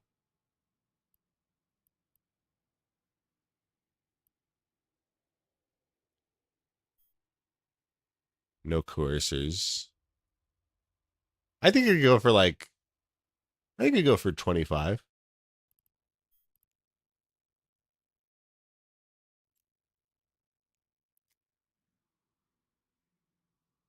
I mean, who's using Punishers really though?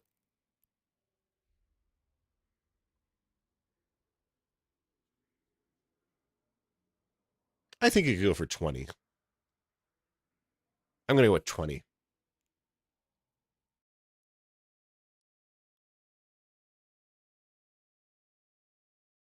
You got an escalation, but only one of the Fullerite reaction thingies. You got an escalation, but only one of the Fullerite reaction thingies.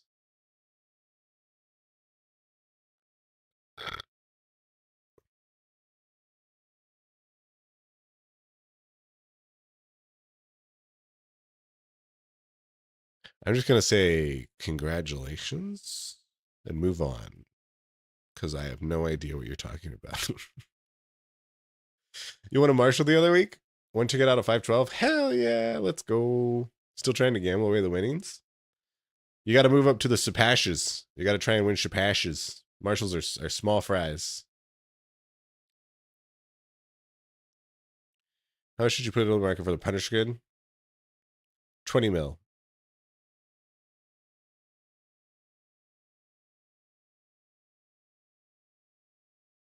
Here's one for an escape pod and low-level abyssals. Yeah. Fullerite equals isotropic deposition guides.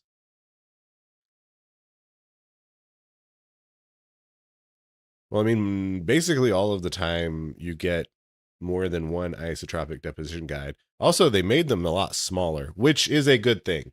That is one of the good things that they did on fucking exploration. Those things were too fucking heavy. Wait a second. I don't think they did. I think I'm just imagining that. Hey, you there. Thank you. I'm about to be mad. I'm about to be mad as hell.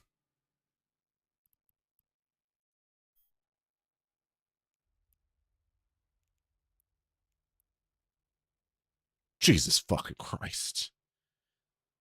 Oh my God. I hate CCP. They are so out of touch with what exploration is and what exploration needs. And every time they touch it, they fuck it up more and don't fix the stuff that they should fix. This was an easy fix. They changed the weight of the other items because, yes, they were too heavy, but they didn't change the weight of this item, the isotropic deposition guide, which again is only found in exploration sites, which you need those exploration ships to carry. And these are so fucking heavy that they're not worth, like, the reason these are as expensive as they are is 100% because of the weight of them.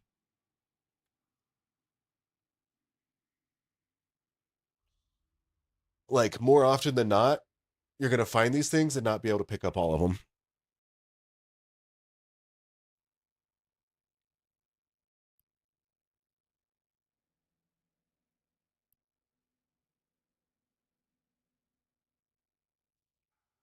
The other didn't matter in weight, to be honest. The others I never had a huge problem with the weight of the other things.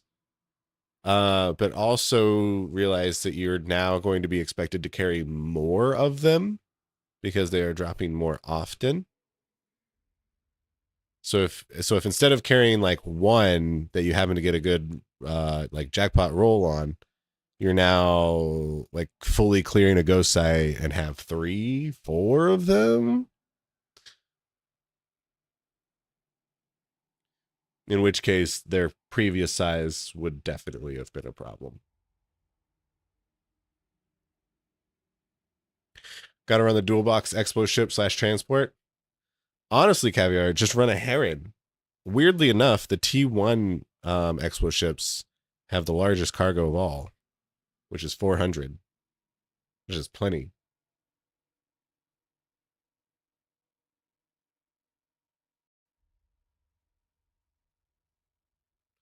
Yeah, the others were worth enough to carry along with the weight, but the isotropics weren't, but also their price went up or is high because of their weight. You do your expo in a Viator like a Chad? Fuck yeah. Fuck yeah.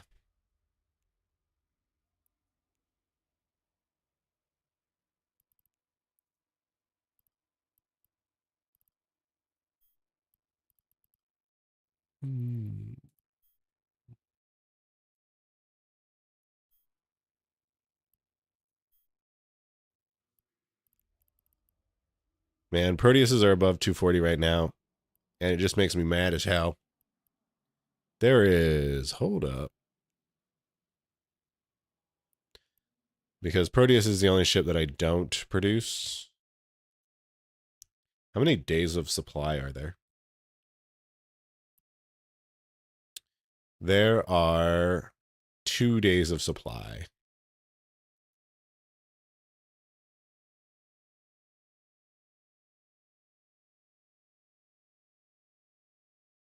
Loki has 0.6 days of supply. So all of my Lokis should sell. Tengus have 2.8.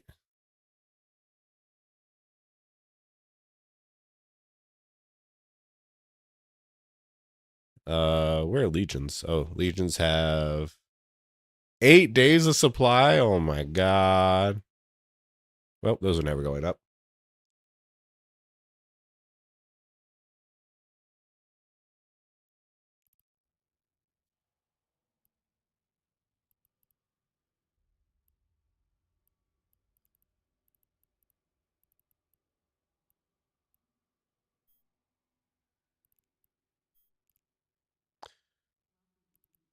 Okay. It is time to do the monthly giveaway. So every month we do a giveaway. If you use your channel points to enter in for 250 Plex.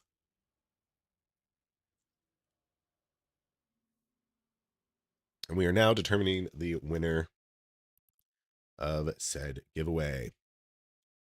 And we're going to do that by going to this document. There are 26 entrances.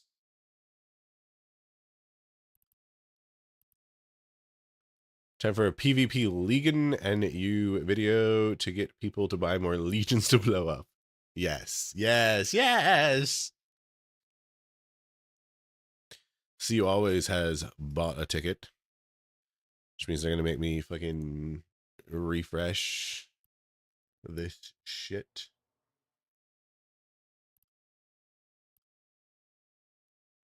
Okay.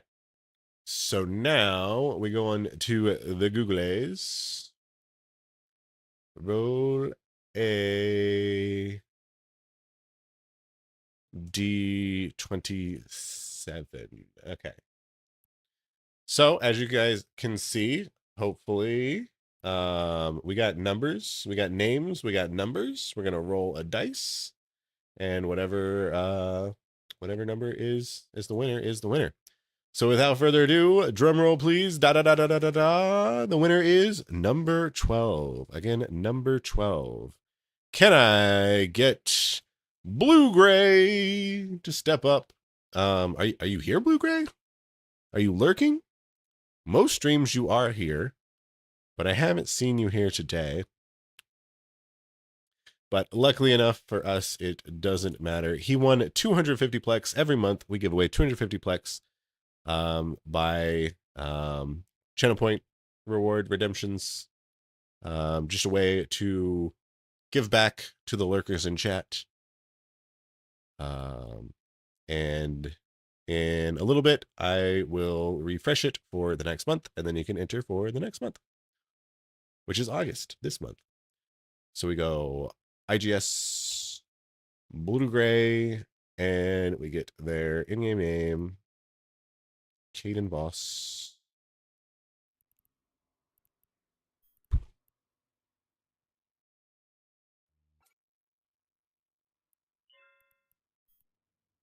And on this channel, we do giveaways a little bit differently, in that we don't have too many giveaways, but we have a few different ways to trigger them. One is the secret word. We have a secret list of words which we add to every time we start stream. If you say one of the secret words in your chat message, you win a partner skin of your choice from what I have available.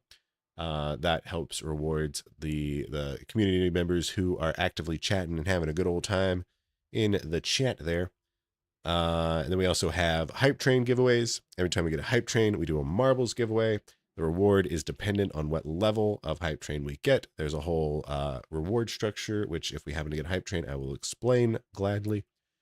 And then there is the monthly giveaway for the channel point reward redemptions.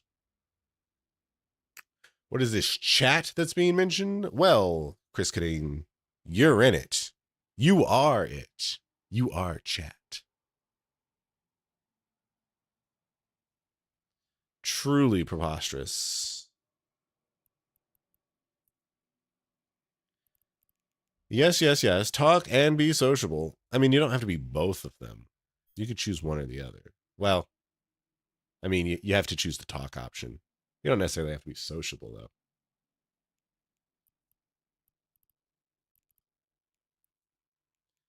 I'm not a mad lad.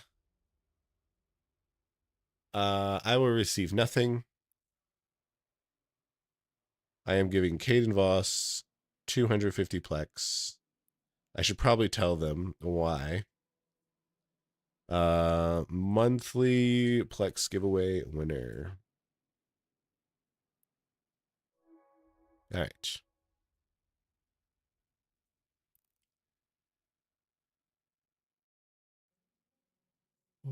Okay. And then I need to go here, and I need to delete everyone, and then save this, and then close this, and then go here. Hey, you there. Thank you for the follow. And have monthly giveaway.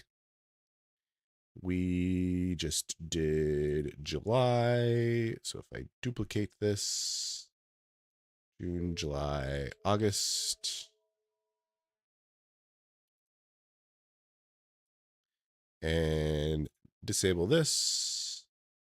And then go to actions. And change this from July to August. And say okay. And then hit save. And then ask someone, he won 1.6 Billy. Is that what 250 plex is worth? You were summoned? That's right, Blue Gray. I was fucking devastated you weren't already in chat. I was contemplating not even giving it to you. But yes, we just did our monthly giveaway and you were the winner. All right, so we have people entering the August giveaway. Excellent, excellent. And let me just check that it is working. It is, in fact, working. Good job, me. And it is just that easy to win 1.6 Billiskis / 250 Plexies. Good morning, Mark. Oh my God, it's Lumicode. What's up? What's up, Lumicode? For y'all who don't know, Lumicode is the god behind the machine. The Eve to Twitch bot. Splash! Redeemed their channel points to add a secret word to the list. Which we just used. Redeemed their channel points to add a secret word to the list. Okay, all right. There is no tomorrow redeemed their channel points Okay. to add a secret word All to right. the list. Calm down. I'll do it.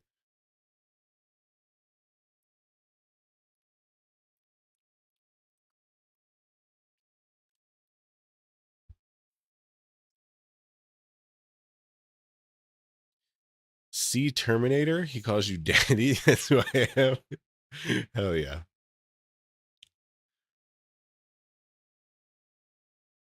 But yeah, the lovely Eve to Twitch bot, courtesy of Louis Code. There was someone. Was it Joe Lost? I think it was. Did Joe Lost reach out to you recently about getting set up?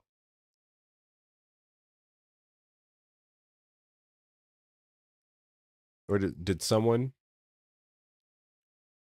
I recently told someone to go talk to you. What's up, Minoxor? Can I rename the channel with rename a thing? You can rename the title. Double Wad and Nanobot.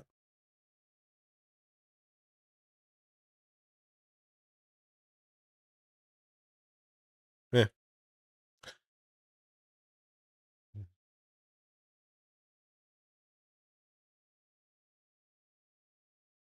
You don't know? Fair. I guess it's not a problem then. No problem. If Joe Lost hasn't talked to you, might I suggest talking to him?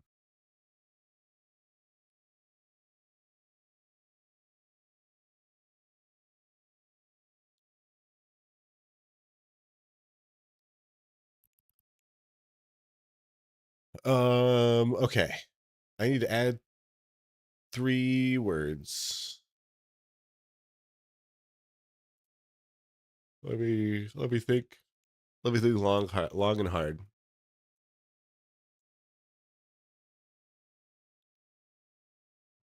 Last interaction with Joe related to the bot is May 22nd. Oh, I mean, if he has it set up, then that's great. I'm thinking of someone different then.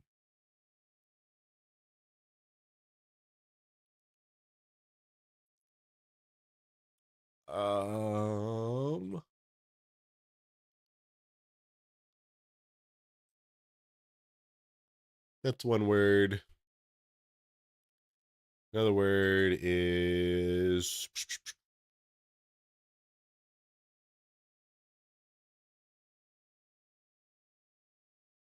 yeah, that's definitely one of them.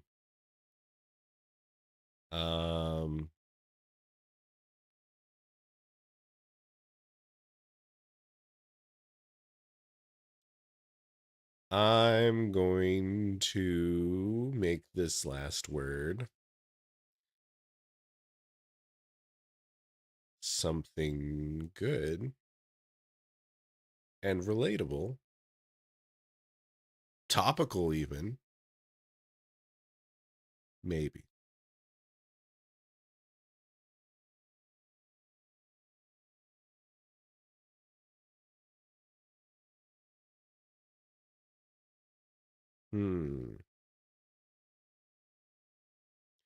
I was gonna make it something that's like coming up in Eve, but newsflash, nothing's coming up in Eve. like what's on the horizon? Are we waiting for something?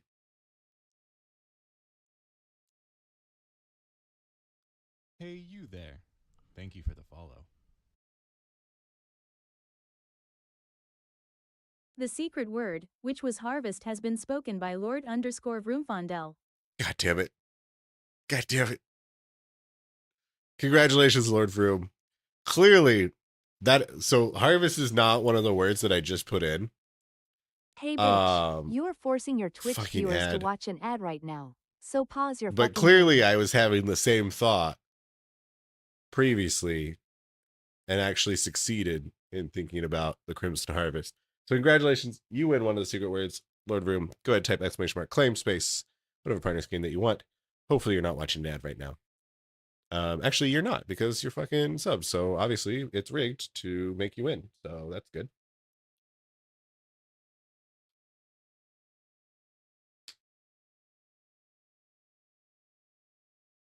Ah, I got it. I know the word.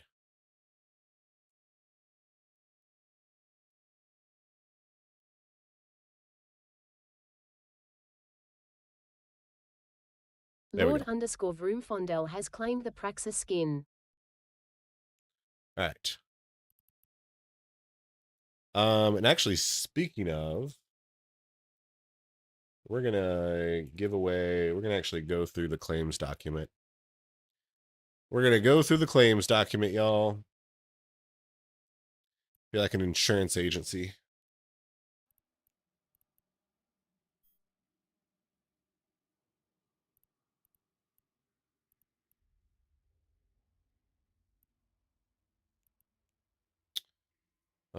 Also, we need to check real quick.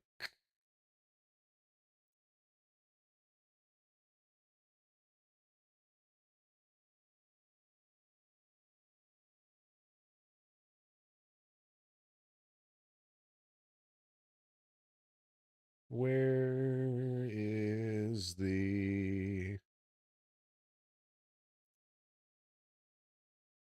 Okay.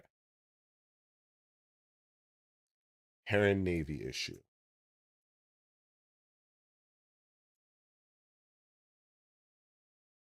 That's the next one.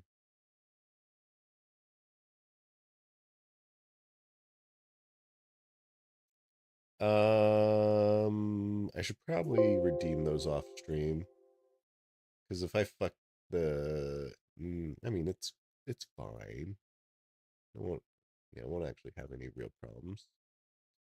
But I'm just going to redeem them off stream anyways.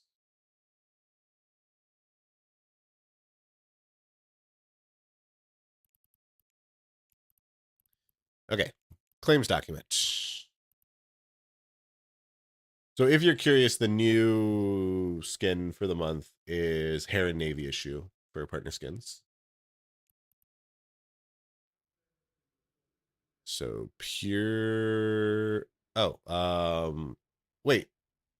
Is Flaxman and Elm here? No, I haven't seen them here today. Oh, right. I mailed them as well. J12 wants a Praxis.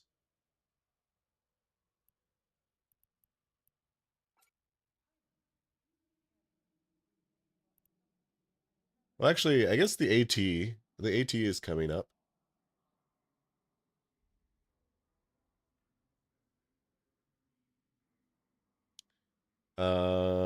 Machinista won, but never claimed.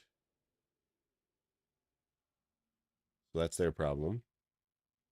Transgenic Hybrid won and wants a Firetail.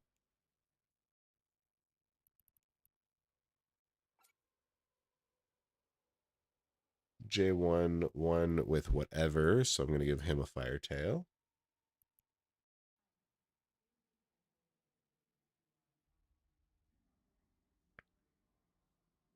Sophapid won with wants a Praxis.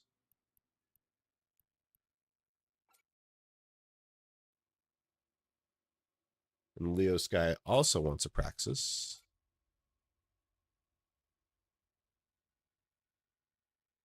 Three kobolds. Oh, actually, I'm going to put a Praxis in skins. Also need to put a Firetail in skins. Okay. Three kobolds, one with Simi, and once Dealer's Choice, so you'll get a Firetail. Then Stream Elements one, and then Lord Vroom one, and Lord Vroom wants a Praxis. Okay, lots of Praxis enjoyers. Jesus Christ, we only have 3 Praxi left.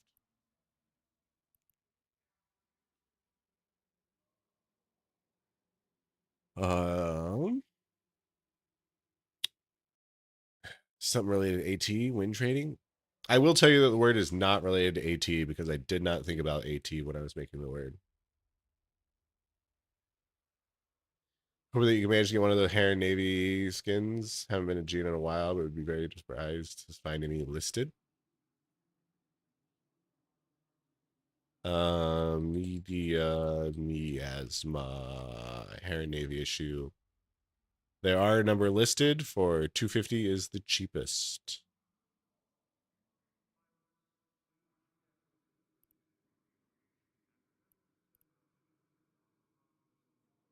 You usually fly herons, so it'd be a good excuse to level up, I guess. The problem is that, like, all of the Explode Navy ships suck. Say Crimson Harvest is Halloween and Winter Nexus is Christmas. Yes, that is correct. The Babaroga, Babacoa, Baba Yaga.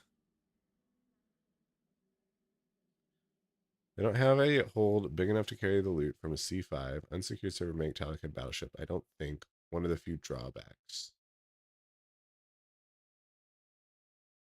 Yeah, those artifacts can be pretty heavy for sure. Hey, what's up, Thrickle Bulls? I'm still streaming. You just got home from work? Yes. I mean, I'm streaming a regular amount of time, being that we've been live for 4.5 hours. But I obviously am streaming later than usual because I started later than usual. Because I'm really good and consistent at being accountable and consistent. Really good at it. It's one of my like best traits. Especially recently. I've been so good at it recently. So that means there's only the winter expansion left on the roadmap.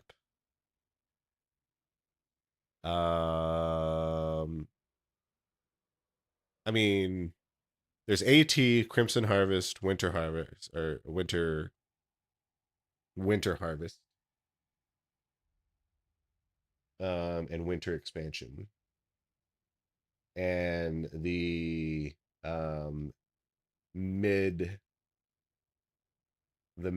expansion big update, whatever you want to fucking call it these days.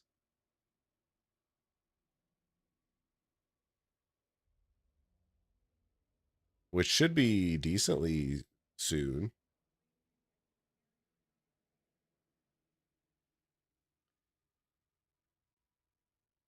You had an irregular work shift today. Also AT. I don't know if I said that before. You had an irregular work shift today, went in at 10 p.m. and left at 3 a.m. A solid 5 hours. Said topical, clearly meant for skin cream. That's right. In the byline, does that mean C1 through 3? I read that as low sec for some reason last week. It pretty specifically means C1. Looking at the data, I believe C2 is definitely not going to be worthwhile. And C3 is obviously good. And so I'm mostly curious about C1. And I guess C3 is good if you could run it, is the caveat.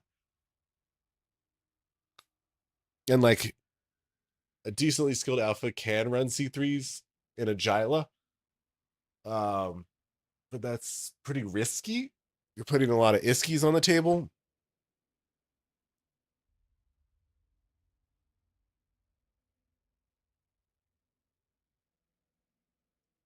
But at the same time, as long as you sort of know what you're doing, you should be fine. As long as you like fly away from the warp in point, then you shouldn't really get caught in a wormhole, even in a Gila and a C3. Because like you're always going to have a K-space exit. And then I guess hopefully the K-space leads to high sec. Because if it leads to low sec, you could get murdered.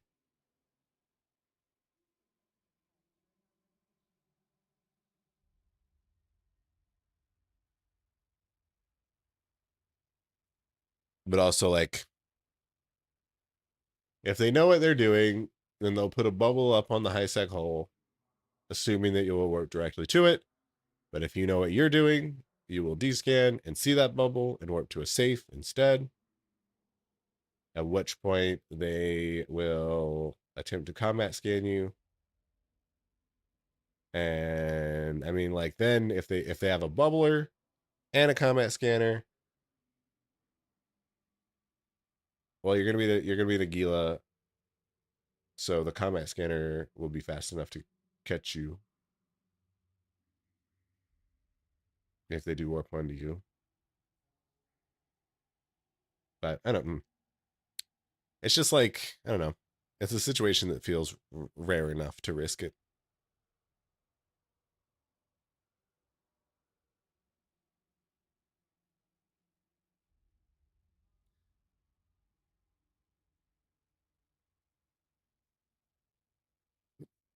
Also, while I do appreciate you making me a blue contact, I will not do the same.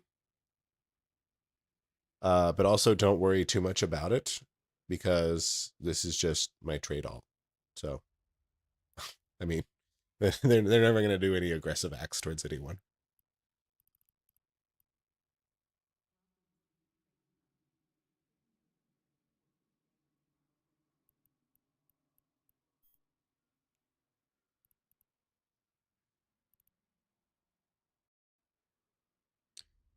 All right.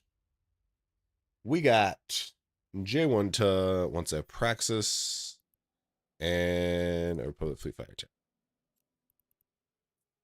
Wow.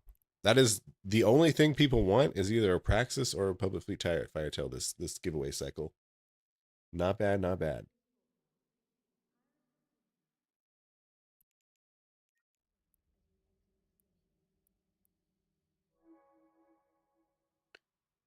Mechanista, never claimed. Tragenic Hybrid. Wants the Firetail.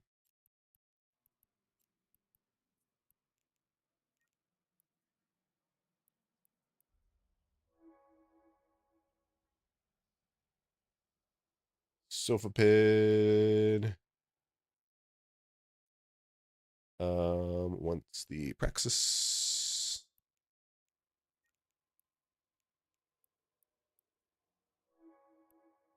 Leo Skyblade wants the Praxis.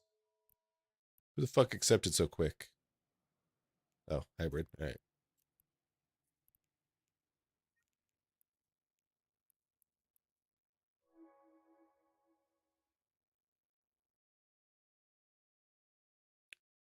And then 3 kobolds. Once. Oh wait. Once Firetail. Okay.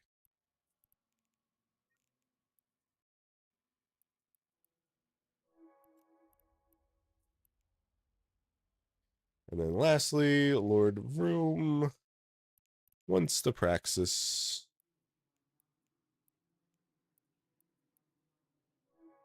And that is all the giveaway winnings we have currently. But do be aware that 3 new words were just very recently added. On top of that, there is probably a total of like 15-ish words on the list right now.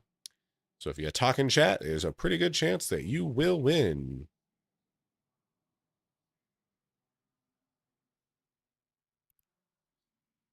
Uh-oh, chat fucked up. Let me fix.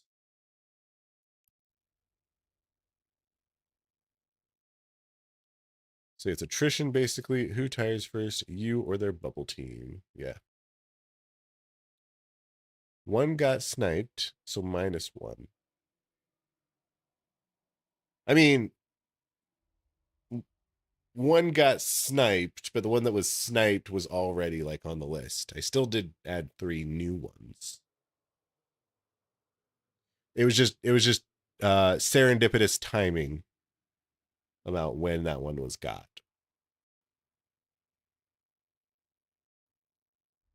That's right. You tried 3 kobolds. Not close. Not close. So close to.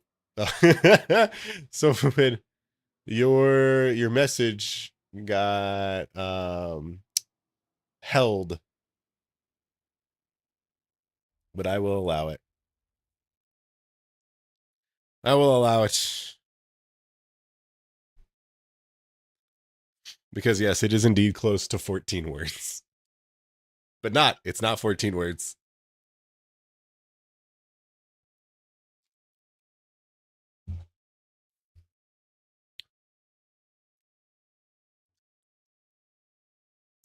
So activities in a C2. Go find a C3 combat site, or hack relics and data stuff, or huff that sweet C70 gas while Jedi huffing or be the rats.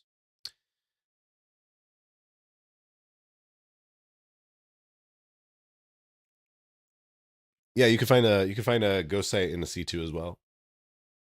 Jedi huffing, what's that?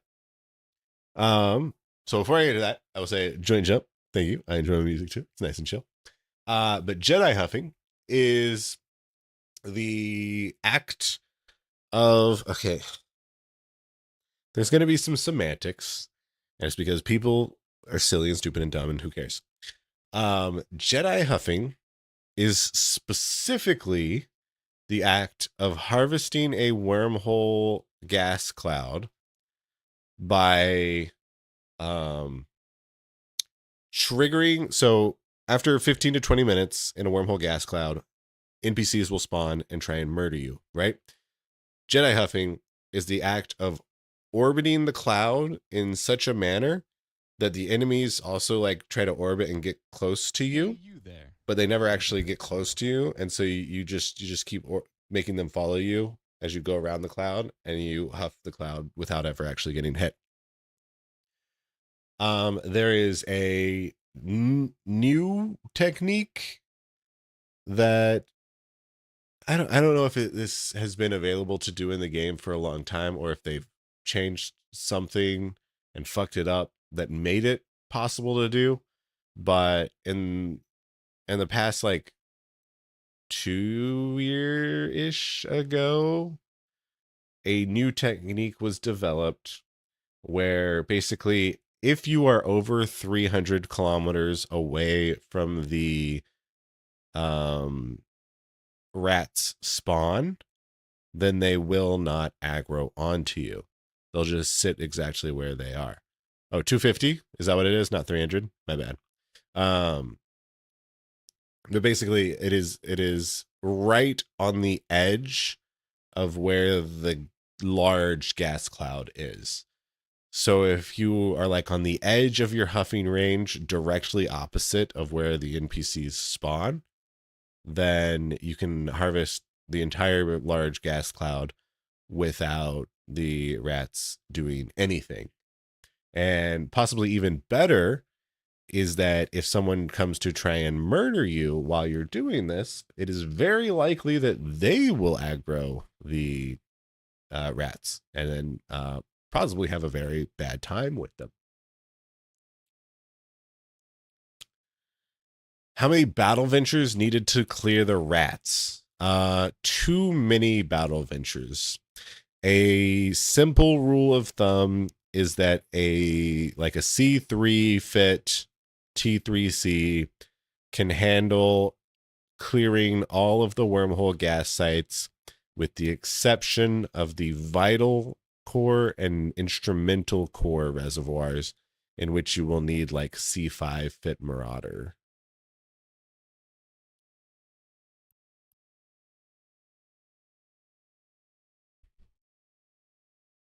Thank you so for the follow, Quasar. Honestly, you feel like the only thing you would want to do in a wormhole is just scan until you find ghost sites? I mean, that's what we tried to do on the CCP channel stream. Ended up not, we didn't find it, but we had a good time.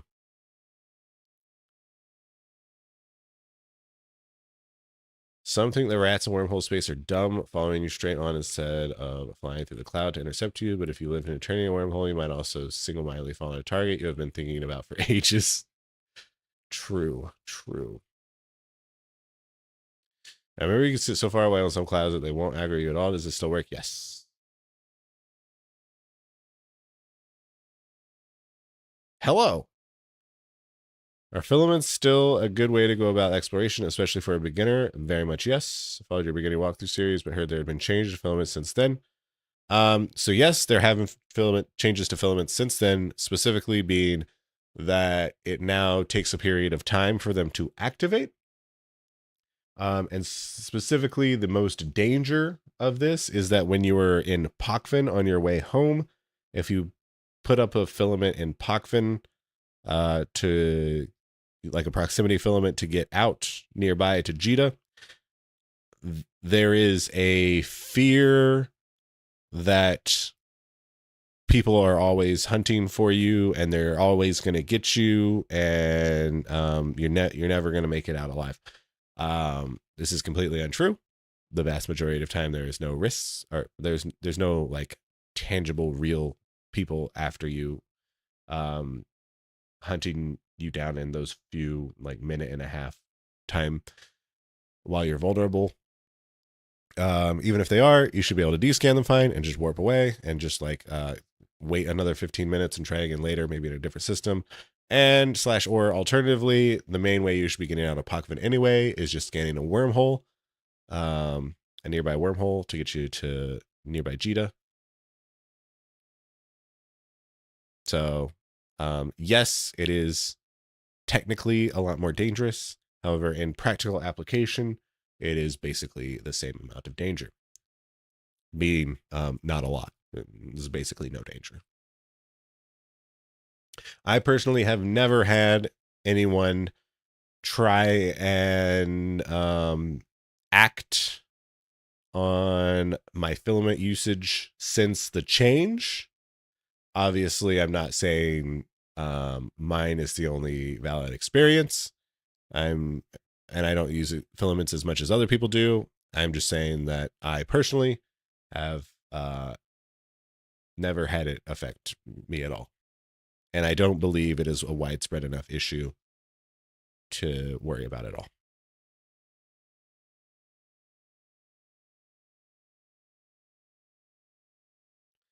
Say just use a triple and silver auger. Yeah, you could do that.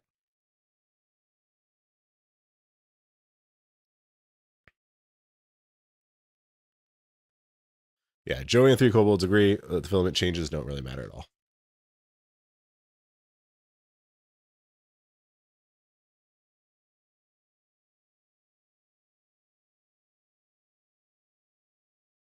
Are there filaments that bring you back to Amar instead of Jita? Not really.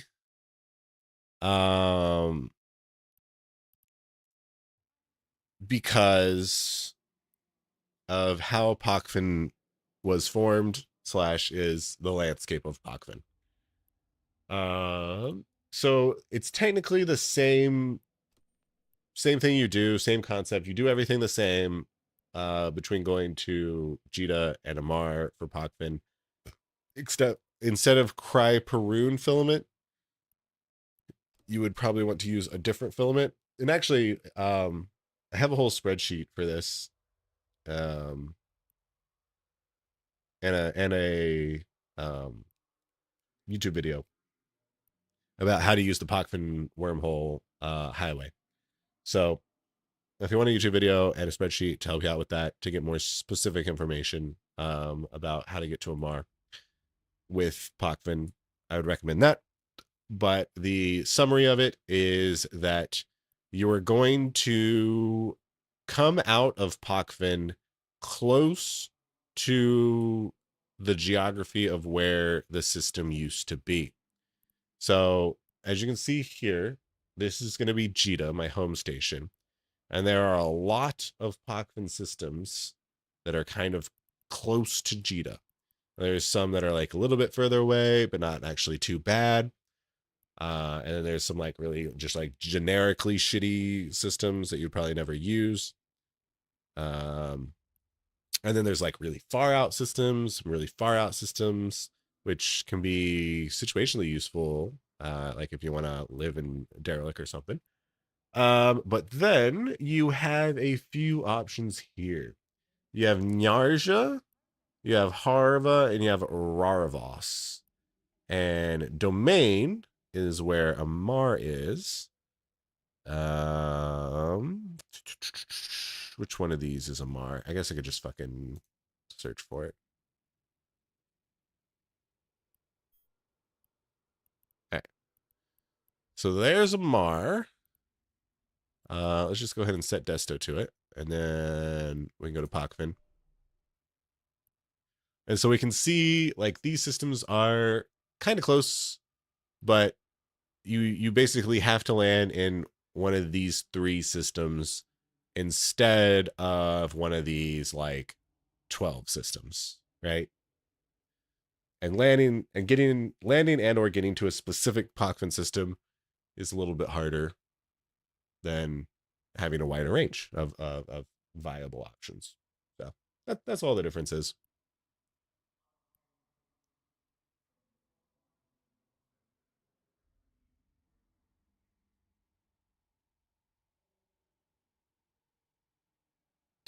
Oh, okay, yeah. So there are 2 different exit Pochven filaments. There's the proximity, which is the process that I just described, and there is the extraction, glorification, and then there's the glorification filament, and these will lead you to Triglavian minor victory systems. Double checking that. Triglavian minor victory systems. And the majority of Triglavian minor victory systems are in the Jita area. However, you might get lucky and or unlucky, depending on what you're looking to do, and hit a Triglavian minor victory system. Actually, we should be able to look.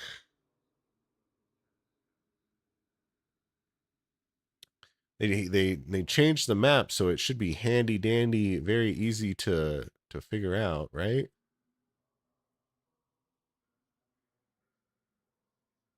It's not Sov.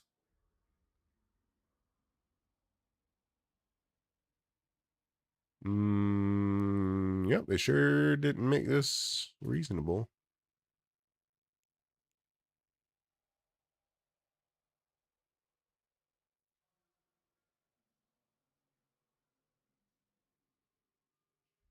Okay, it's under activity. So Triglav minor victory systems. As you can again see, the majority of them are near Jita the Citadel. But you might get lucky and get one of these over into Void, which is still kind of far away from Mar. It's not the closest. But you might also get one of these in Iridia. So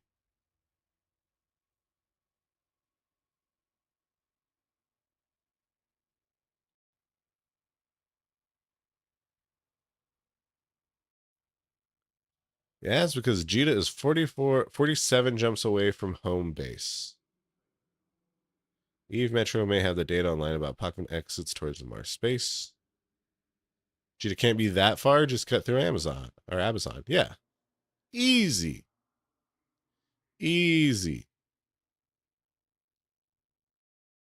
Trying to get some secret words? Oh, not a problem. Not a problem.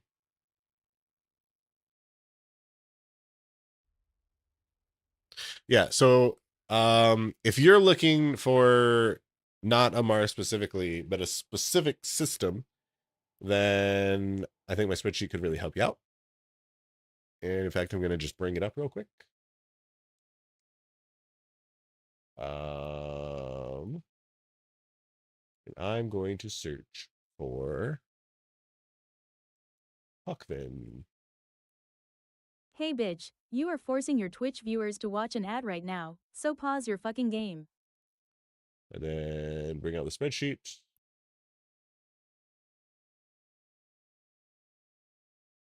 Oh, wait. This is one of the fucking...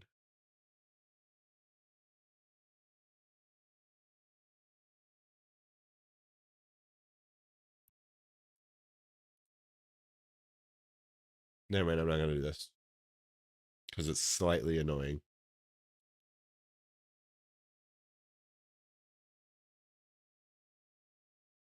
Because basically, in order to get this to work, you have to log into Gessie.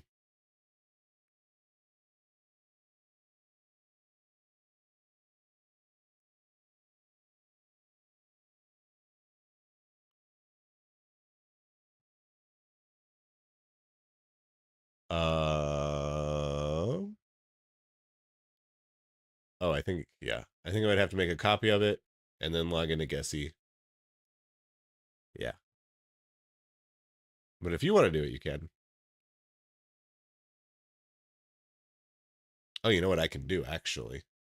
You know what I can do, actually? I can just go to fucking my version of the fucking spreadsheet.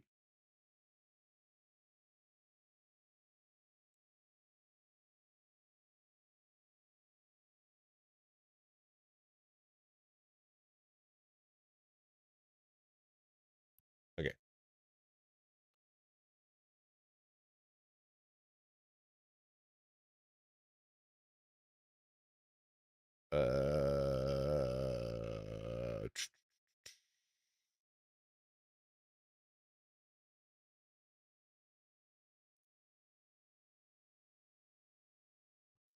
Oh, it's gotta load all this shit.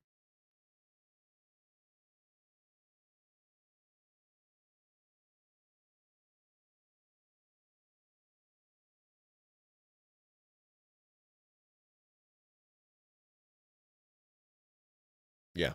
I don't know. I don't care to like make that all work. Yeah.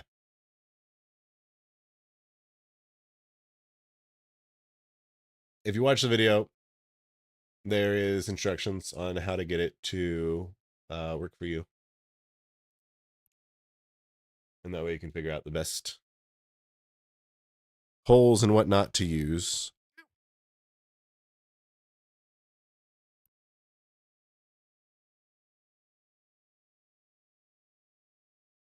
What if you give up the Explorer life and become a space trucker? I mean, you could. Also, fun fact, some of the cruisers in Garista Scout Outpost have about 90-kilometer range, though they do pitiful damage at that range. I know this because my Jackdaw has 103-kilometer range. Nice.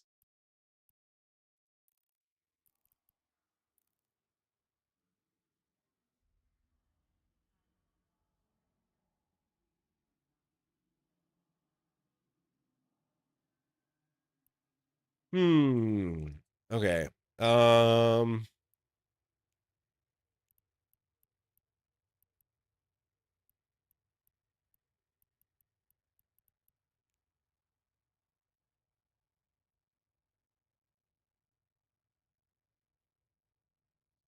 Should I start looking for a wormhole? I mean, I guess. Are we gonna just have a real long stream today? So the T3Ds are growing on you. You kind of like them? I mean, T3Ds are really good.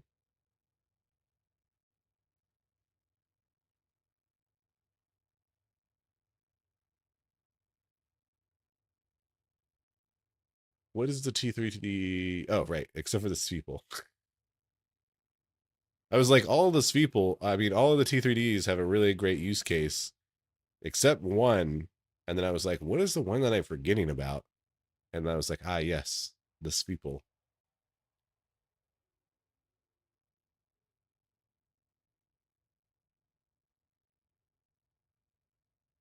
Jackdaws are great at missiles and DDs.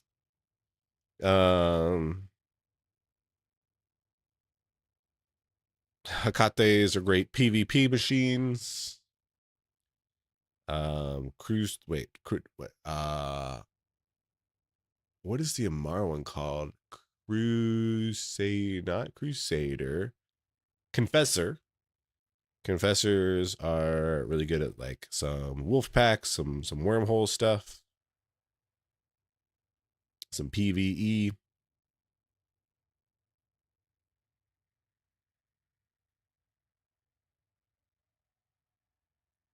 And then the Sweeple just suck.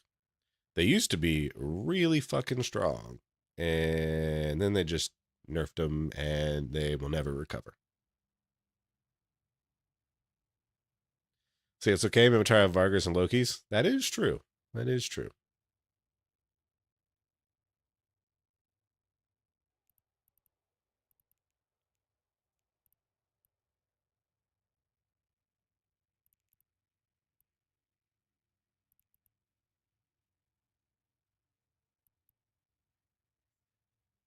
You don't think that trig wormholes exit into C1/2/3 wormholes, do they?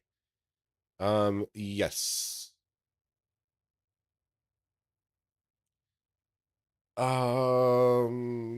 Exit.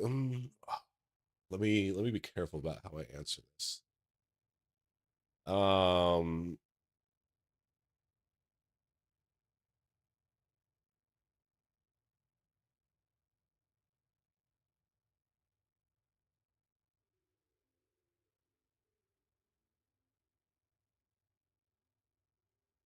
I'm probably going to say something slightly incorrect, but I believe trig space has a number of wandering wormhole connects.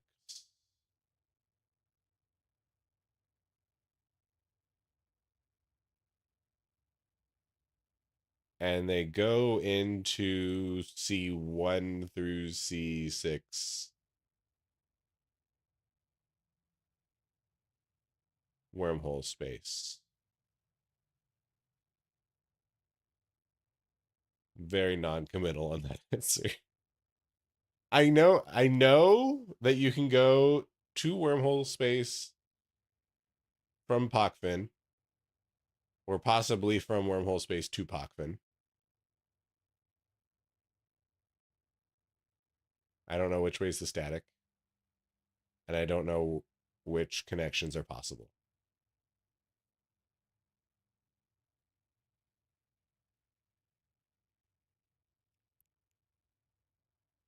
I know at least C4 is, because our home hole has connected to Pochven before.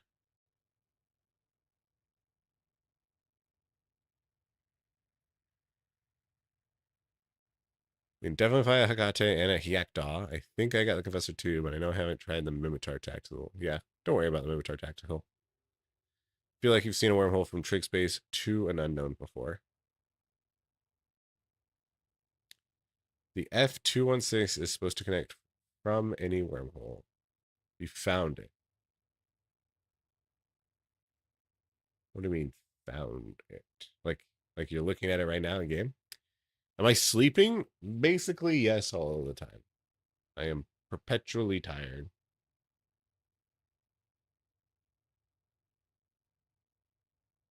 You say definitely from wormhole to Pochven.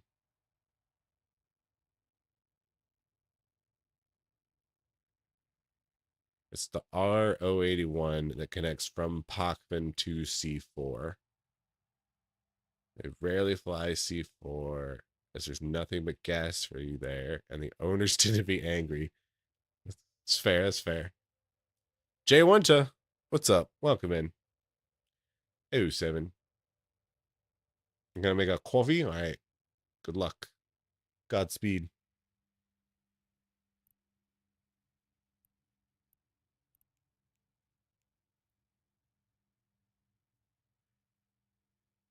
Alright. Let's stop pussyfooting around. Is that a bad slang term?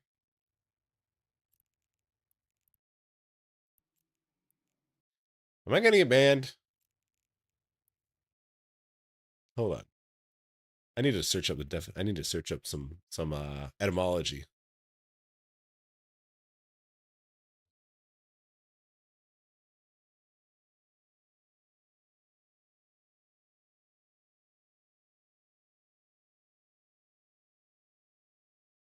It feels like an old enough word that I feel like the slang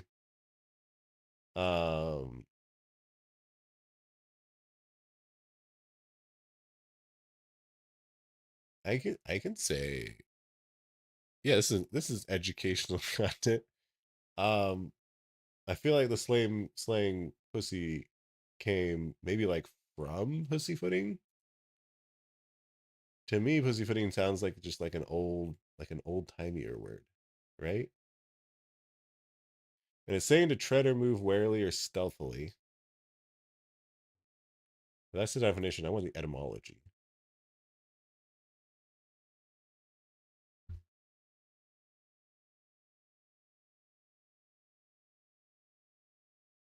Also, I want to log into I want to log into Ethel.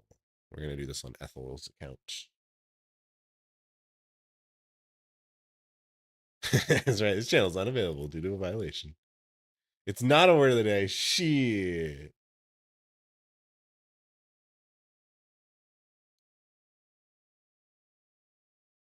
The stereo for General Expo for Wormhole. I might want a buzzard with a gigascan power.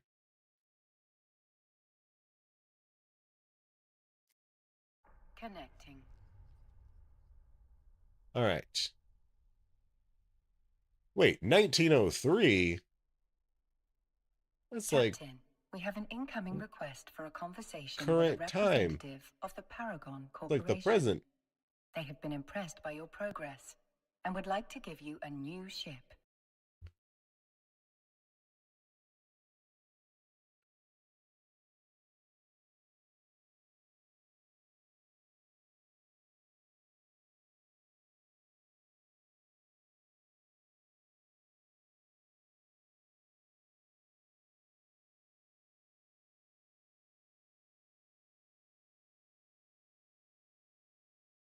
Oh, wow.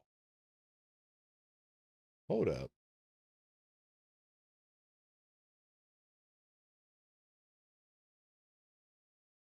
Apparently, and I might need more receipts for this, but apparently, like 1580s, pussy was used as a term of endearment for a girl or a woman, and or applied childishly to anything soft and furry. And then cats kind of got that, picked it up from that.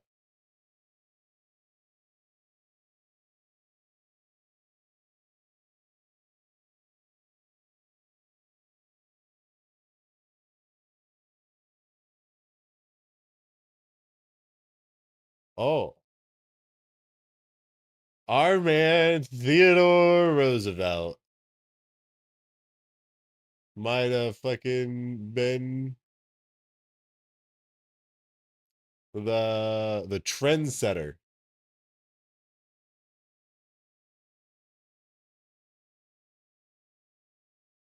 It all comes back to World War II.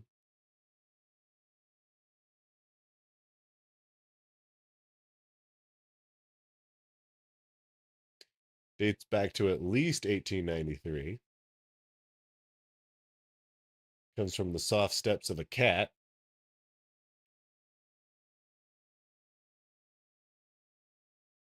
Theodore Roosevelt around 1905. Wait, the fuck?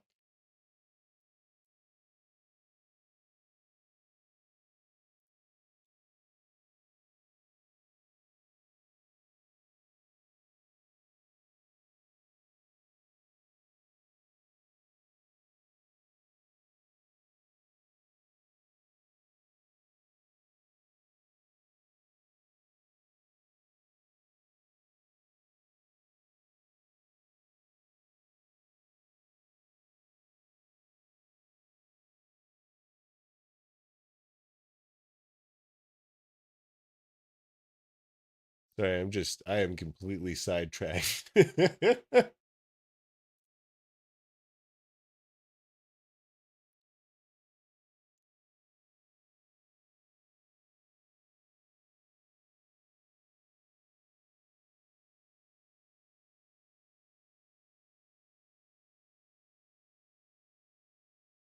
William Johnson, who helped fight against bootlegging and illegal alcohol sales in Indian Territory, was better known as Pussyfoot Johnson because he was so soft stepped.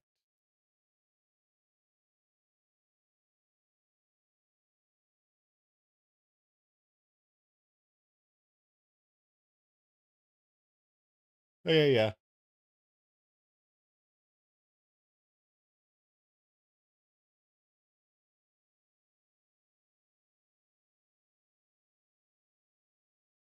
It goes,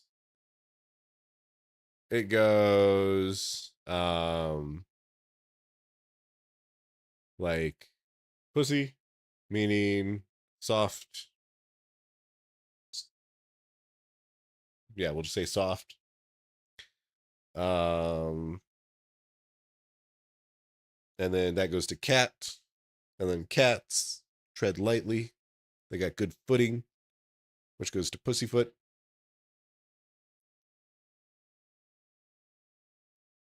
Which then leads to take some jump into, instead of being like nimble and soft and quiet, it takes a leap into being more, slightly more pejorative. In, you want to like sidestep or get out of, get around. You don't want to have an argument. And then here we are today.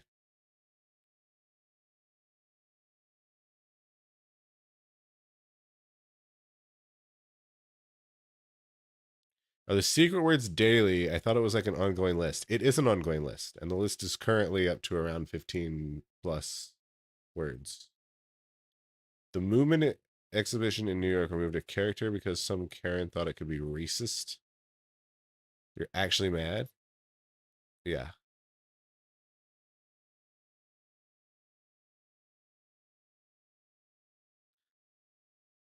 Swedish head of the association just rolled over, didn't even question the sanity of it. I'm going to show my ignorance and say, what's a movement exhibition?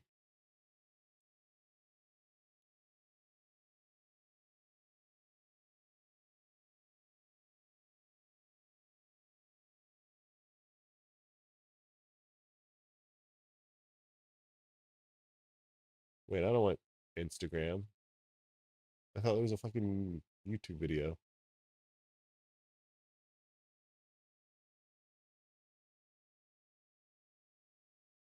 Give me YouTube video.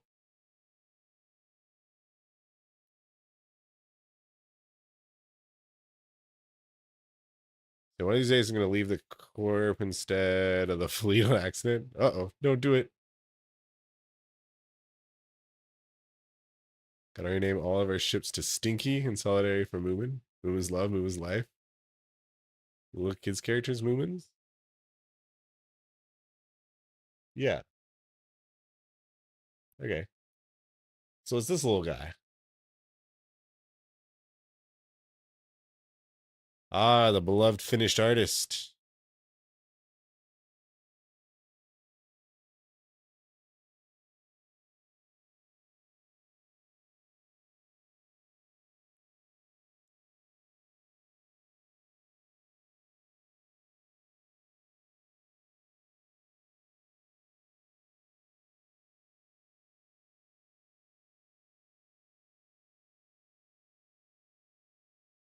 And someone just got pissed off.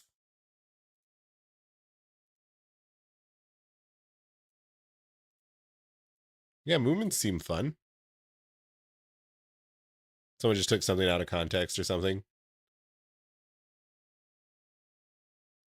Just had a big old fit about it.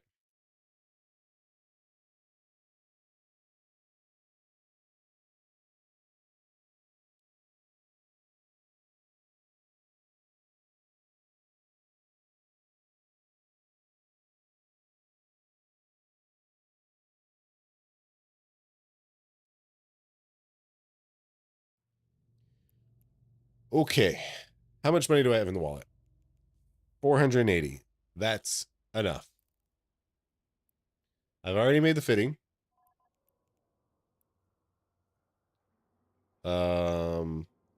It is a Genosis. It's going to cost us 200 million iskies. And we can go, we're in heck right now, so we can buy it.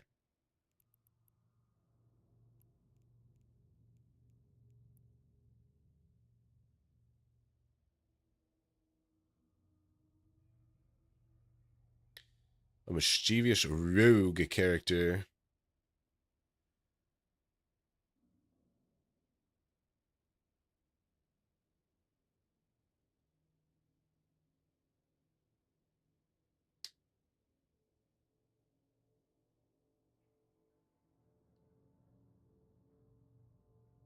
If all you see is skin color, I think you're racist. That's fair.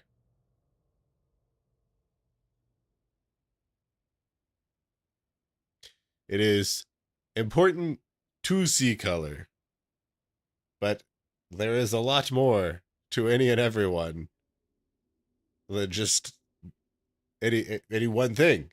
Be it skin color, be it gender.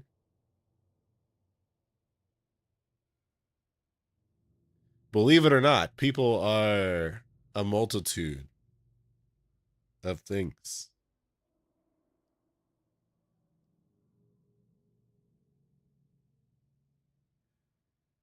And even furthermore, I will dare to assert that. All right, now I gotta be careful. I gotta say this right. I gotta not get canceled. If a person is a part of a group, and that group has a statistically higher rate of something or lower rate of something, it also does not mean that that individual person will be of that persuasion. I don't fucking know. You know what I'm saying. Don't fucking be assholes.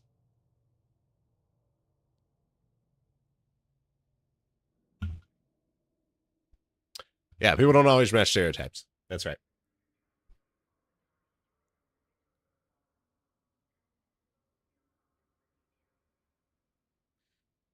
Stereotypes exist for a reason. However, they are not the be all end all.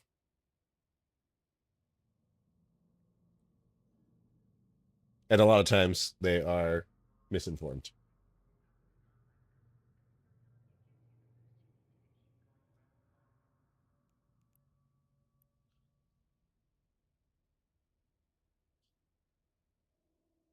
So he's like literally a little fuzzball. All I can see him is getting up I can see him getting up to all sorts of mischief. Did they get upset about like a soot sprite?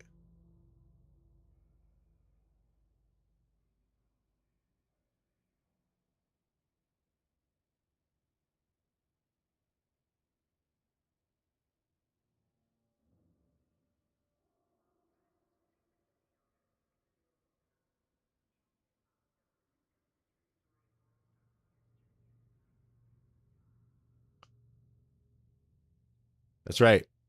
Don't call me white. Call me American. Captain Aura, it is a pleasure. It's gonna end up costing us 262 million. That's fine. I can afford the 262 million.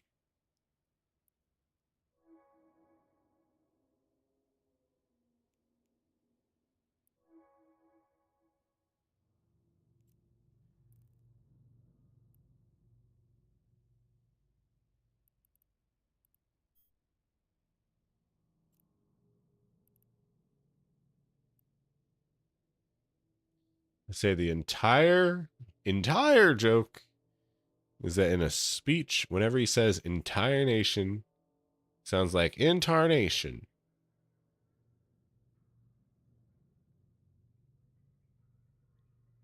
Intarnation. Intarnation. What intarnation? Bitch, I say what intarnation all the time.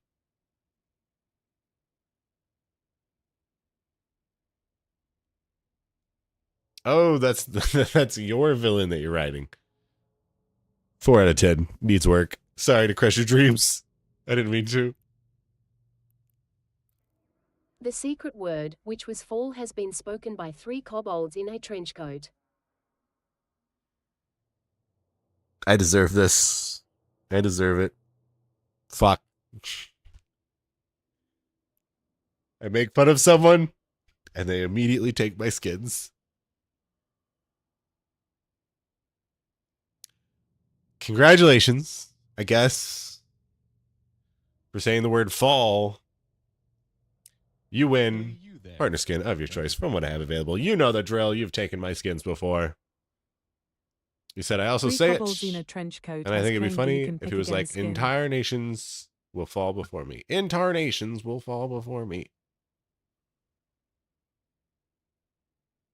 Noisy. Thank you for the follow. Welcome in. All right. I can pick again. Sounds good. Sounds good. All right. Let's undock.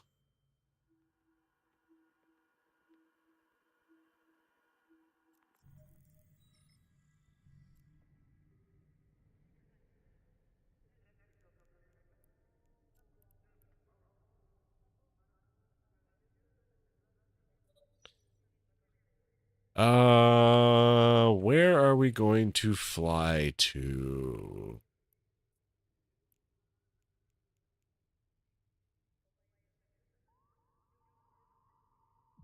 I'm gonna fly this way.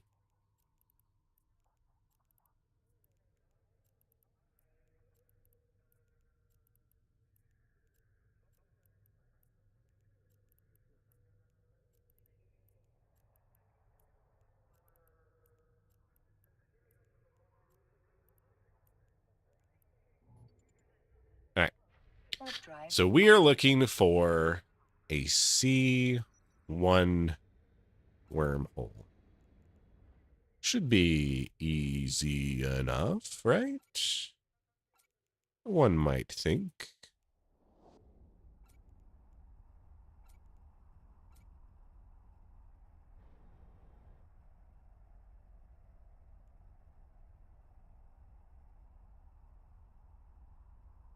Like that word was on the list for the season because summer is half over. I think you might be right. I think it is fall as in the season, not fall as in the fall.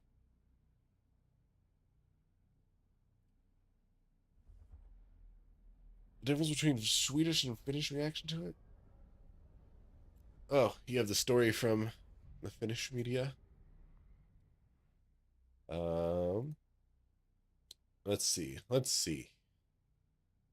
A Moomin scholar finds the move absurd, arguing that the character Stinky is far from racist and that the decision likely reflects the lack of familiarity with the Moomin stories. I mean, it immediately tracks as true, right? Because as an American, I don't fucking have any familiarity with Moomin. So Stinky, or Hasuli in Finnish, is a mischievous troublemaker in the Moomin books. All right. Moomin character has been dropped from a major exposition in Brooklyn Public Library in New York after one of the institution's supporters raised concerns that a character might be perceived as racist. One of their supporters had thought Stinky could be seen as a racist symbol, said Roloff Kraston, CEO of Moomin Characters, the company that manages the rights to Tove Constance's beloved Moomin universe. So the CEO said that? What? The expedition, which has drawn a young audience over the summer, Hey features bitch, you're illustrations, forcing your Twitch fucking viewers to ads, watch an ad right Jesus now. walking So pause your Christ. fucking game. All right, we'll get back to this. While you watch ads, I'm gonna scan. Warp drive Oh, active. there's nothing to scan in this here system. I will be right back. I'm gonna grab a yogi.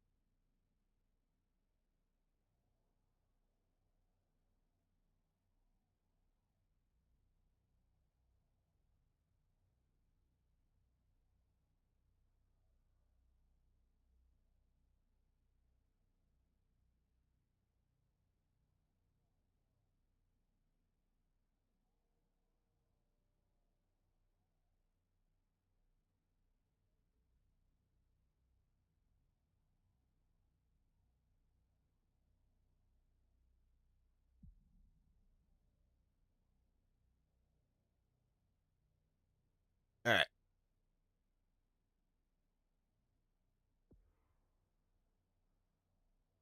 We back. And we got some supplies. We got some Pop-Tarts and some lovely Tillamook strawberry Greek yogurt. There also appears to be some cosmic signatures, which we will scan. Active.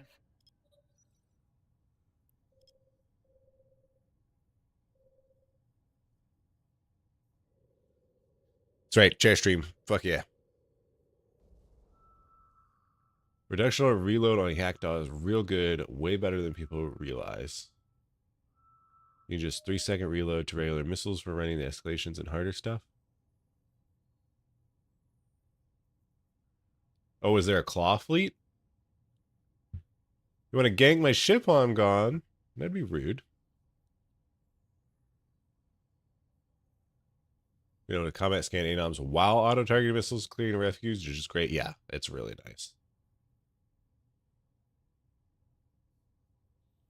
Yeah, Jackdaw is definitely the fucking way to go.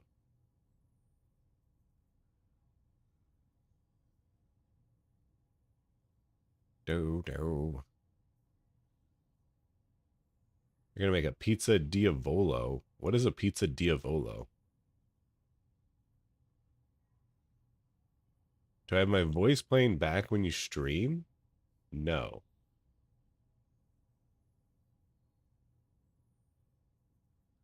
As soon as I left, there was 20 claws that went through the gate. Nice. You tried to get into this game like a year or two ago, but it's too big brain for you. So just do something smaller brain. And just take it real slow. Like, no one knows everything about the game. Not even close. I am one of the people that know the most. And I will say that confidently. Ha ha ha ha. But I will also confidently say there are so many aspects of the game that I just have no fucking clue about.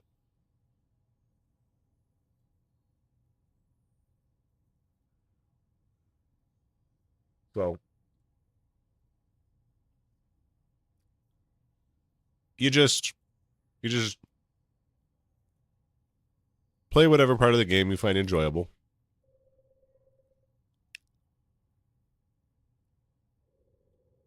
Learn about that specifically, and don't worry about all the other stuff. Oh, speaking of Clawfleet. Speaking of fucking Clawfleet. Good lord. Oh, here's a wormhole. Oh my god. Are we going to immediately find what we're looking for? Wouldn't that be so nice and easy? You know, a ton of stuff that is of little value. I have a whole series about a ton of stuff that is of little value, but actually of real good value. Wish Eve devs knew half as much as your average streamer. Honestly, Joey, I can't say I disagree. I cannot say that I disagree on that statement.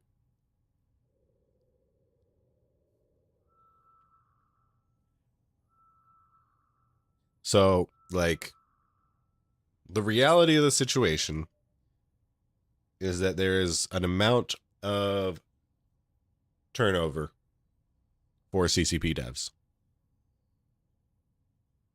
And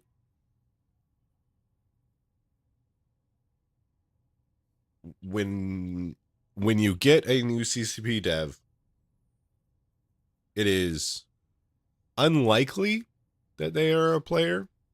I don't know if that's actually a true statement or not. I don't know the ratio of new hires that are already players or not. But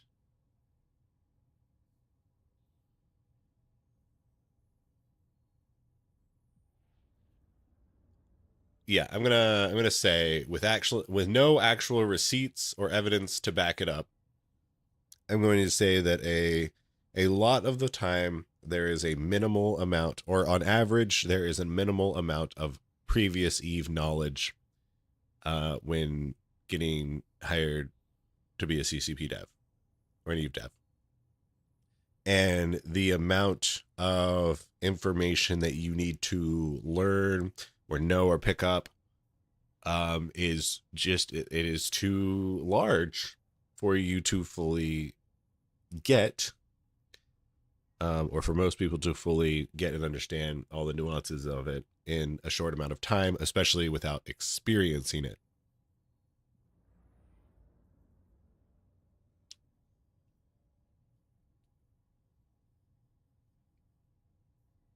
And so, like, the other problem is that, like, we can't really not have that situation, right? Like, it would be great to not have as much turnover in the company as there is.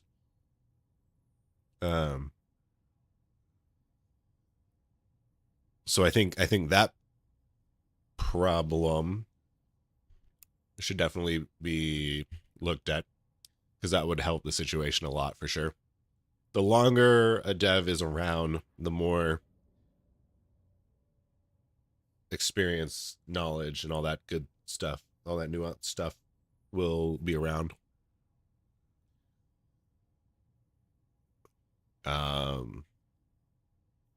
But like,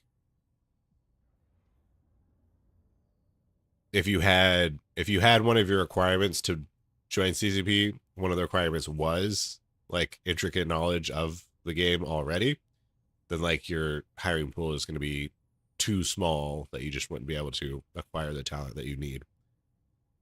Because if you need that requirement and all the other requirements for whatever position is getting hired, then you're going to end up with like no good candidates or no one.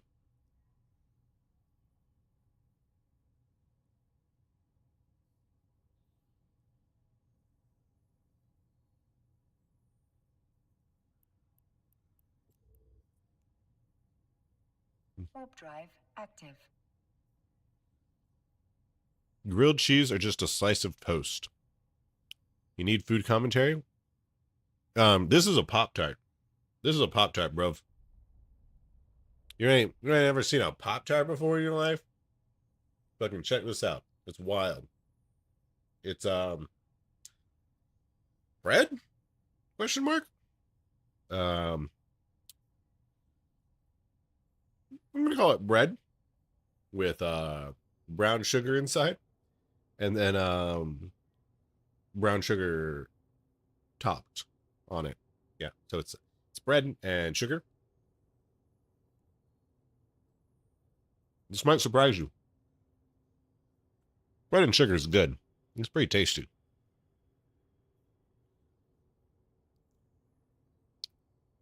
Pizza Diavolo is a very hot pizza. Okay.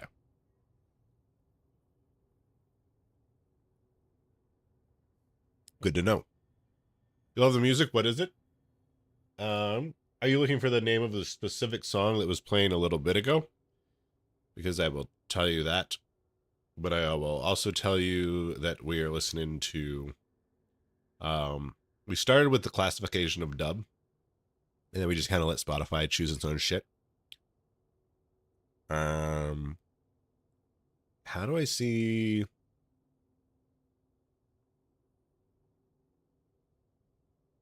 Wait.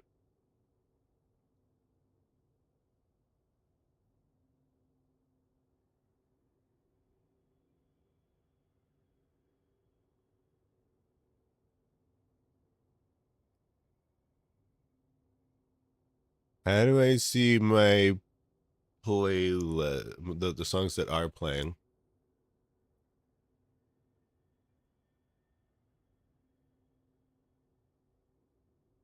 Of see what do.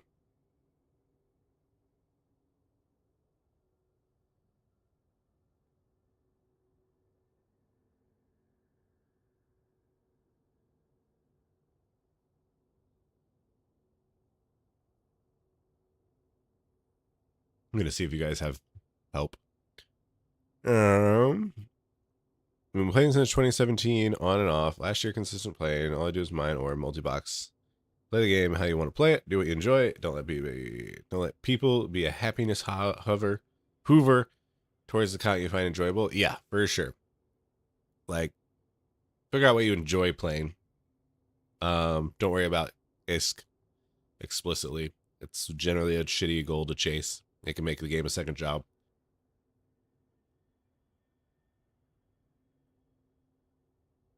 Unless, like, there are specific types of people, myself included, who do find a lot of enjoyment playing the ISK game, right? Like, I like figuring out ways to be more efficient and make more ISK.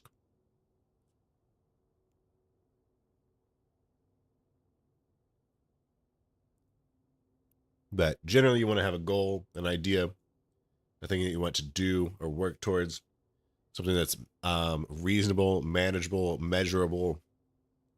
One of the shittiest goals that you can have as a new player is to pay your Omega status with Plex in-game money, because that is like guaranteed to turn the game into a job.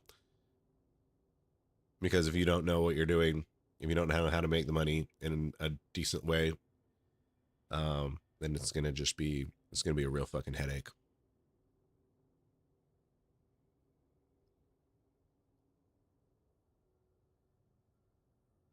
I think being a long-term hardcore EVE player is not conducive to being a high-caliber recruitment candidate. That's fair.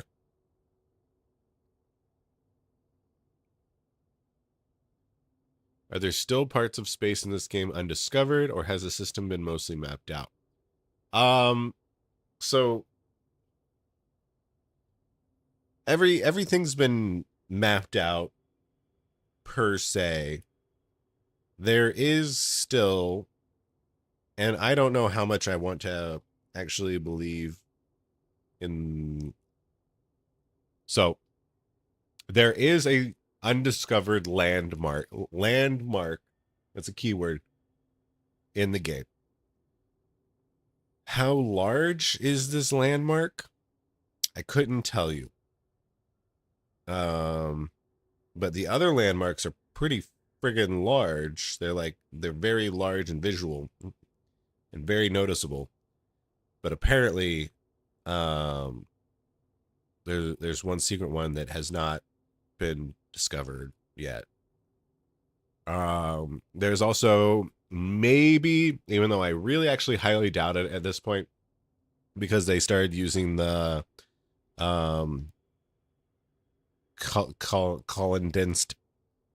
condensed orbs, whatever they're called. They started using those for other things in the game. There's theoretically some more information or more content, secret puzzle stuff with wormholes. I don't really believe that anymore. So yeah, there's maybe a few things to be discovered still, but it's incredibly esoteric if it is. But yeah, for the most part, everything's been mapped out. Eve is your comfy casual game, which is none of my friends understand that because they view it as spreadsheets and sweats. I mean, Eve can be very chill. It's got whatever you want.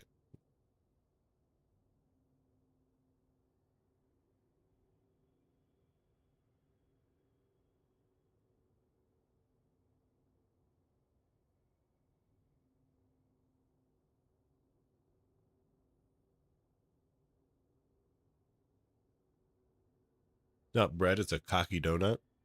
That's fair.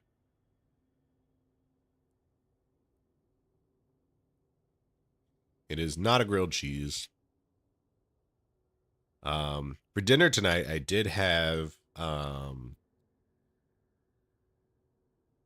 French dips, which is kind of like a grilled cheese.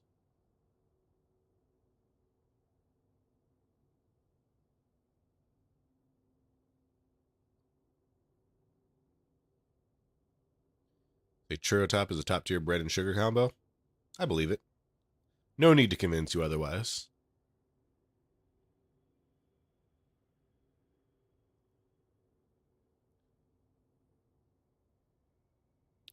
By the volume, there's a Q. Fucking knew it. I fucking knew it. All right, so it's going to be one of these songs.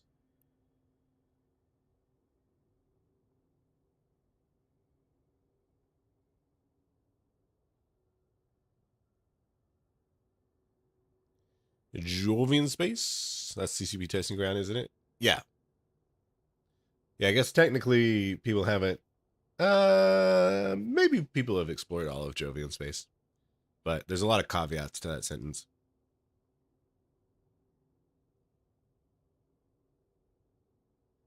How do you even find it? Is it probable? No one knows. No one knows.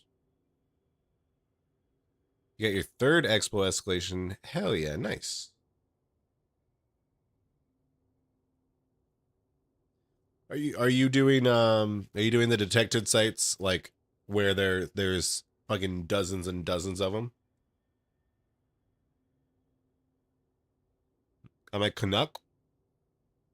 You're sure that once you call it, you're saying a boot? I say a boot. What about it?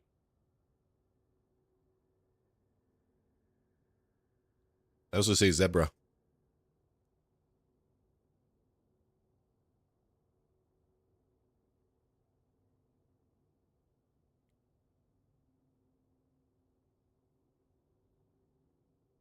Don't burn yourself.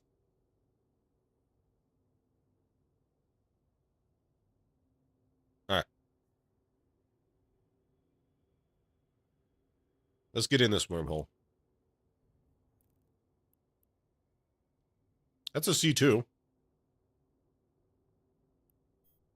Hmm. Hmm. Hmm. Do I try a C2?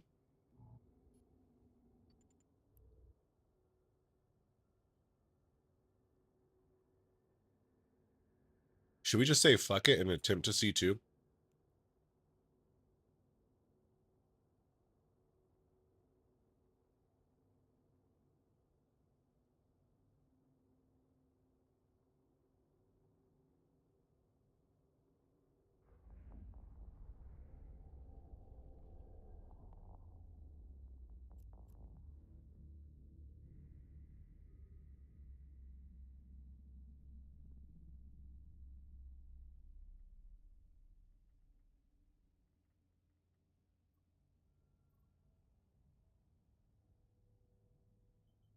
Thought they were proven bad. I mean, they're basically proven bad.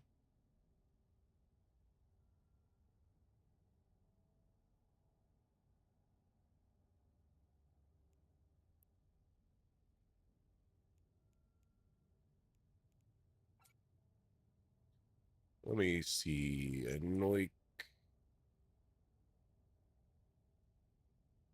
Also, I should probably like do all the pre-check flight list shit. Save.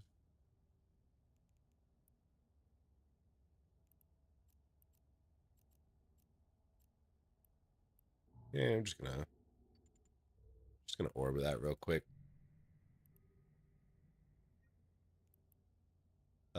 There's 2 perimeter checkpoints and the ruins of Concord. There's a high sec and a C4 static. Assuming this is the high sec B274. Yes, that's the high sec static. So a perimeter checkpoint. Looks like deeps is 260, 190, 310. Seems incredibly reasonable. Yeah, we're gonna do it. Fuck it.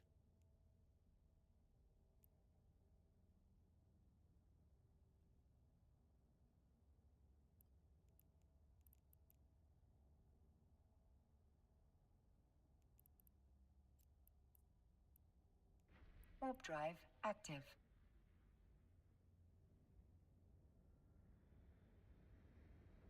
Oh. This is cataclysmic. which is gonna make our shield booster and cap less effective. Oh, but our cap capacity is still strong. Okay. Should be fine.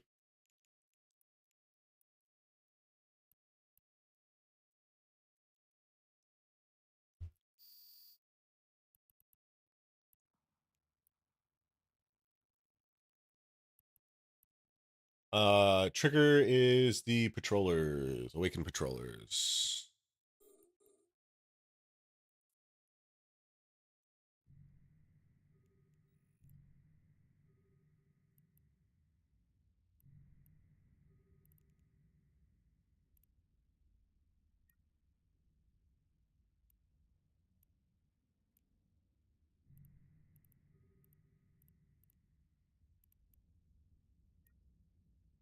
Oh wait, those are brackets.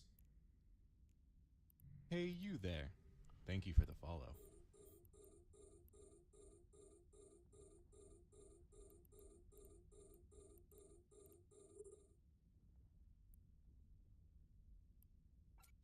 I do have drones, and I should be using them. Aimless, thank you for the follow. You want to say a huge thank you for your YouTubes? Hell yeah. Excellent.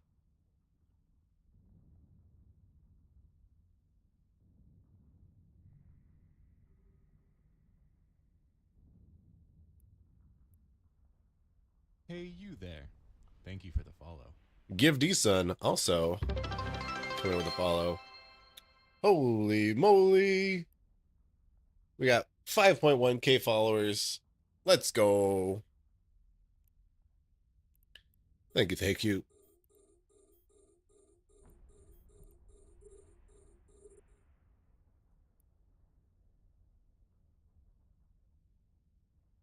Thank you for subscribing. My You missile range absolute is legend. 24. All right, easy peasy. Thanks for the tier 1 subscription, aimless1_. Aimless coming with a sub too. Fuck yeah. Let's go. Welcome to the sub club. Great to have you. You give us another drop? I mean, we got the Twitch drops. A module has run out of charges. All right, this is about a fine position. We're going to drop our MTU. We're going to orbit it like that much. And we're going to save the MTU location. Am I in a C2 wormhole? Yes. So we are seeing the viability of a Alpha and a Gnosis doing a C2 wormhole site. Seeing if we could hopefully get the equivalent of 50 million ISK or more an hour by doing these.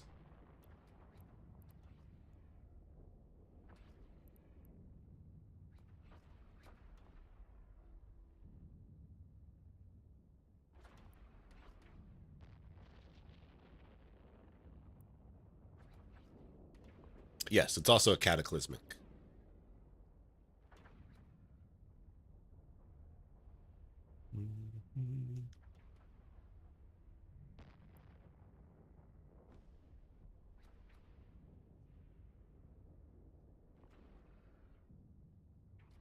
And we're going to enjoy some yogi on the side.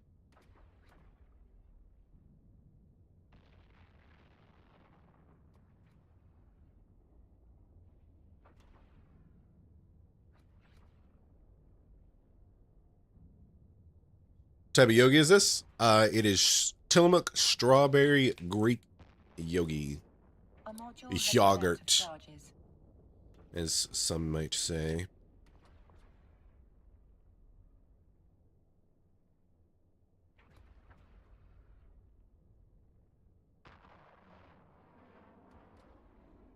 All right, it's all nice and stirred up.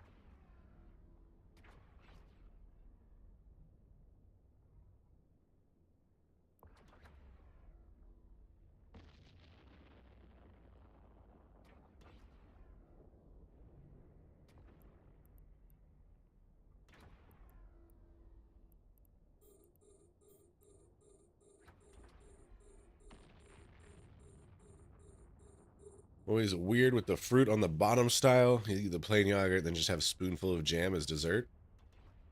Hey bitch, you are forcing your Twitch I mean, viewers to watch an ad right now, so pause your fucking game.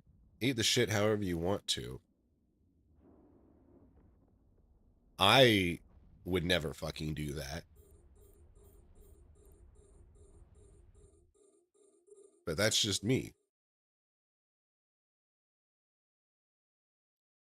The next trigger is the patrollers.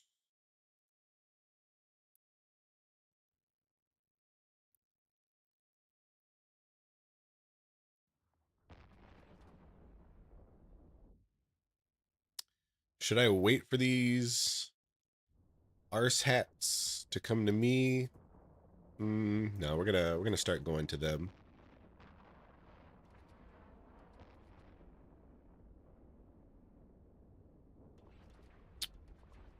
Very nice style with a spoon. Oh, of course. Of course you have to have the inverted spoon.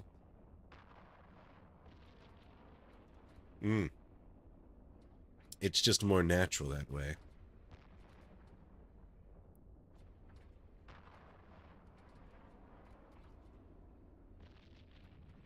Buy plain yogurt and fresh berries separately. Oh, that's also good. Do you J1, do you also add the oatmeal? That's fucking the way to do it. Get some fiber in that bitch too. I mean, like, the Pop-Tart is basically the like, we got it, right? This is basically the same thing. Pop-Tart and fruited Yogi cup. Basically the same as fresh yogurt, fruit, and oatmeal.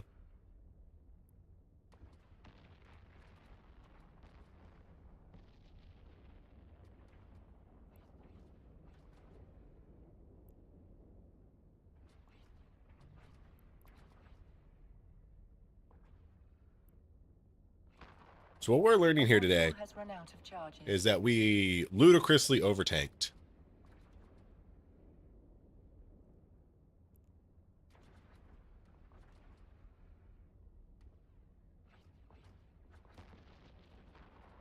You know why? But you always need to know people are eating on streams.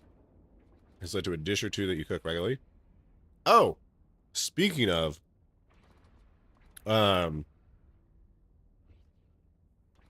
forgot why it came up, but me and J1 were talking, and this thing called Wokikoto, or salmon soup, was brought up.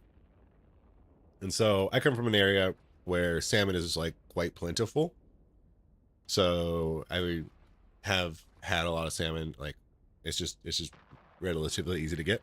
But I've never had a more creamy salmon soup.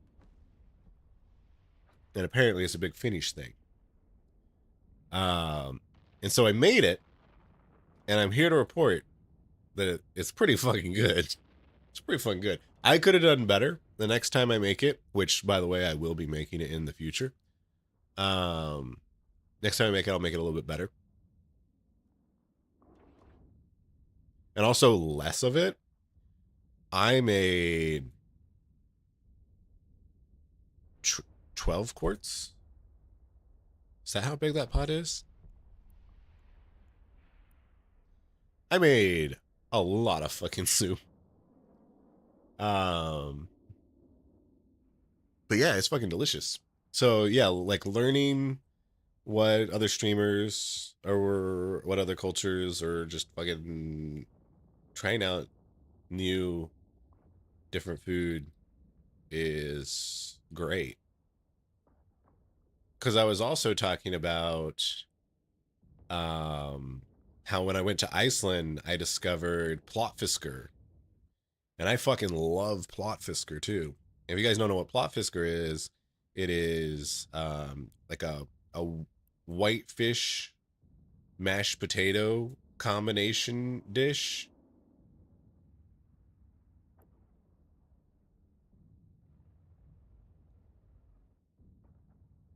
And it's good as fuck. I'm a big fan of the Nordic fish game, right? Save 12 quarts is a lot of fucking soup. Holy shit. Yes. So, okay. So I was going to make it with 2 pounds of salmon. Oh my god, this battleship's so fucking far away. What the fuck? What the fuck?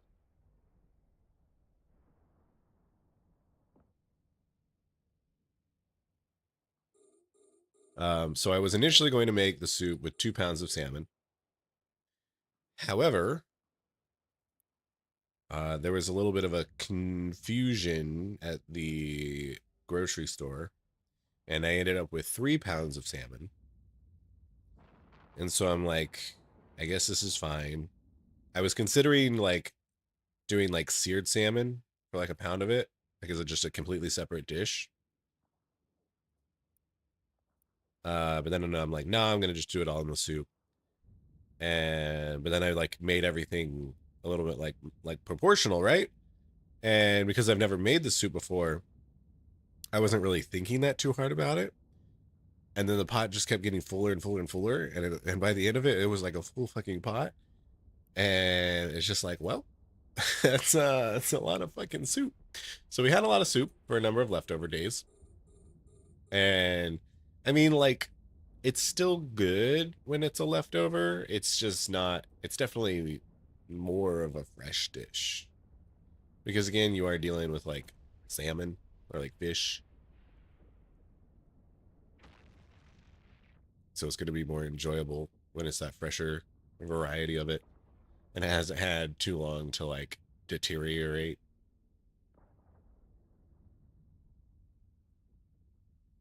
Decay, as it were.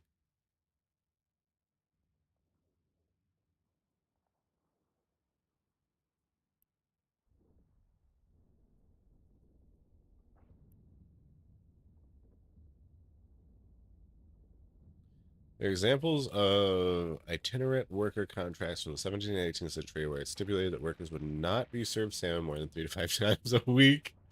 Nice. If I really want something awesome, also kind of hard to make, Krallian pies with egg butter. Ooh, I'm going to have to look that up. Me likey.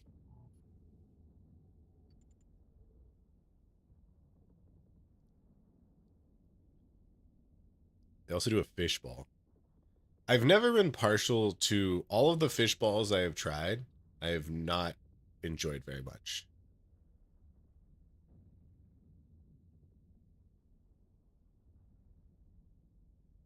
Traditional food from your region is fishcock? Hell yeah.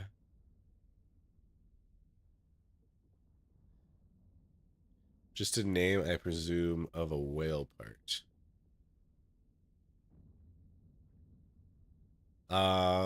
Speaking of whale parts, the best meat I have ever had was whale in Iceland. And I do not believe that we should legalize whale fishing to any large degree.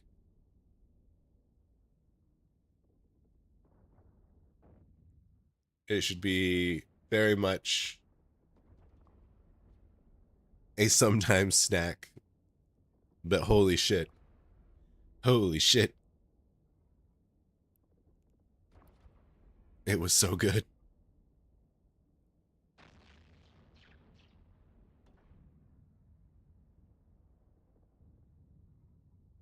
Like I have like a goal, right? It's not a real goal that I care about pursuing at all costs. But a nice little fun little goal is that I want to just like eat every type of meat, right? If it's meat, I want to eat it.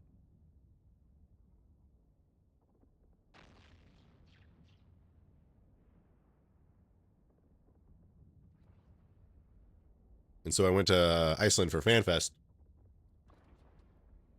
We went to this restaurant, cafe, I don't know what you want to call it. We went to this place. And they were like, we got exotic meats. And I'm like, I fucking love exotic meats. What do you got? And they're like, well, we got the whale. And I'm like, fucking sign me up, bro. Let me see how this tastes. And it's so, I don't want to necessarily say like tender, like mouth melty and flavorful and just so easy to consume. It was just so delicious. So if you go to Iceland, or if you go to a place where you can legally acquire an appropriate amount of whale, I highly recommend trying it out.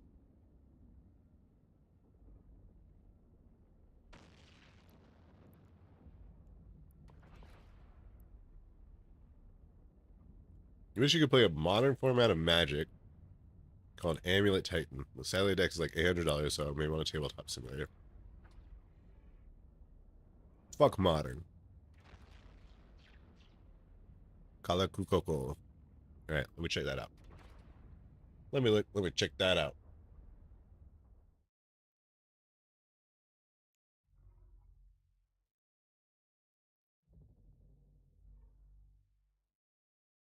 Oh.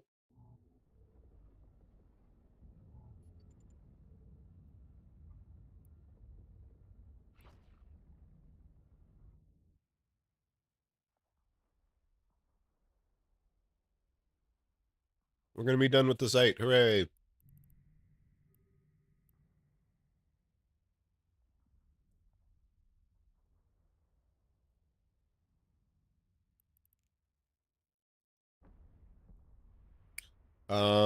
Do I need to kill this tower? I don't think so.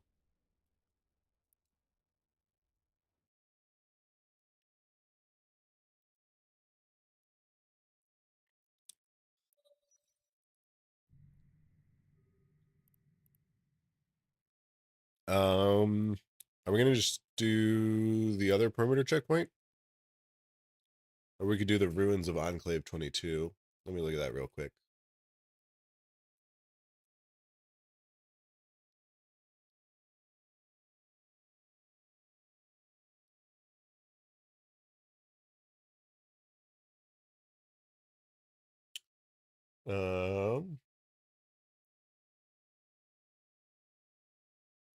Some frigates, some battleship, frigates and a cruiser, and then maybe a battleship.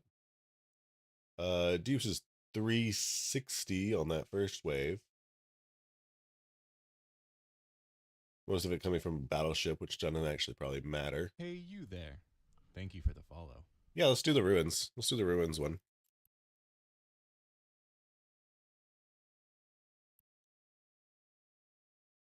Looks like this site's cleaned up though.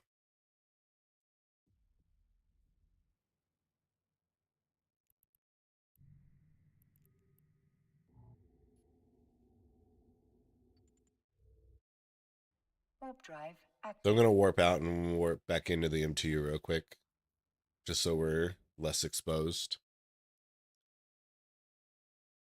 English fish pie, smoked fish plus white fish plus shrimp with a mashed potato topping. Trust you. I mean, it sounds delicious. Some Finnish speakers today find the name Kalakroko somewhat amusing, as Kala is Finnish for fish, Kukoko is rooster, leading to the often used but non-morphological translation fishkok. Is this a C3? No, this is a C2. C3s are definitely worth doing. They're some of the best wormholes to farm. We are figuring out if C2s and or C1s are worth the squeeze. And we're doing this in an alpha character in a genosis with approximately 6.5 million skill points.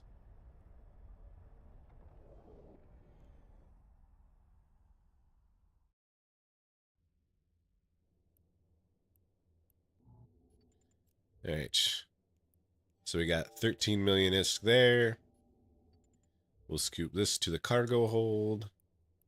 And we will go to the ruins of Enclave 28. And that took us 20 fucking minutes.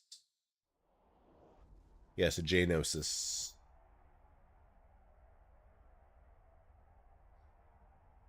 So that would be 40 mil an ounce. 40 mils an hour.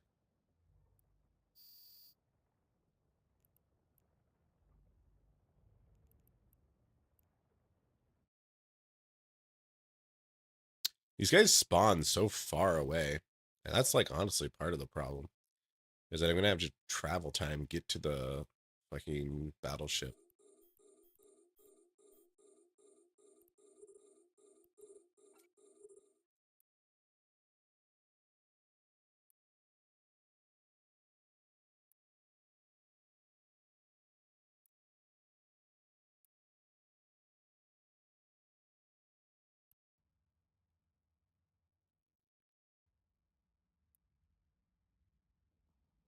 So restraint in the face of tasty seafood has historically not been a strong trait of the fishing industry.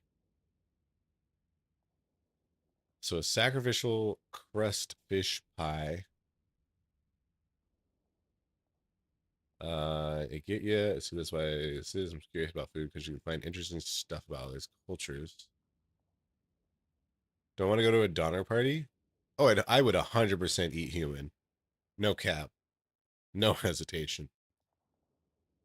Okay, well, with some caveats.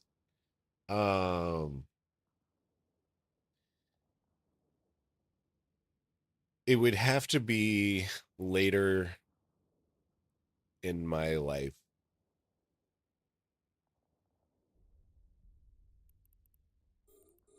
I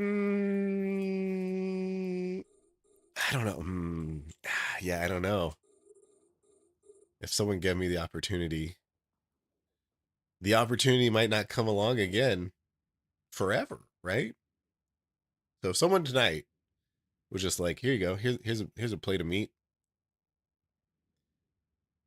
I'd probably eat it. I mean, it's a reasonable, and like, my only concern is me getting sick, right? Like, I have no moral quandary at all about it. It's just that you're not supposed to eat your own flesh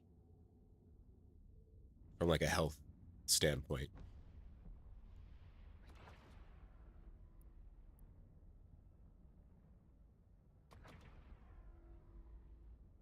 But I've eaten risky foods before.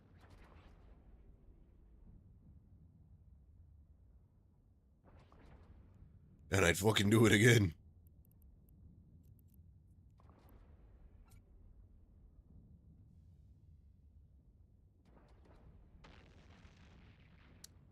Just has emu, kangaroo, and buffalo in the last week. Oh, nice.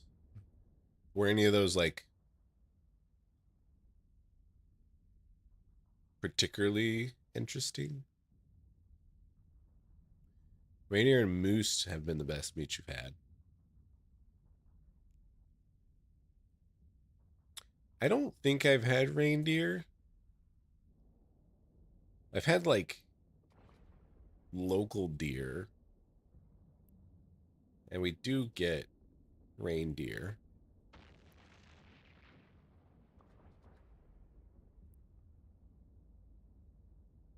But if I had, I would say it was, I don't know, fine.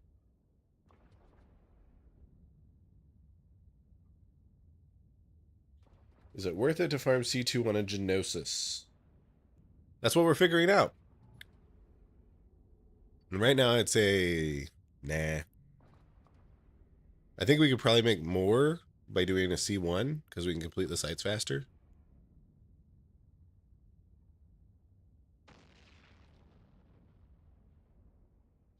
Modern's cool.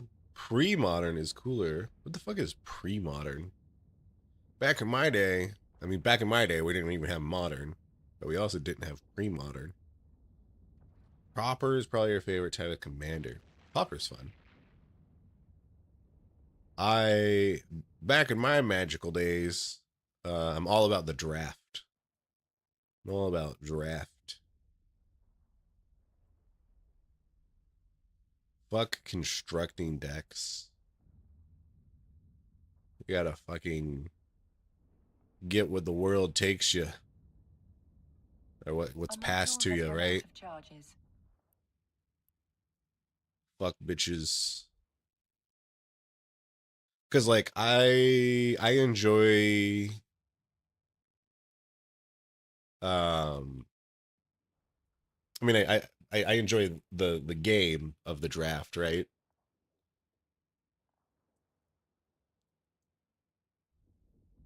But I also enjoy the fact that more of the cards are used. I'm not gonna say all cards, because like sometimes cards just suck.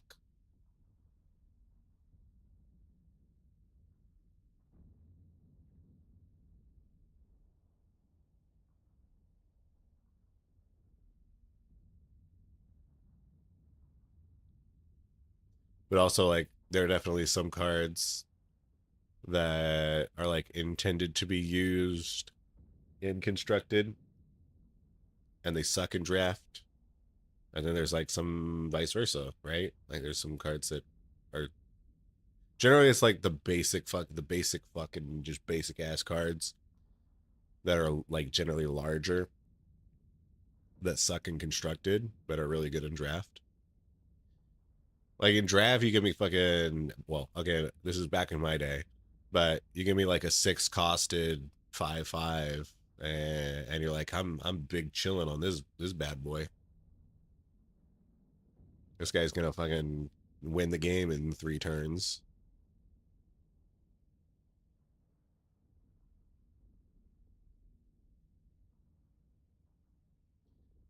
Senzori, thank you for the follow. C1s and 2s sometimes have this site called an Astrahus or an Anthenor that can drop billions, but it's a multi-day site. Yeah, and generally the ones that you find in C1s and 2s don't really drop billions. They could though.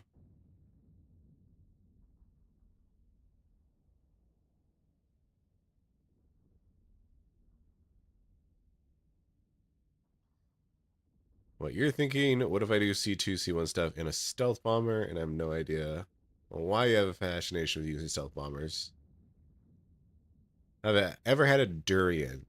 I have had a fried durian or a deep fried durian. And I have had durian candy.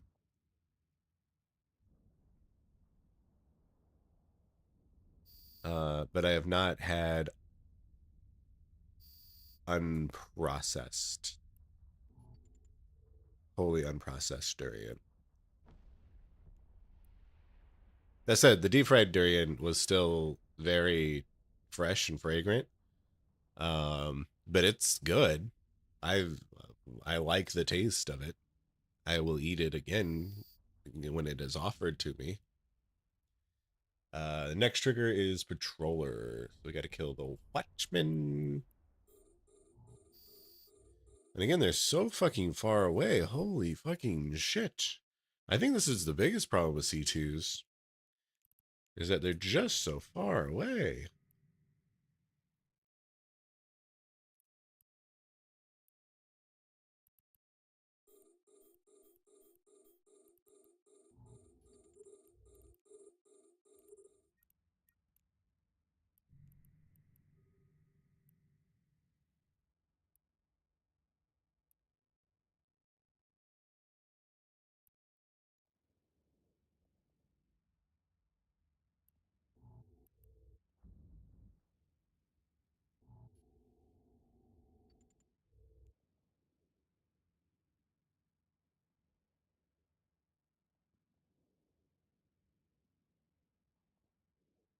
Say risky foods being from other species. Human would have more troubling stuff. Stay away from the organs and brains. Yeah, like I wouldn't eat.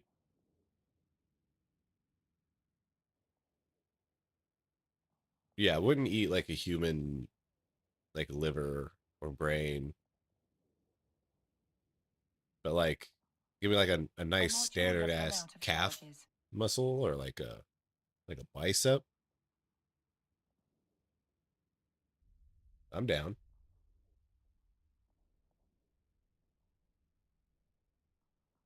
Deer jerky's pretty good.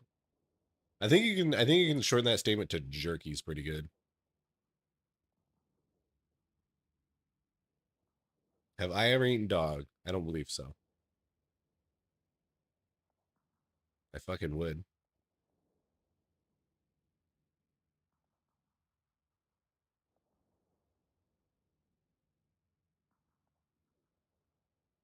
Pre-modern is weirdly specific. It uses only cards from 4th edition to Scourge.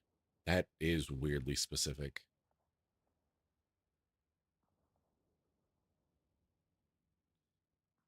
What is that version that we're hearing? The song. Oh, Oh shit, there goes the channel. Batman Larry just raided with 32 odd ones. Badman Larry coming into the channel with a raid. What the fuck is up? Welcome in. Hopefully you had a great fucking stream. Hopefully Apollo was with you and you raided some skyhooks successfully. I don't know what the fuck you do. But welcome in. Thank you so much for coming in with the raid. If you don't know, my name is Interdimensional. I like to showcase various aspects of EVE Online, showing you how to do them to the best of your ability, learning, figuring out new, exciting, exotic ideas, fun things. I like to focus in mostly on lower skilled content, alpha content, things of that nature, group content, whatever the seasonal event, patch, whatever that is, content. But yeah. I also have a YouTube channel. I'm going to go ahead and link that for you in case you're interested in checking that out. Lots of good informational videos with a lot of good content. You'll certainly find you'll learn something about EVE Online in that channel. I know because I learned a fuck ton of things making all those videos. And yeah, and I already know a lot of things. So if I learn something new, then then let me just put it this way. You're gonna learn something. You're gonna learn something. You're gonna go get learned. But welcome in. I don't think I have anything else to rant about. We're just kind of hanging out, having a good time, ranting. And the content for today is we are investigating lower class wormholes. That is specifically C1s and C2s, and even more specific than that, right now we are in a C2, which I will go ahead and show you. Ta-da! We're in a C2. We are in a Gnosis with an alpha character, about 6.5 million skill points, and we are seeing if it is viable to do in a timely fashion with this content. With the elevated amount of risk, are we getting another elevated amount of ISK? And the long short of it is, no, not really. C2s, I kind of already hypothesized that C2s weren't going to be really worth it anyways. But we found a C2, so we decided to test it. Because maybe things would be different. Maybe we would figure out that it was super cool and awesome. But it is what it is. It still can, I mean, we'll figure out after we finish this site, but we'll say that it's approximately 40 million ISK an hour. That doesn't include actually finding the wormhole. But I mean, kind of regardless, I would consider this activity a activity of opportunity. Because if you just do this when it kind of falls in your lap, you can make plenty of ISK for your time investment. But alternatively, if you go out specifically hunting for it, there is a chance that like you have a really hard time finding it. And that's going to waste a lot of time, and just plenty of things can go wrong.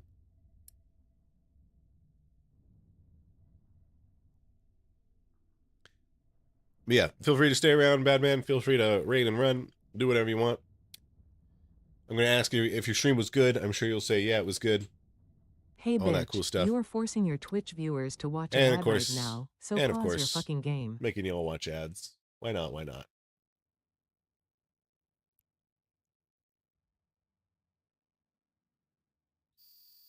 Did we ever figure out the song that we were hearing?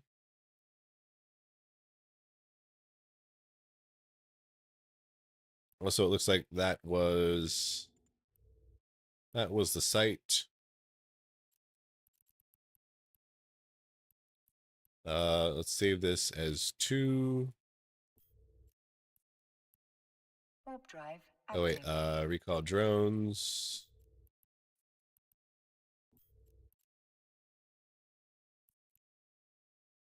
Warp drive active.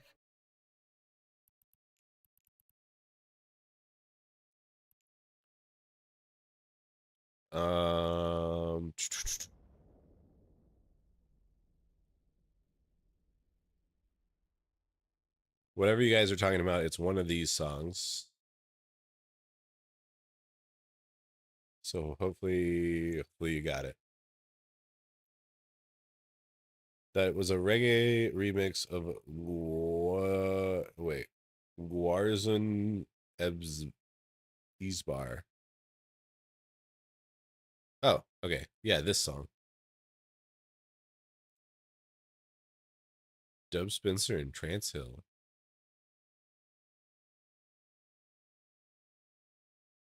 Oh. Okay, yeah.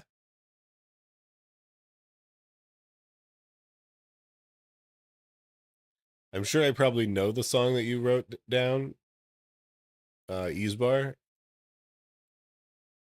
but I can't like recall it from just the name. Warp drive active.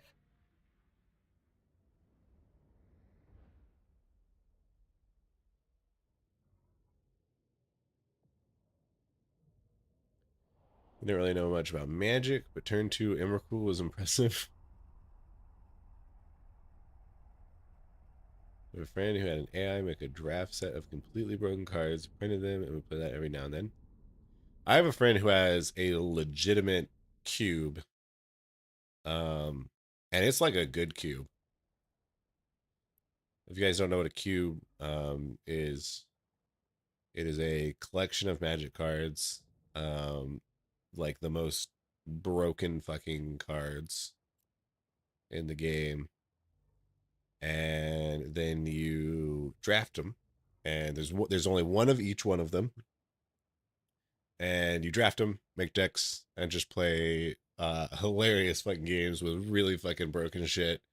It's a whole lot of fun.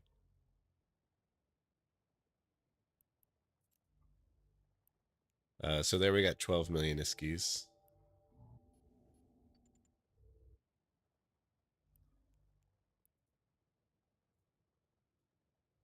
So that again took just slightly under 20 minutes for like another 12 million. So yeah, we're basically looking at 40 milli an hour.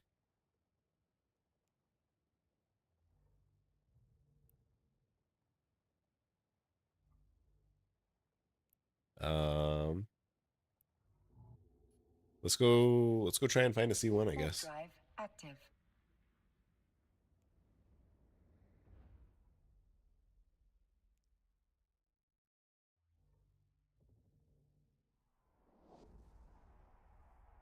Been a tabletop RPG bunny since the early 80s who never got in the card game buzz.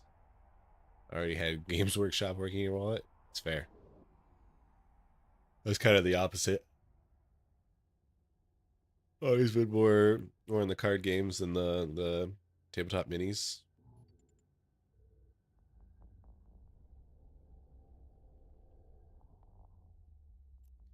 C2 is a new C4, in that it's shitty. Because all the spawns are really far away from each other, just like how C4s used to be. Warp drive active.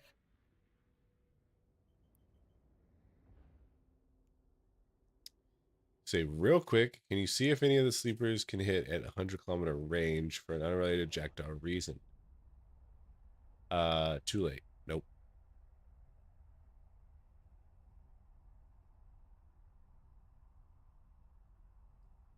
I mean street chicken? Yes, I mean street chicken. Be careful with predator livers, can kill you with vitamin content. What's better, jerky or pepperoni? Ooh. I'm going with jerky.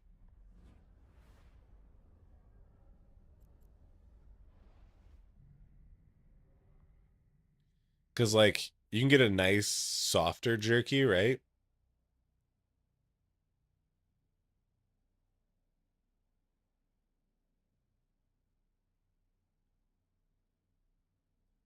Like, I do understand that the idea of jerky is that it's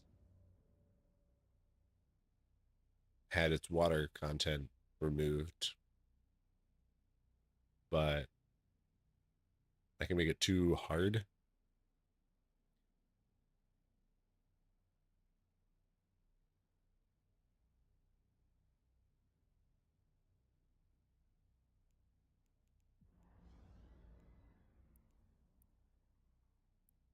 Warp drive active.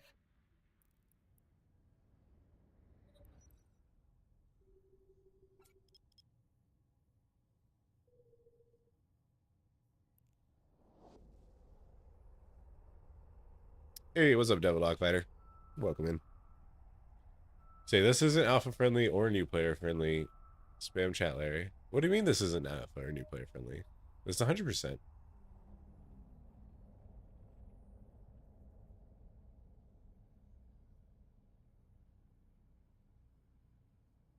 Gray Zone Ice Bear.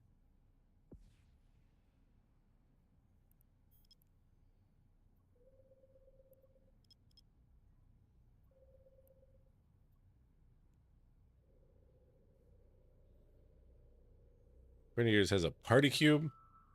Some of the cards in the cube are not magic cards, but they are allowed. The rule is every time a new person plays, they can open a booster of anything they want and add one card to the cube. Shit. We found another wormhole. Could this be a C1? Hopefully.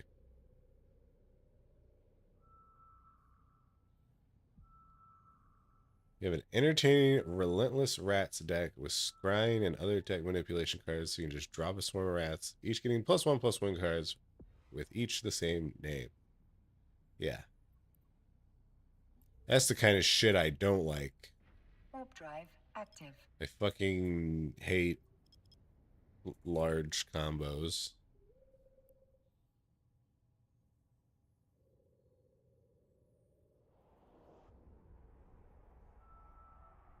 And or gimmicks. Or rather, cheese gimmicks, we'll say. Like, there's a difference between a gimmick and a theme. I think themes are cool. Gimmicks are lame. And yes, I am being arbitrary.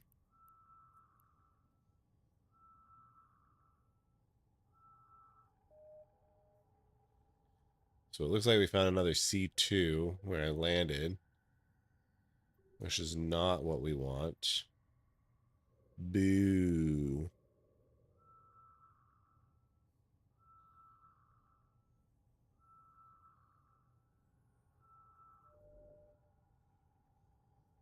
Oh, we did find another wormhole, though.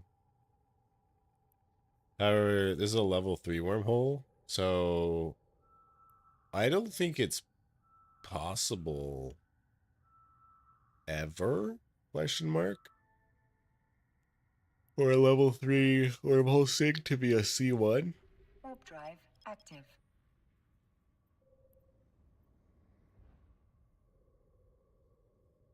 Nisa has a 2/2, 4/2 with haste and has warp. I don't know what warp is. And can be warped from the graveyard. It's kind of nuts. You say nuts, I say fucking the standard direction the game has gone in for the past decade at this point. And that's why I don't play Magic anymore.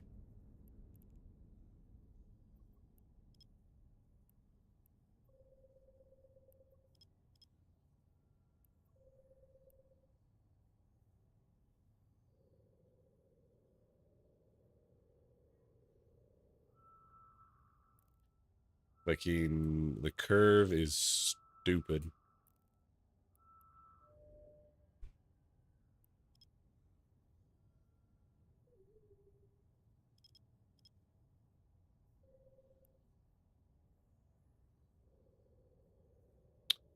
It doesn't die. It gets exiled at the end of turn, but you can cast it from exile for its normal COC. So it's a card that you can always pay 2 for. And then just do whatever the fuck you want. Like, you could block with it.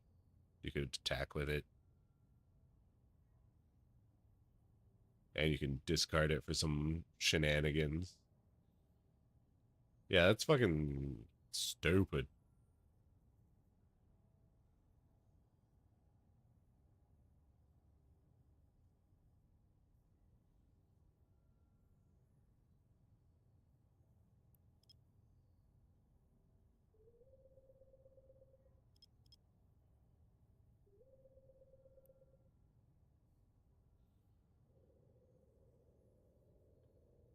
You got wrecked by a pre-release? I got 3 of them? Oh, God. Especially at a fucking pre-release? Because, like, card draw and, like, hand size is so important. Basically, having a regenerating card is so fucking good.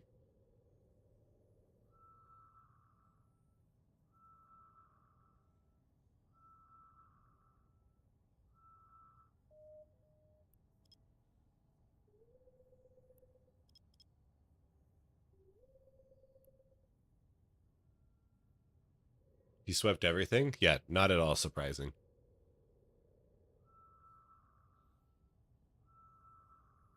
It's a legendary red card that gives all of your red creatures and artifacts warped for 2 red.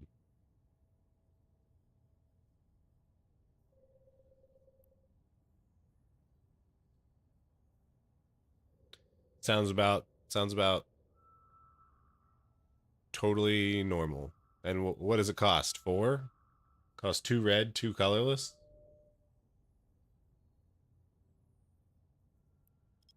Here's a level 3 wormhole. Which will definitely not be what we want, but we're going to scan it down anyways.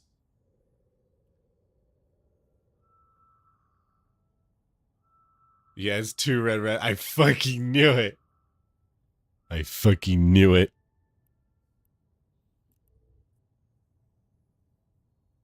Warp drive active.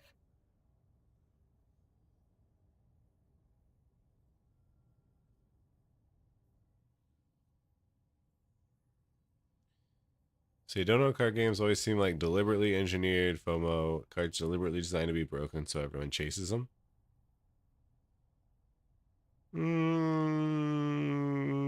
Certainly to a certain degree.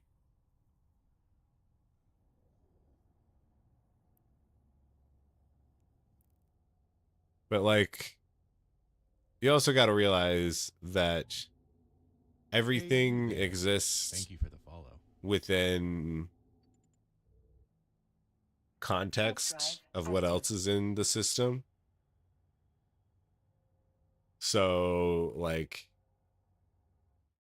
yes, some cards are going to be, like, really broken, but also some cards are going to be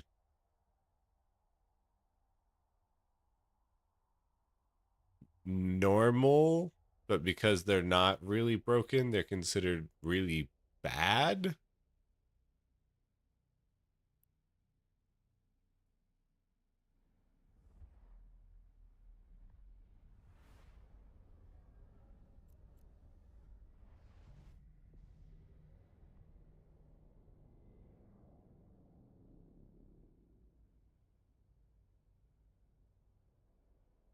But what you're saying is that you feel like the width of the difference between good and bad is too large.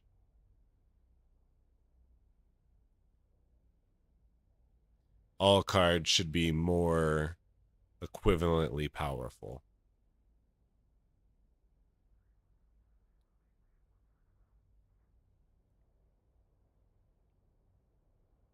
But if everything is equivalently powerful and the same, like you definitely you do lose like some of the magic there, right?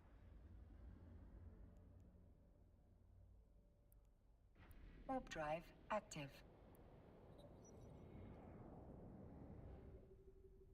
It becomes a little more boring and droll. At that point, you might as well fucking just buy some minis.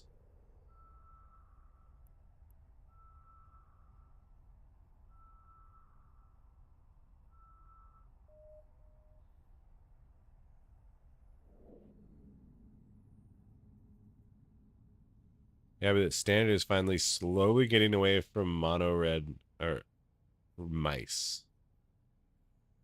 What are mono red mice? Back in my day, we had Curd Ape and we liked it a lot because it's really fucking good. Or at least it was back in the day. At this point, it's probably not even good.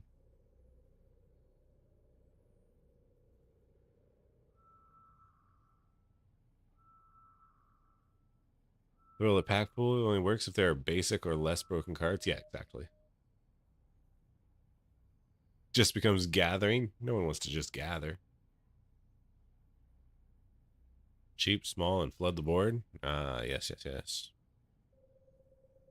So instead of playing like a proper red deck with damaging sorceries and shit, just fucking lightning bolt.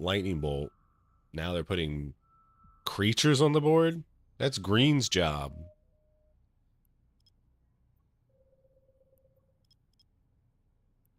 Who the fuck took it away from green?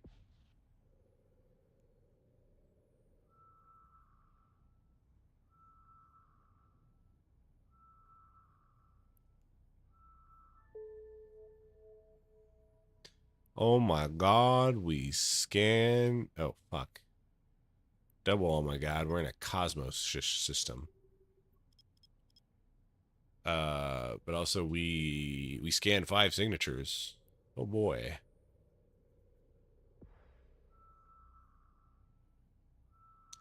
You always liked a red-blue deck. Don't let them play it while you just blast them. I can sort of respect a red-blue deck.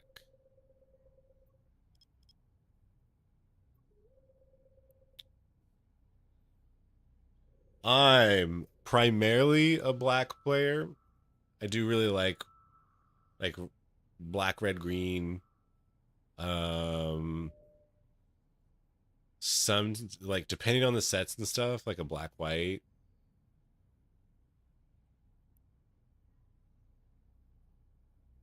Level 3 data site. I'm gonna just scan this down on the off chance that it is a covert ghost site. Even though I can't do it, I'm gonna just see if it is.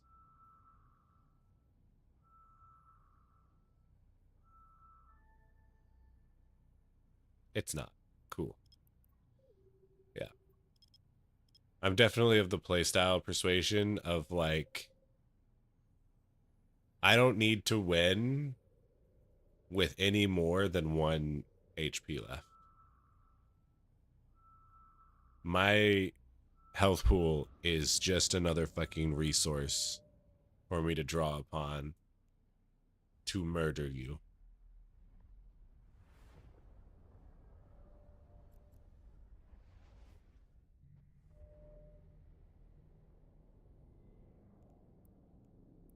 Warp drive active.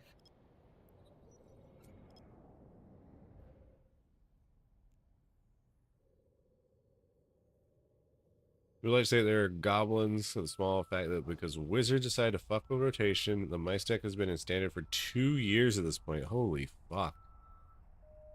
You went by table flip more often than not? Say black, red, blue, control is your favorite. Yeah, it's pretty alright. Blue, red's real fun. Black, white's real fun. Black, blue is probably your favorite. You only do what I say you can and take damage to the face. Dimmermill.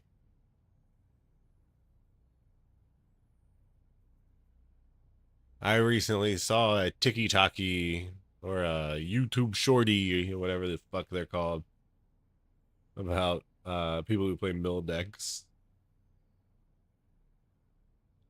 Now they're terrible, terrible people.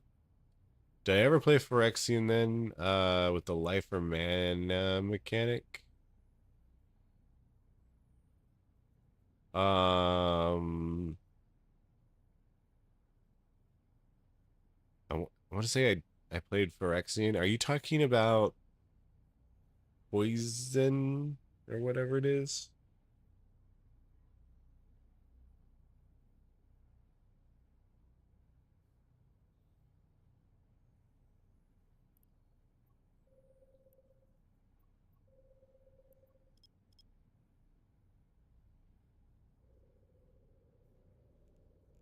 Some cards have Phyrexian mana where you can play like 1 black or 2 life.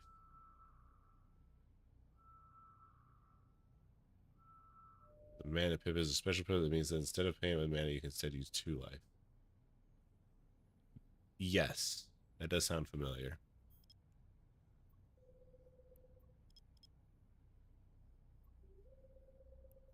I think that was probably near the tail end of when I stopped.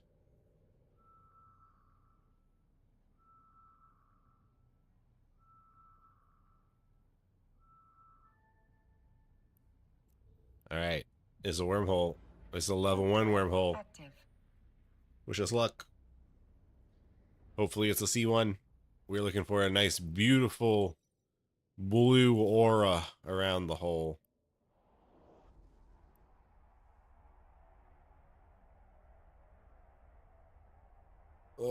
Survey says...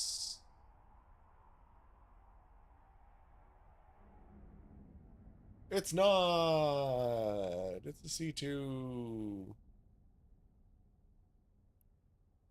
Wait. The fuck is a nickel and dime store? Warp drive active.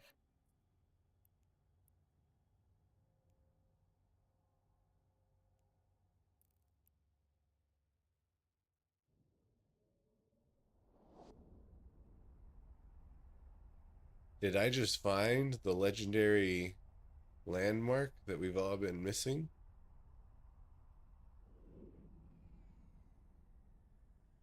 Oh no, this is probably just Cosmos shit.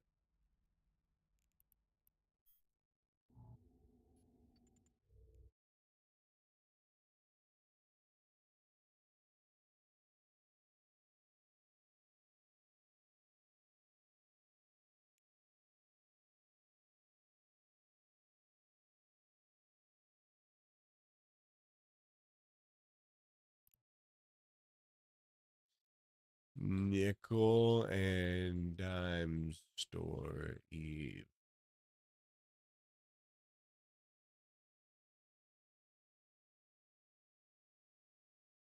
Yeah, the Cosmos mission.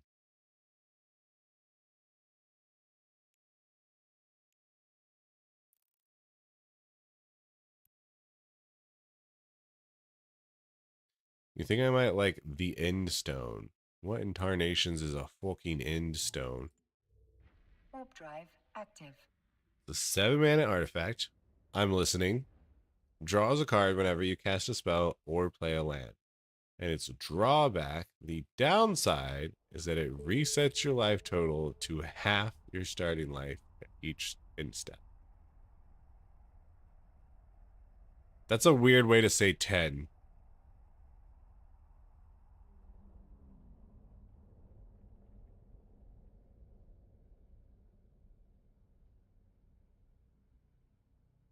So it means you can spend all your life down to 1, then refill to half your starting life, and also get extra cards when you do anything. If you play in Commander, goes to 20, because Commander starts at 40. Oh. Yeah, I fucking hate...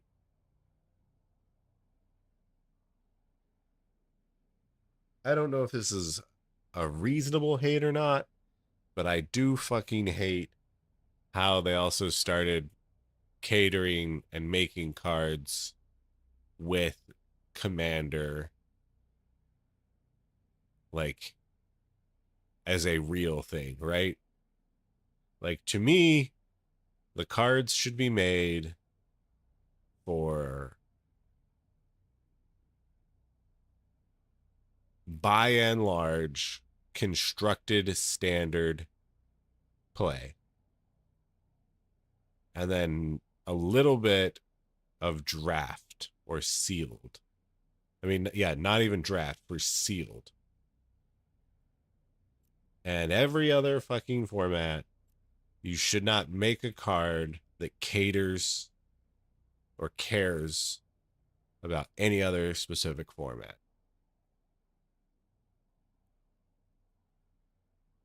And I understand a lot of people really like Modern. I think those people are fucking fools. But, you know, they can like what they like, I guess.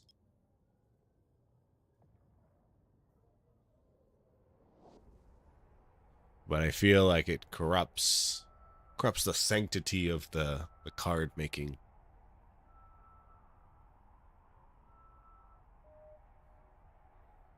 You played it on Arena in Brawl. I don't even know what the fuck that is. And so I think it's okay because the cards are made for regular Magic, but it counts for Commander.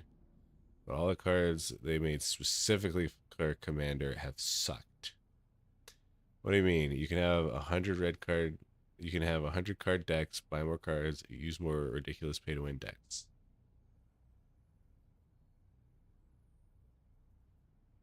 Yeah. That's what Modern is.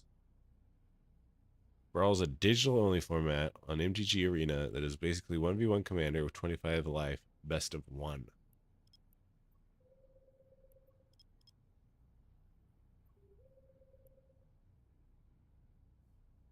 Again, sounds dumb.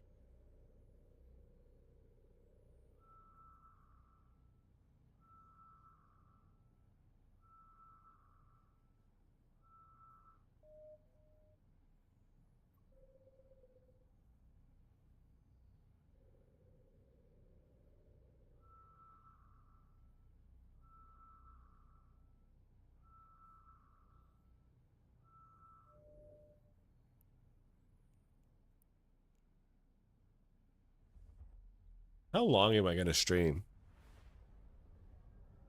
Am I almost done streaming?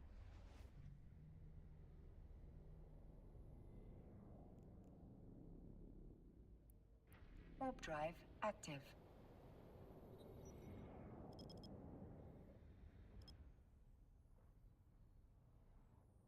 Could have been a second one about it. So, I mean, like, I'm streaming a long time today because we're getting a lot of fucking viewers. And we're getting a lot of viewers because of drops. I mean, what I mean to say is because I'm a great fucking streamer. But also, let's be realistic with ourselves. It's a combination. Hey, you there. It's a combination. But I mean, hopefully the idea is that you guys hang around and enjoy the content. And then exactly like what Noobish did is like, hey, maybe I should follow this streamer so I can check out their streams later. Maybe even when there's not drops dropping. So like it's a good time and opportunity to get a lot more faces, viewers checking the channel out, seeing if they enjoy it, seeing if they're having a good old time.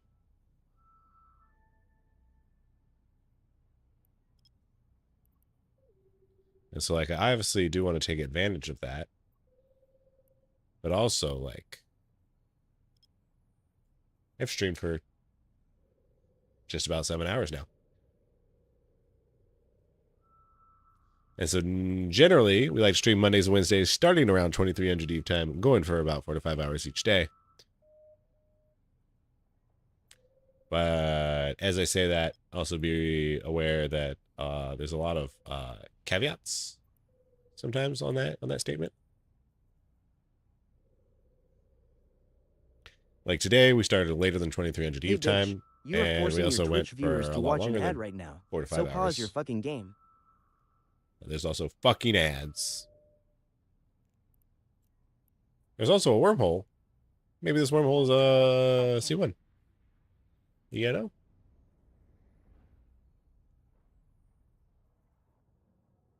Arena will errata cards, change mana cost, nerf power toughness, and basically shift the metagame super willy-nilly, and historic formats on MTG Arena use the pre-nerfed cards. Wild.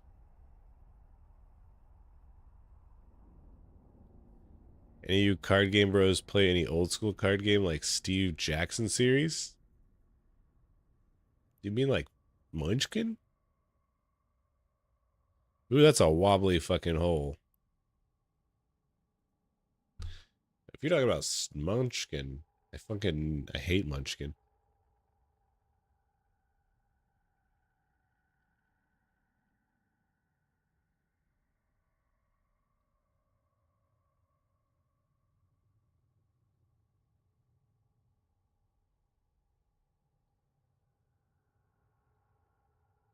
You are not talking about Munchkin.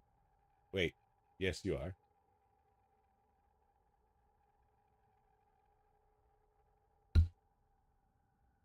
Was Munchkin like a really weird offshoot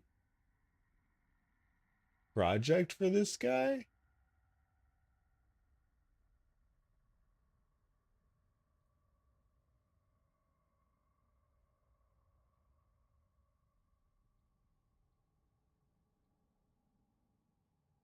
Did he used to have good games?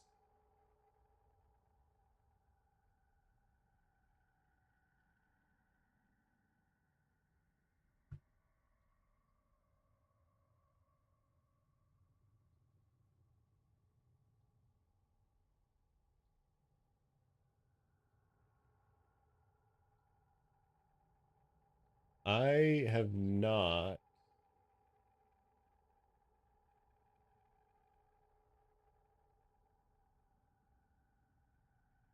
I don't think I have played any of his other games.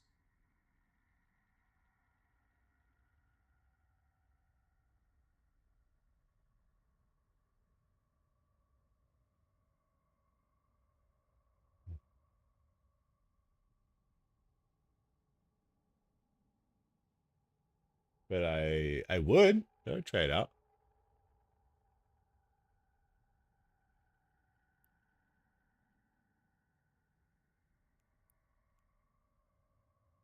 Warp drive active.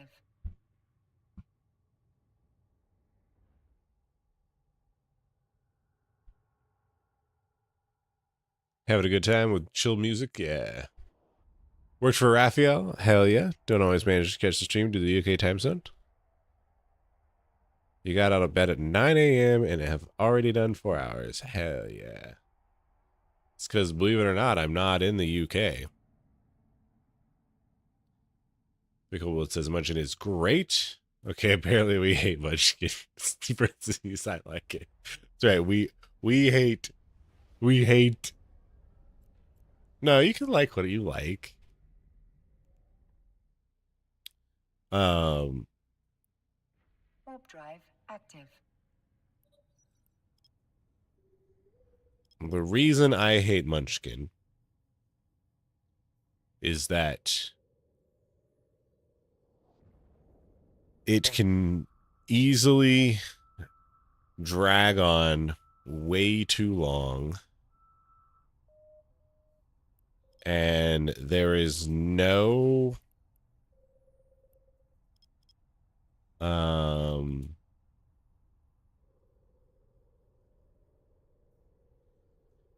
reasonable. Yeah, I'm gonna say this, and maybe I'm wrong if you really analyze the game, which I admittedly have not done as thoroughly as I could. But there is no reasonable way to tell when you should attempt to go for victory. Because, like, obviously, well, also, assuming that you're playing with a relatively halfway decent skilled group of board game players that have like played a number of other board games or card games in their life, and will understand that you don't want a person to win, so that you will use your cards to make sure that a person doesn't win when they are going to win. So like obviously you don't want to try to go to for victory as the first person to get there. And it's just also, there's just so much randomization and luck.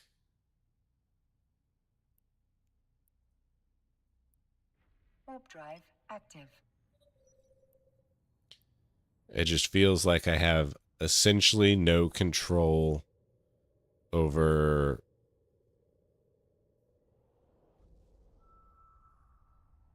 winning.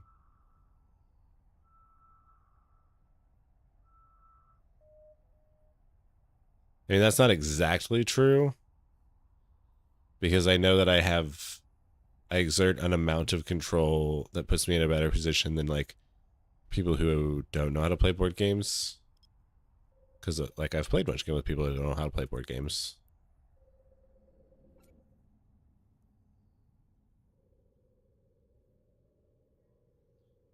There's just not enough, right? There's not enough agency.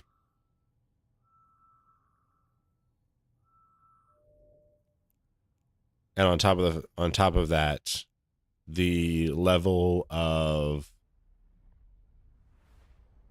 outside the game influence, we'll say, has on the game.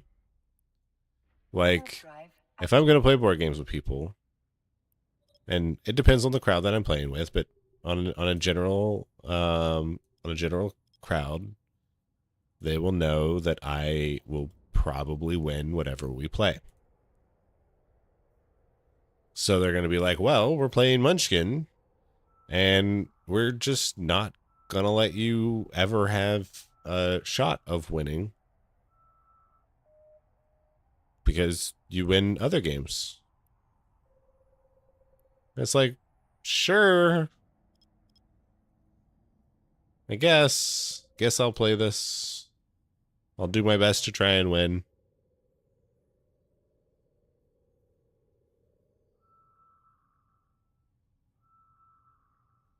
But there is uneven deterrent levels for different players.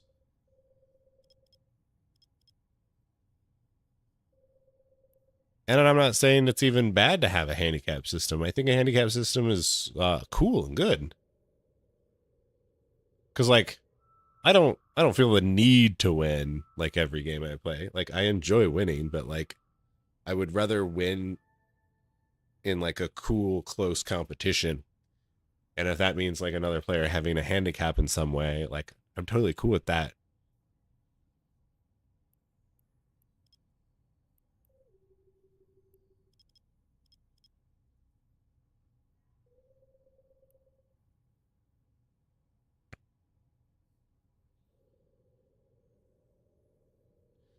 But in Munchkin, it feels too large, especially depending on the size of the player pool.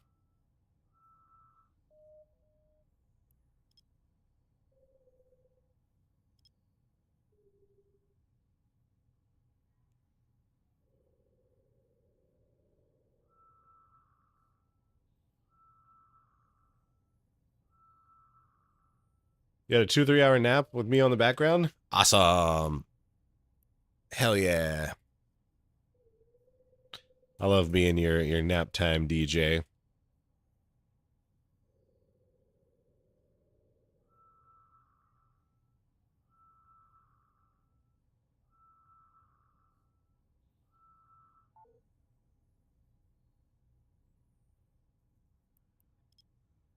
I do really like asymmetrical games. You say ogre, eh?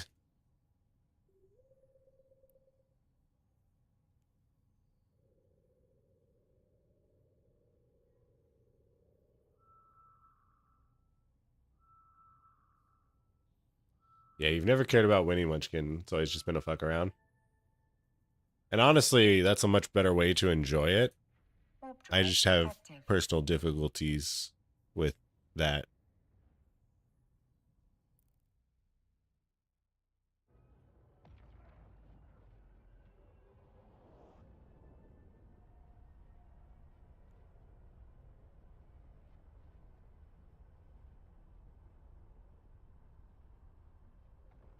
Come on. Nope. Not a C1. Another C2. We have found a lot of C2s. This one's EOL, though. See you later, FL.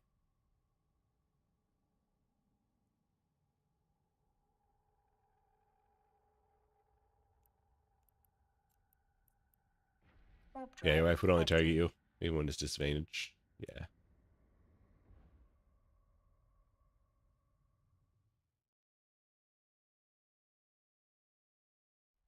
You usually win your first game, most of the games, then proceed to lose a lot when I start trying to actually learn.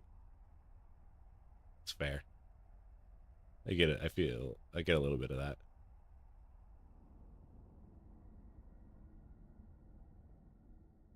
Who says I don't care about winning is fucking lying? I, for one, absolutely hate losing. But if you can choose between winning and losing, but being a hero, I'll choose losing, though.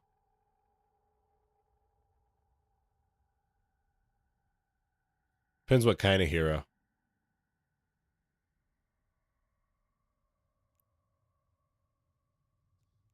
I'm going to have to get some more specifics on that claim. God damn it. I just looked at the viewer count, and it's higher than it was before. Number keep going up. Thank you guys for hanging out. I know I'm probably the only Eve streamer alive right now. Hopefully you're enjoying this content. I don't even think this is my most quality content. I'm just ranting a bunch.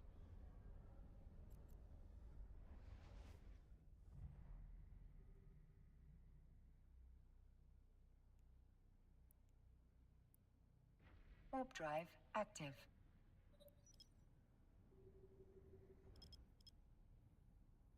Oh no, this is an 8 AU. I was gonna say this is a combat site because it was a small circle, but it's actually not. So who do we got? Oh, wait a second. We got Booga and Erst. And I'm kicking their asses. Nice.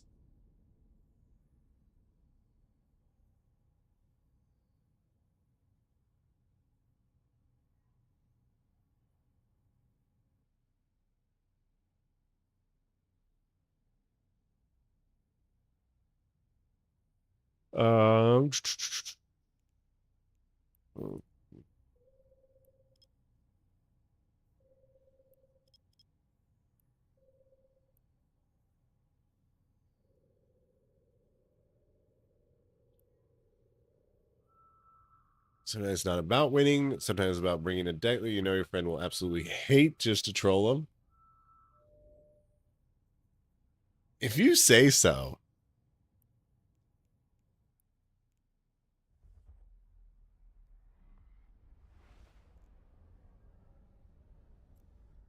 Like winning 1-0 with someone else scoring a goal, or losing but scoring a hat trick myself, I'll choose the hat trick.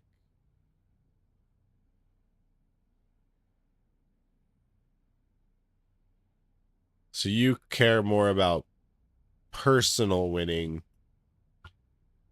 over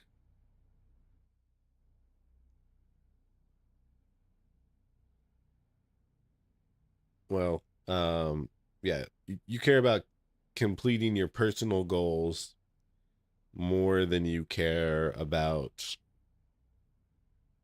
winning the stated goals of the game, activity, or whatever. warp drive active.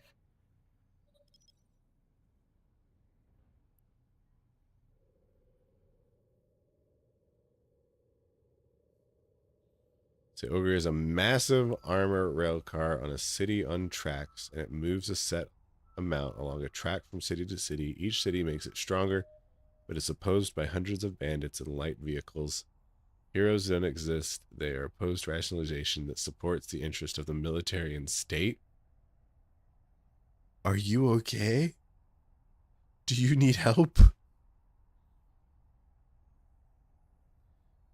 Wait, does the size of the circle determine what kind of sight? Is this a new trick for you to learn?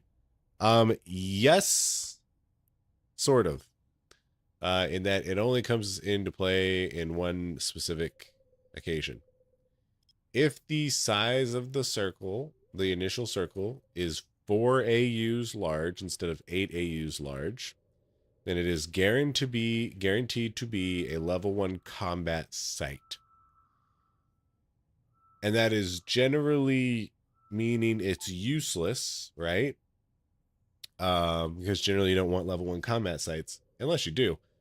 However, in the drone lands, specifically in the drone lands, level 1 combat sites are actually almost always going to be covert ghost sites. That's right, you heard me right, covert ghost sites.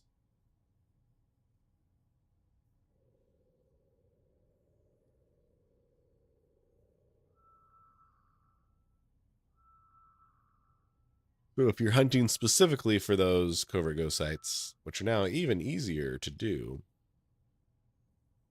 in the drone lands, you don't really even have to scan basically anything, because you can just warp system to system and immediately see if what you're looking for is there.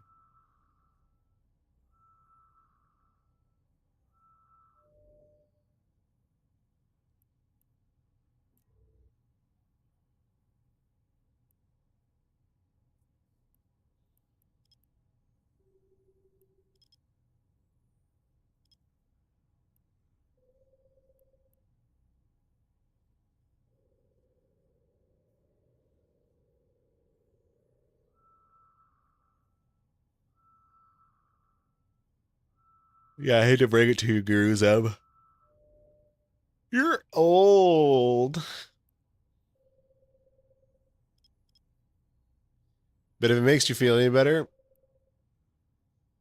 I had to tell a kid, like last week, a kid who was like, he was a little less than 25 years old, because he was thinking to himself, or he was not thinking to himself, he was outwardly saying that he's old and decrepit and an or an uncle.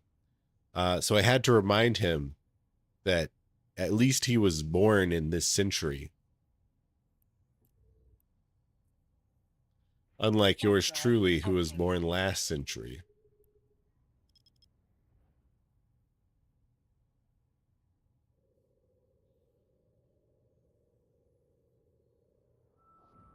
You're 60?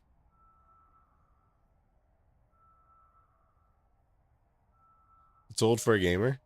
It is statistically higher than average. I will admit that.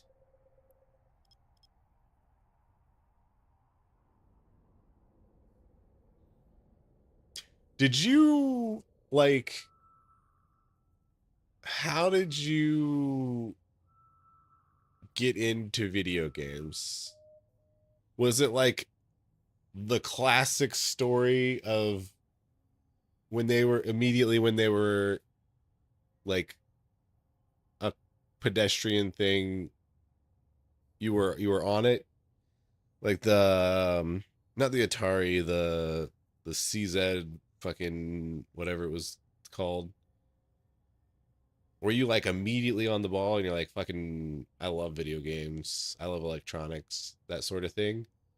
Or was it much later, and were you like, one day you were walking in your local Target and you saw Donkey Kong 64, and you're like, I wonder what this Donkey Kong 64 banana, And then you were fucking, it was all downhill from there.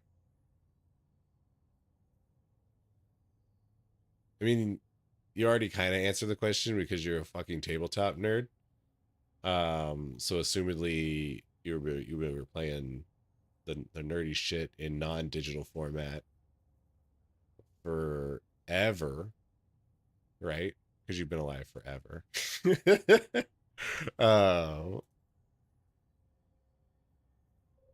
And then you just moved on to video games from there.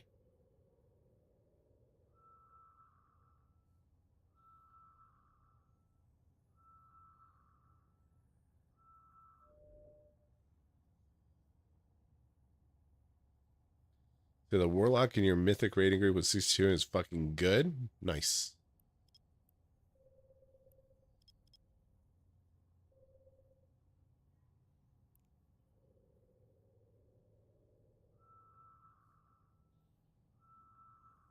The Commodore. Yeah.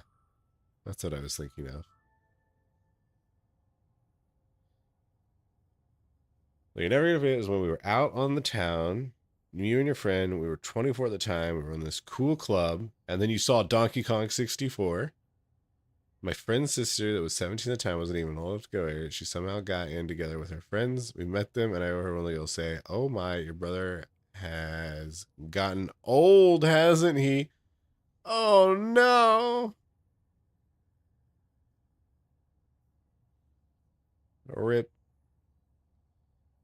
It's funny, via RPG Club, met another nerd there, and we pooled our pocket money to buy a Sinclair ZX80.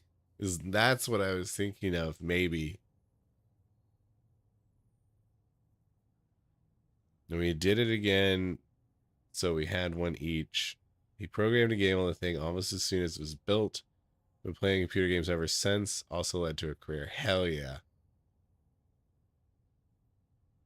Being a gamer is like plus 100 resisted boomer status. It really is.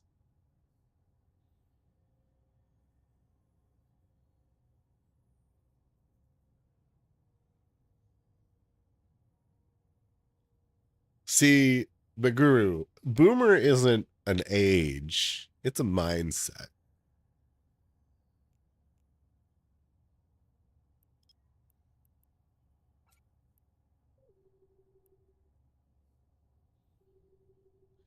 Did y'all know that millennials are now 40 years old?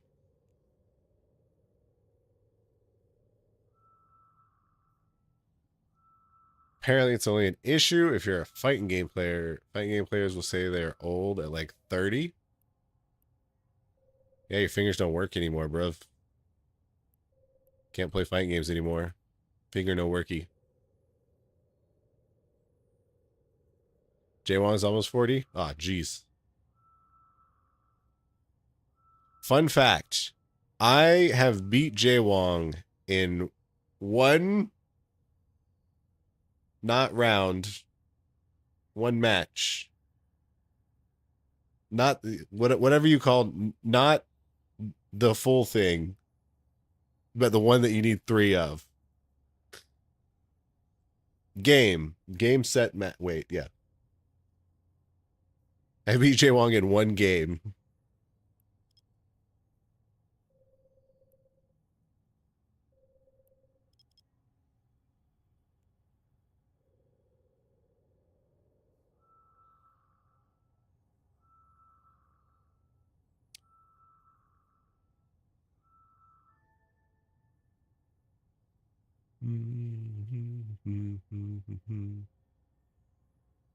You still beat your son in any games, so you're good. Hey man, it's not actually that much of like a man. I fucking fumbled the delivery. All right, hold on. Let me try this again. Let's roll the tape back. Roll the tape back. Man, it's not actually that much of a hard flex when you're beating a toddler. Got him. Got him.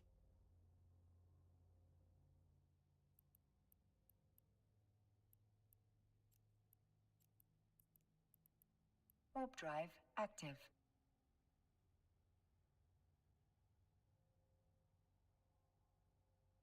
You've beaten Base Hunter in mid and Dota like several times. Was he actually good at Dota? Was he like, was he good?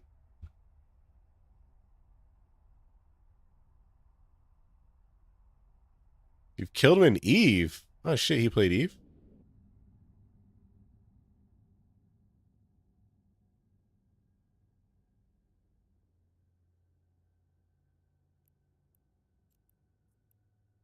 Warp drive active.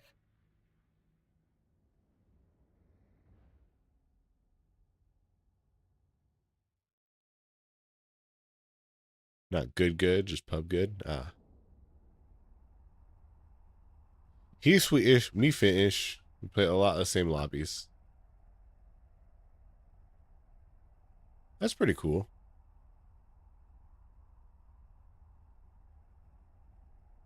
Say my point is, if you go around and think you're too old or others too old, you probably get old as well sooner than you want. Yeah, that's fair.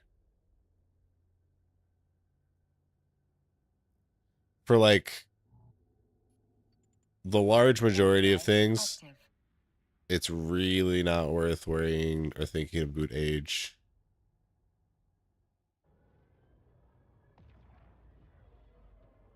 Like, I'm gonna get real philosophical here for a second, but like, you don't really start life until you choose to, man.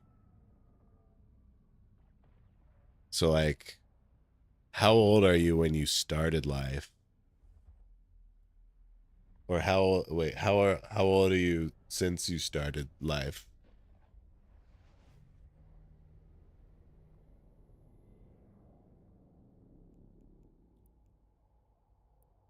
Warp drive active.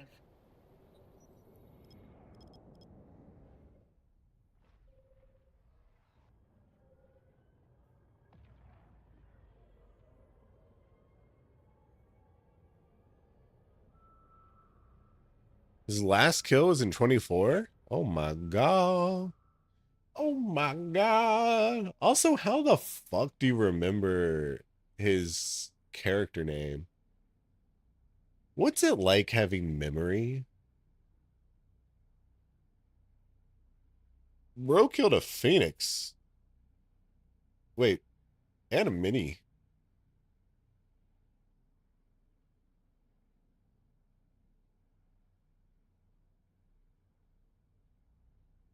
Wait, don't tell me he's with Absolute Order. Don't be like this. Don't be like this. Does he fly with Absolute Order?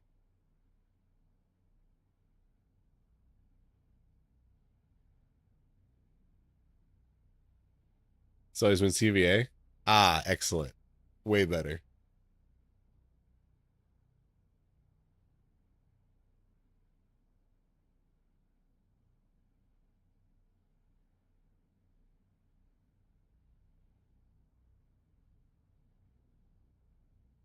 He's got his own corp and alliance.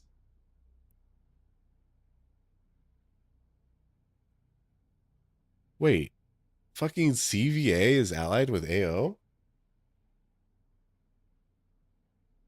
Why the fuck would they do that?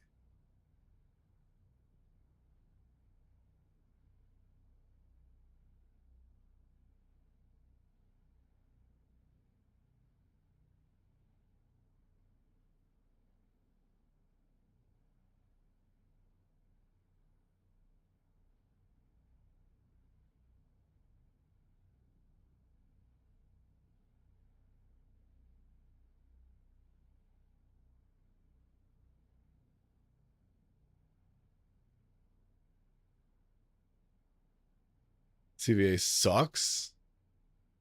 I like CVA. CVA, AO, and Red Alliance shared Northern Catch and Pravi together. But yeah, burn it all down. Yeah, I fucking guess burn it all down. Hey bitch, you are forcing your Twitch viewers to watch an ad right now, so pause your fucking game. Really don't like the modern CVA? That's fair. I don't know a whole lot about the modern CVA. maybe they're shittier now.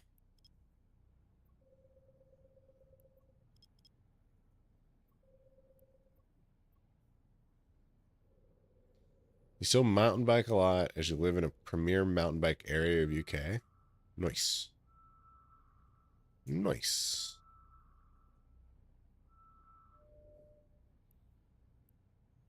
I have never cared to mountain bike. And like, I could. I have the facilities near me.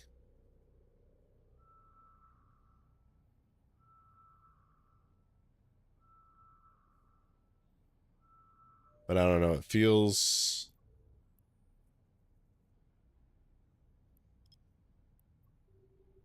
too dangerous for the fun that you get out of it.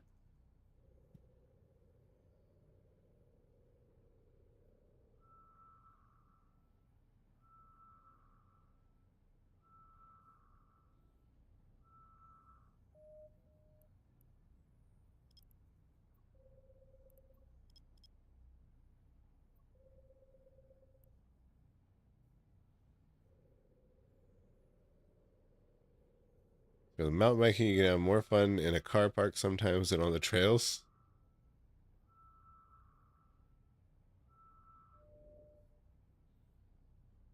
What kind of fun are you having in the car park?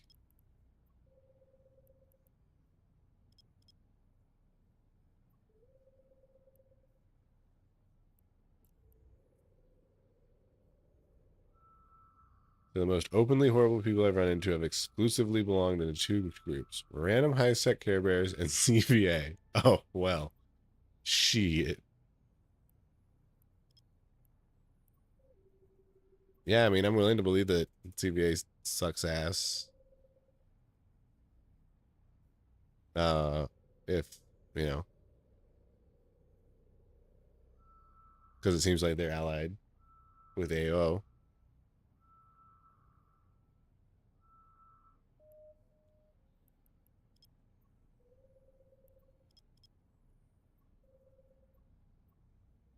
Used to live at the end of a popular mountain bike track in Sydney, and then moved and don't ride bikes as much anymore. So you're messing about with all your high-level stills, like track stopping on balance and pulling out wheel manuals. Yeah, so like that's like a lot closer to like BMX, right? And I can definitely see how BMX is fun, because believe it or not, I'm a little bit of a rollerblader. Inline, that is. I also do quad. But like that's fun.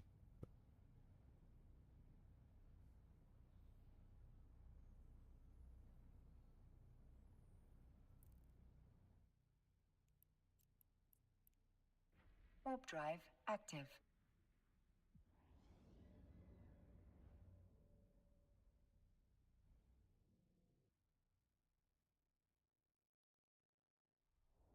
I've never really cared to get that tricky on a bike.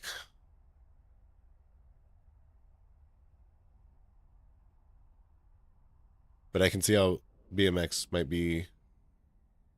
Yeah, I don't know. I don't know if I prefer BMX or mountain biking.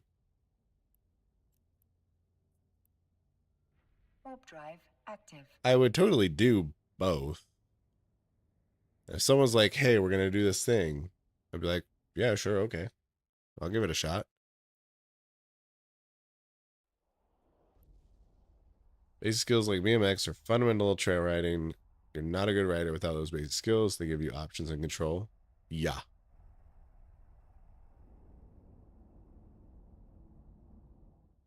Why the fuck can't we find a C1? Okay. I'm going to give it one more system. Warp drive active.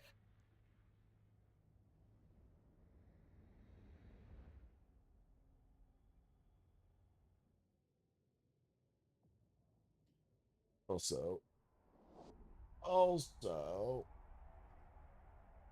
I've been streaming so long that it's time to take some pills again.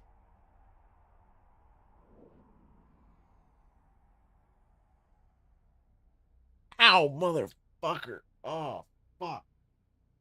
I'm fine. Thanks for asking. I just had my watt ball, eh? And I just fucking slammed it into my knee.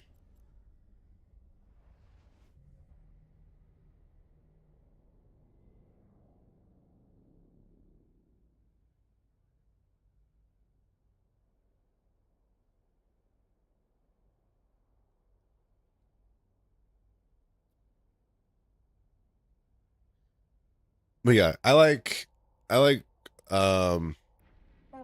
activities where falling is more regular and less terrible. Whereas like mountain biking, if you fall while mountain biking, you could very easily fuck a lot of shit up, right?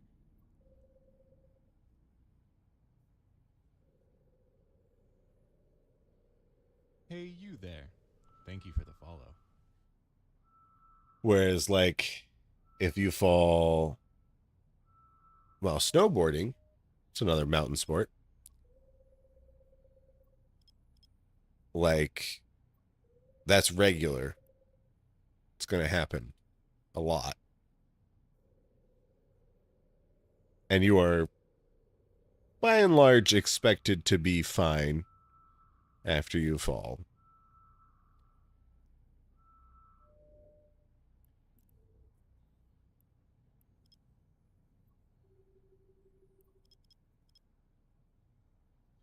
Whereas also like if you fall on a bike, there's a good fucking chance that you have bent or knocked some part of the bike in a fucking wiggy way that you're going to have to repair it. I speak from like road cycling. Like whenever you fucking do anything not nice, some shit breaks.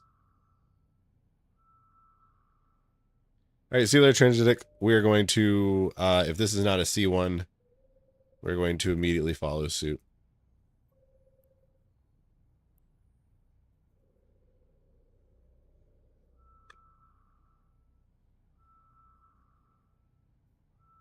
Bad falls are kind of avoidable.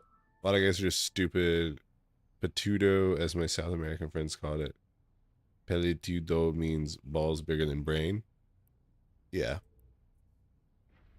Yeah, and like I'm sure there's a lot of like technique, like there's a lot of activities that you can learn falling techniques. And like I'm sure there's a lot of techniques and whatnot and like proper ways to fall to minimize shit.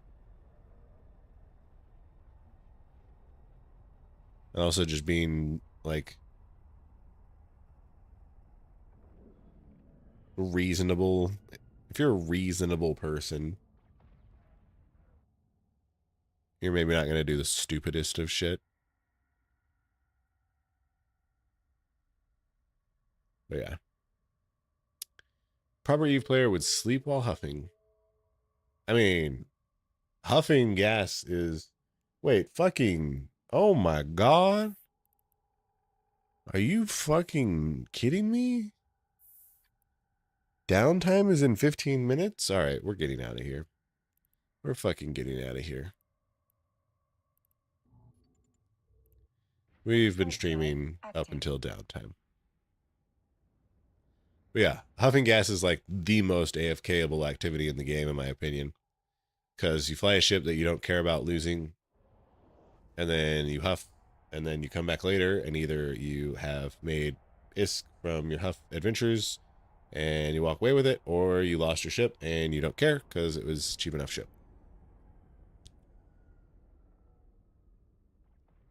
One of the easiest things you can do is look where you want to go and not at what you want to Location avoid. accepted. Docking request Yeah. accepted. Yeah, if you're looking at the fucking tree stump hanging out of the ground, you better Captain, we believe have that's an where your incoming body's gonna request go. for a conversation with a representative of the Paragon Corporation.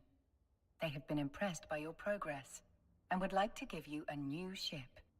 Yeah, it's weird how good your body is at going where you're looking.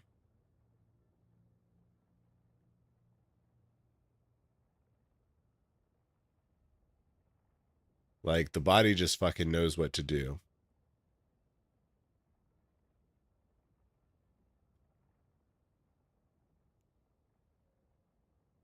You've been ultra AFK and it's fine for you. Take a shower, eat, etc. Yeah. Totally. Okay. Thank you guys so much for hanging out in the stream today.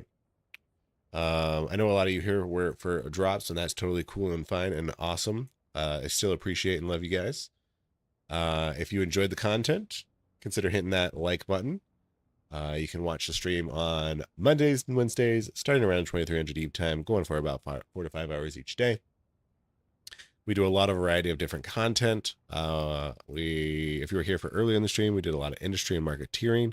It's kind of our bread and butter. And then we also do a lot of, I'm going to say exploring Eve content. And what I mean by that is we like to explore different aspects of Eve Online, not explicitly the exploration activity in Eve, right? By any chance, Chris Harrell, you're still here, I'm going to make an updated Superior Super Cash walkthrough when I have some time to go find one. And so we just need to find some stream time to go do exploration.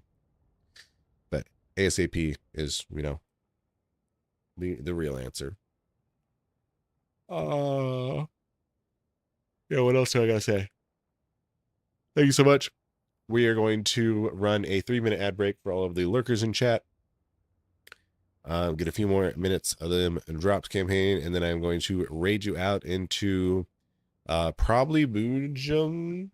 But I know you guys are here for drops, so we're gonna definitely raid into another drops Eve streamer. So fear not, and I will see you guys on Wednesday in less than 2 days now. Let's go. All right, have an ad. Enjoy.